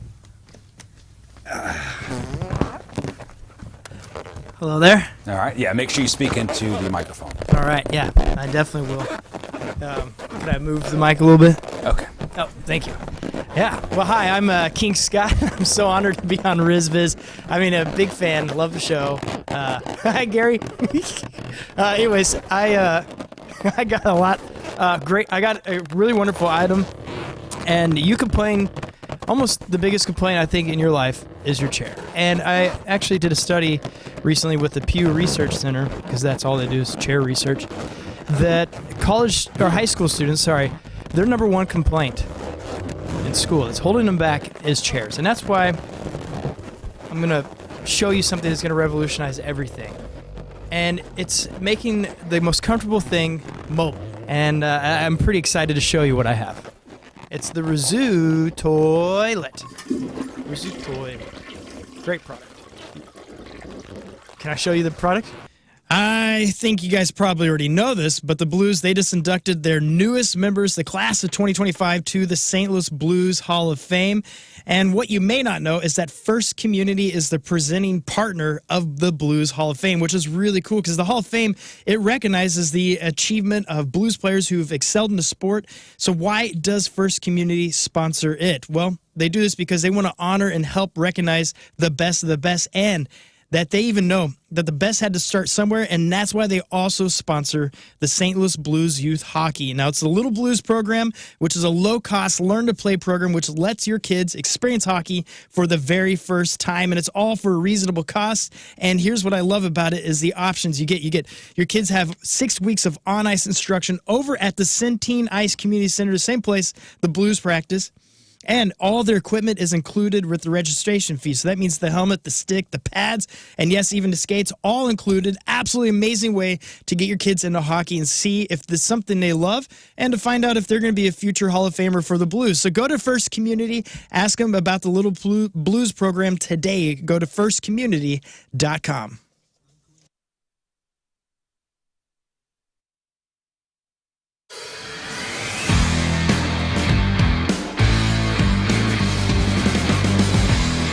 So last time you saw the garage, the place was full of stuff. It was dirty, it was dingy. So this is the inside of the garage. So what we're gonna do is we're gonna keep some of this structure here and then kind of build around it. And now look,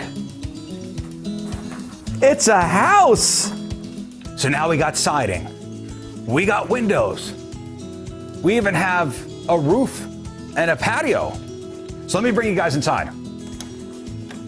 Oh, hey, you wanna come in? Let's go. It's night and day for what you guys saw before. I mean, this is an actual house now with rooms all framed at. But here's the cool part. We kept basically the frame of the old garage. I mean, that's all old garage. So this is gonna be a bedroom, huh? Can you see it? Can you see it? I'm gonna be sleeping right over here. Oh, let me show you my favorite part. The bathroom. And I'm gonna be right here, you know. Let me show you the kitchen. Yeah, washing my hands at the sink. Let's see what's in the fridge. Nothing. Pantry. This will be the kids' room. I know it's dark in here, but this will be kind of a mud room after working in the field. Come over here, take off your stuff, washer, dryer. There's another bathroom over here that if the dogs get dirty, wash the dogs off, and everybody's clean and can relax. Let me tell you about one of my favorite parts of the house. Talk about Centric for a long time now. Now you could find out for yourself how you could train for a new IT career in as little as 4 months with St. Louis's leading IT training company, Centric. Centric is the longest running, most experienced entry-level tech training program in the country.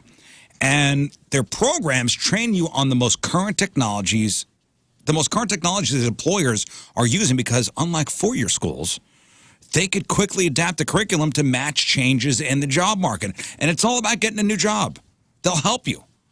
They know your goal is to get a great IT job. That's why job search assistance is a big part of the program. Now, in addition to your tech training, they know there are other skills that you need to find that right job. Now, Centric's Career Services team provides students with seminars and workshops and other services throughout your training that prepare you for your job search and will help you land that new IT job. They're with you every step of the way. When you call them up, ask for Patrick Nealon. He's going to take care of you. That's Centric. Centric.com/Riz. CENTRIQ.com/Riz.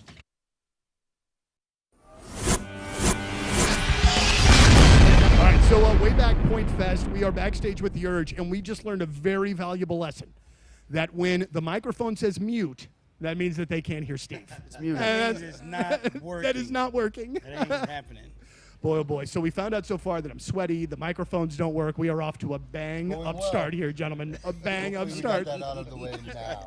Well, I very much appreciate you guys chatting, and Bill, especially you, man. You're. What did you do to the back? Oh, Doc says I have a herniated disc. I don't know. That's Big deal. Oh yeah. It's gotta be. I don't. Do you remember? Drink his way Yeah. Do you remember 16 Lindy's Candles? and stuff. Yes. Like Joan Cusack in 16 Candles. This is gonna be kind of my stage move today. Nice. The doctor told him book some more Urge shows, and then then we'll look at it. Yeah, it might be a slightly less energetic than usual. But You know, one thing that I've been paying attention to that's not necessarily Urge related, your photography that you have been taking on IG is really something else, man. If you don't follow Bill, you really should, man. Oh, nice. Well, because you guys were just in San Francisco and you Yeah. took some beautiful shots. we got to go tour a winery and everything was fun. Thanks, Yeah, man. very good. That's No, awesome. no, it's all good. I think that's one of the fascinating things about you guys is you're all very different individuals. And so when I hear from various members from time to time that sometimes it takes a little while for Urge business to get done, I'm not surprised by this. That's a nice way of putting it. I think so. But that's Gently phrased. But that's an all right thing, and that's probably a very healthy thing for where you guys are right now. You know what I'm like saying? each other personally. It makes it hard. Yeah. Yeah, you don't look like you like each other at all. We had to figure out who's going to sit next to who. Well, here's what I would like, and I'm very demanding. But how does it feel is really great. It's getting such a great reaction, and we talked about that when you guys were in last week. Thank you, Ben. We want more. We want more. We want more soon. We want more like that. I know. Bet. This is my serious journalistic face. What do we got to do to make this happen, We gentlemen? got a bunch What- of jams. Yeah? We got a bunch. Do I need to go to work for you guys? And we have some covers as well. We could probably finish up. We have a couple covers we did which were fun, but we got 4 or 5 other original tunes that are pretty much done. Well, the Feel Good Inc. cover, I thought that had been rumored to be something that you guys might release for a while. We recorded it. Yeah. And, It's we in may the release can. it eventually. It's awesome. Might remix it and try to release it. And what a great Matthias, cover for you guys to do. It's a cool song. Yeah, I mean, awesome. a very cool song. I'm actually getting to see those guys for the first time in a few weeks. Matthias. Oh weekends. yeah, Matthias. Yeah. Matthias and Gadase kicked some ass on that. Oh, yeah. track. Yeah. So it's Oh, really cool. who are you talking about? I'm going to see the Gorillas in a the few Gorillas. weeks. Right. Yeah. Where are you going, Donnie? I'm going to ACL to see them in Texas. The same Oh, week nice. I'm going to see those guys, Jay-Z, and Run the Jewels twice. Weeks. We're Hello, and barbecue on top of that. Yes. So Right. the feedback on the song. Hey, fellas. Frank, you're listening. I know you are, and you know that you're overdue for this Victory Men's Health visit. I've been harping on, Frank. You got to go. It's Thursday. Everybody's getting paid tomorrow. It's colder than a well digger's ankles outside. You got nothing else to do. You might as well go take care of your health. Jump into spring feeling like you did 10, 15, maybe 20 years ago, because Victory's going to test your blood down to a microcellular level, figure out what's going on with you and your health, and give you a recommended treatment plan that's custom made for you, and then follow up with you every step of the way and be your biggest cheerleader on your journey back to 100%. There's 4 locations. There's one in East O'Fallon. There's one in Sunset Hills. That has added cardiovascular testing, and also the one in Town and Country that Moon King Scott and I go to.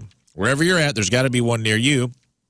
So make sure you're getting in there and seeing them. If you're having problems in the bedroom, maybe you need to lose a little weight, maybe you got low T, maybe you need some vitamin deficiencies addressed, maybe you need some cardiovascular testing. Whatever's going on with your body, Victory is constantly adding more weapons to the arsenal to help you feel your best. So don't wait. For more information, go right now and schedule yourself an appointment at victorymenshealth.com. That's victorymenshealth.com.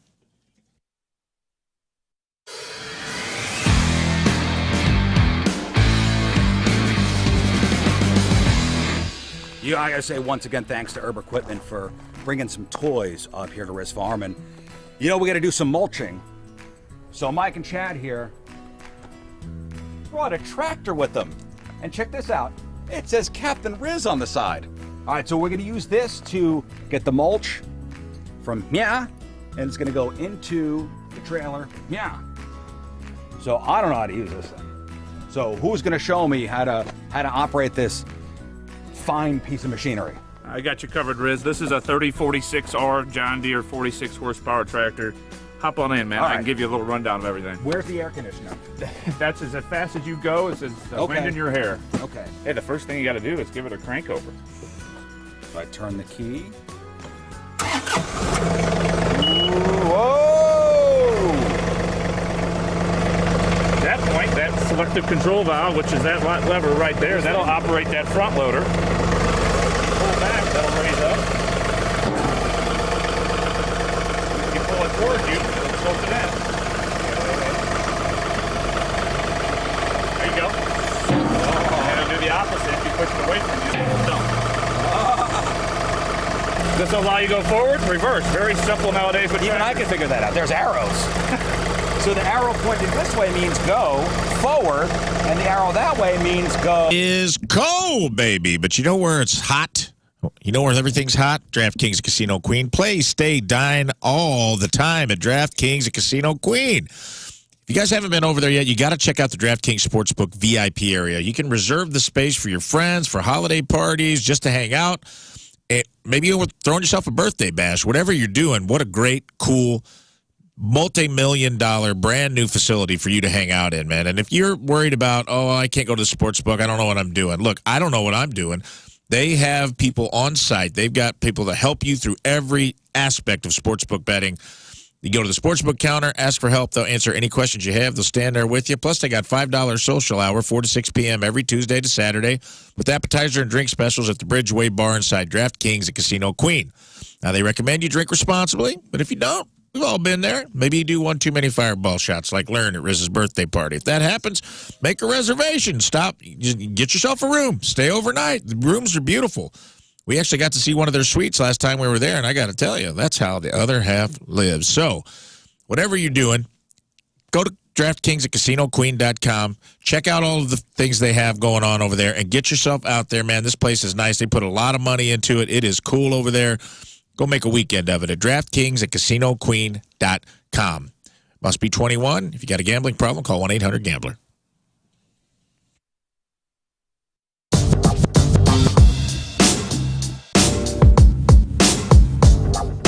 All right, so the lead-off interview for Point Fest 2019, my guy Claudio from Coheed and Cambria. How you doing, man? Thank you so much for being here today.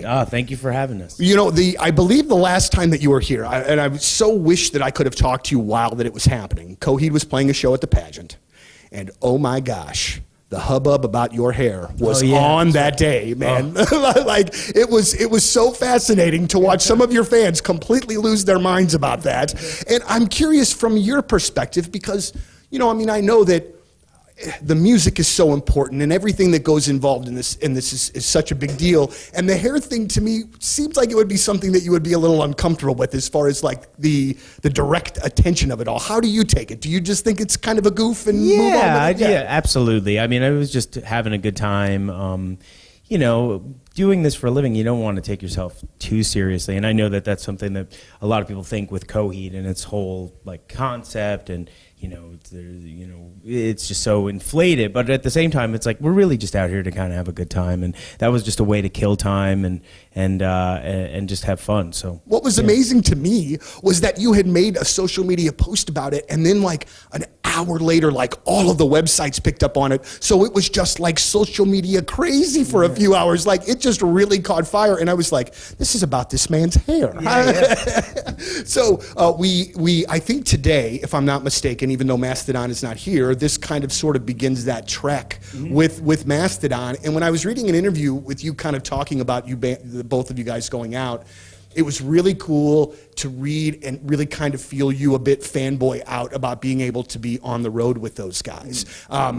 So this is nothing that's ever happened before. The first time that you've been out on an extended run with them. Yeah. But they've been friends with you guys for a while. You've been mutual friends, kind of thing. So, somewhat. I mean, we've just kind of been in the same circles, and we've seen each other's bands on tour. Like whether it's in a festival situation or at NAMM shows or just sort of gatherings. So to be 61 degrees on Monday, but it's very cold right now. Right now it's 8 degrees. Can't wait till the spring and gonna be standing on the deck and surveying our land and watching the kids play and the dogs run around. But maybe your deck is in disrepair. Maybe your deck is a hazard. It's time to call Chesterfield Fence and Deck. They are the best, and they've been around for 57 years. The sign you have the very best is Chesterfield Fence and Deck. So whether it be a new fence, let's say you're looking for a beautiful natural cedar deck, or maybe the Vecca deck, the vinyl decking, the strongest deck in the industry with no maintenance, and they'll find a color that matches your house perfectly. And of course, they have their own installation team. They that carries out the mission over there to be the very best in customer service and quality craftsmanship. Fences, decks, sunrooms, screen rooms, patios, and more. Windows, even. Free in-home estimates with no obligation and free project design. And if you mention the Riz Show this month, you'll get 20% off your next installed outdoor project with Chesterfield Fence and Deck online at chesterfieldfence.com. After all, who doesn't want a bigger deck?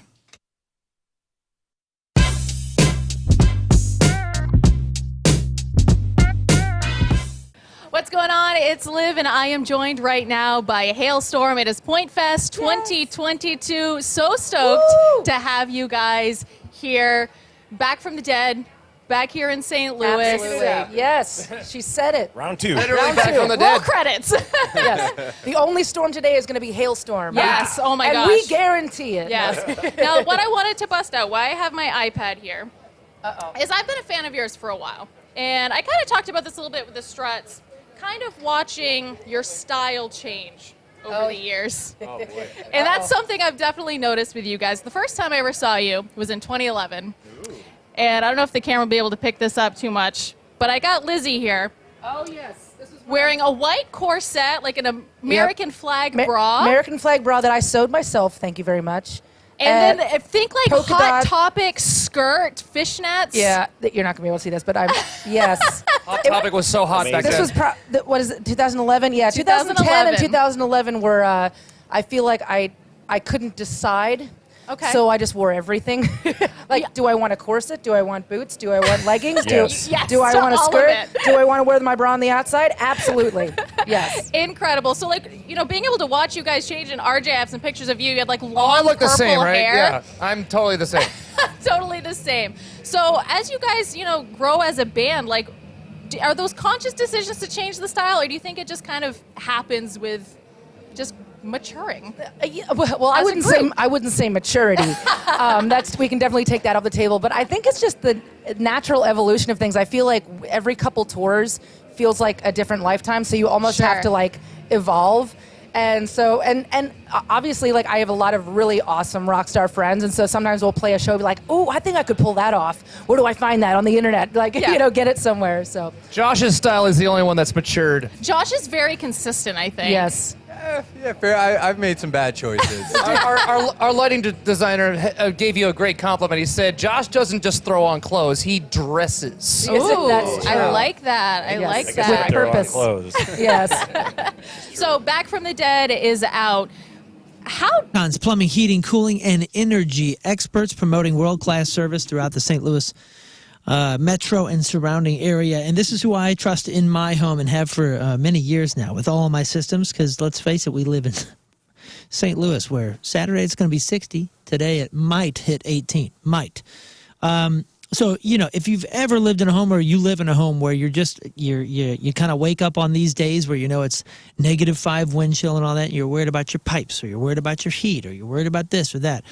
There is a life that you can live where you're not as stressed out and worried about all your systems, and that's one where you trust Anton's in your home. Anton's Plumbing, Heating, and Cooling, and the energy experts over there, they have maintained our systems and kept them running just absolutely incredibly. And not just kept them running, but made them as efficient as possible. Made my home as efficient as possible. We had a period there where we were, before Anton's, where we had one room that was always too hot, and the other side of the house would be freezing. That's ridiculous. It's a strange way to live when I'm taking off my hoodie in one part and then putting jackets on in another part.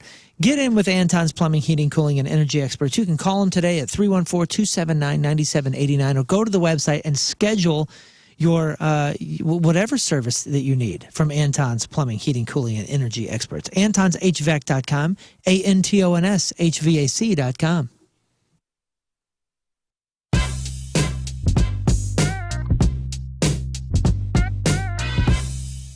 There's a big tour, big show coming to St. Louis, April the 1st over at the Chaffetz Arena. And I am very stoked for the very first time to be chatting with Co Wetzel. Co, you'll be at Chaffetz. It is the Road to El Paso Tour Part 1. And we're playing the song Creeps. And it's really nice to meet you, Co. Hey, man, I appreciate you having us on. Thank you for jamming the music, dude.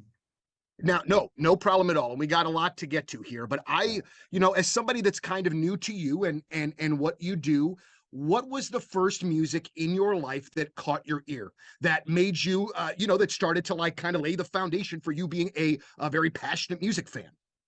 I would probably have to say Nirvana. I grew up on all kinds of music, and then I found out who Nirvana was in the 8th grade or 7th or 8th grade, and I don't know, man. They kind of grabbed me. Kurt's voice and the way that they put all the music together was unlike anything I had ever heard, and I was like, oh hell yeah, I got to do this. And so was it that record? Was it Nevermind and In Utero, whatever, Nirvana in general? So that was the one that was like, all right, I want to do this. Yeah, absolutely. I grew up playing music, but it was always country. All right. And stuff like, So then on top of that, when did you? Yeah. Oh, sorry to interrupt. I apologize. But so when did you feel like, you know what, I can do music for my life? Like, this is something that I can do. I want to do this. I want to make a living doing this. Yeah, I think it was more in college. I played and I wrote through high school, played gigs through high school and stuff. But once I got into college, I was like, screw school, I played football for a little bit in school, and I was like, I'm not gonna make it to the NFL. I'm not gonna become a doctor. So why not go get some free beer and make a little money doing it? So I saw that post I think you made yesterday about your grandma on the Dallas Cowboys. And and I found that to be so funny. So are you a Cowboy fan to this day because of grandma? Oh, absolutely. Yeah. Like, I think, not even 24 hours after I was born, I was in a Cowboy onesie. So yeah, I'm a day one.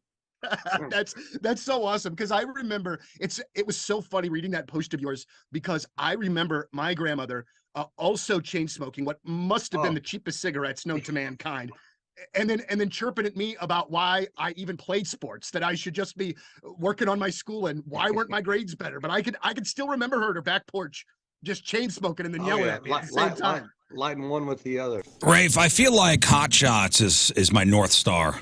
Like, I know I'm safe. Yeah.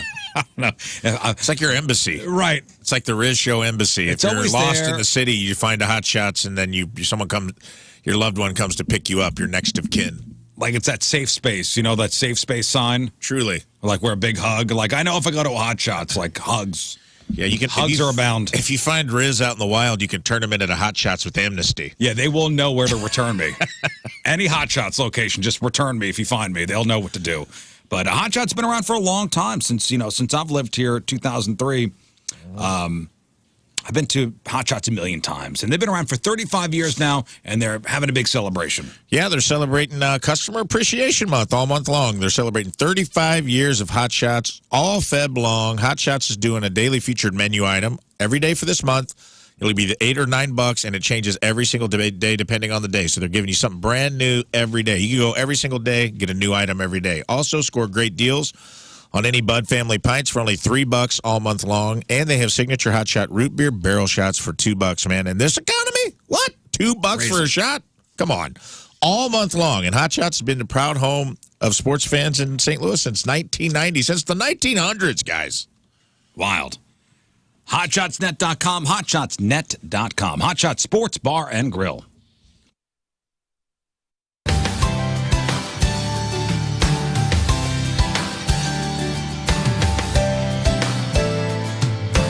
That is it for us. Appreciate y'all tuning in.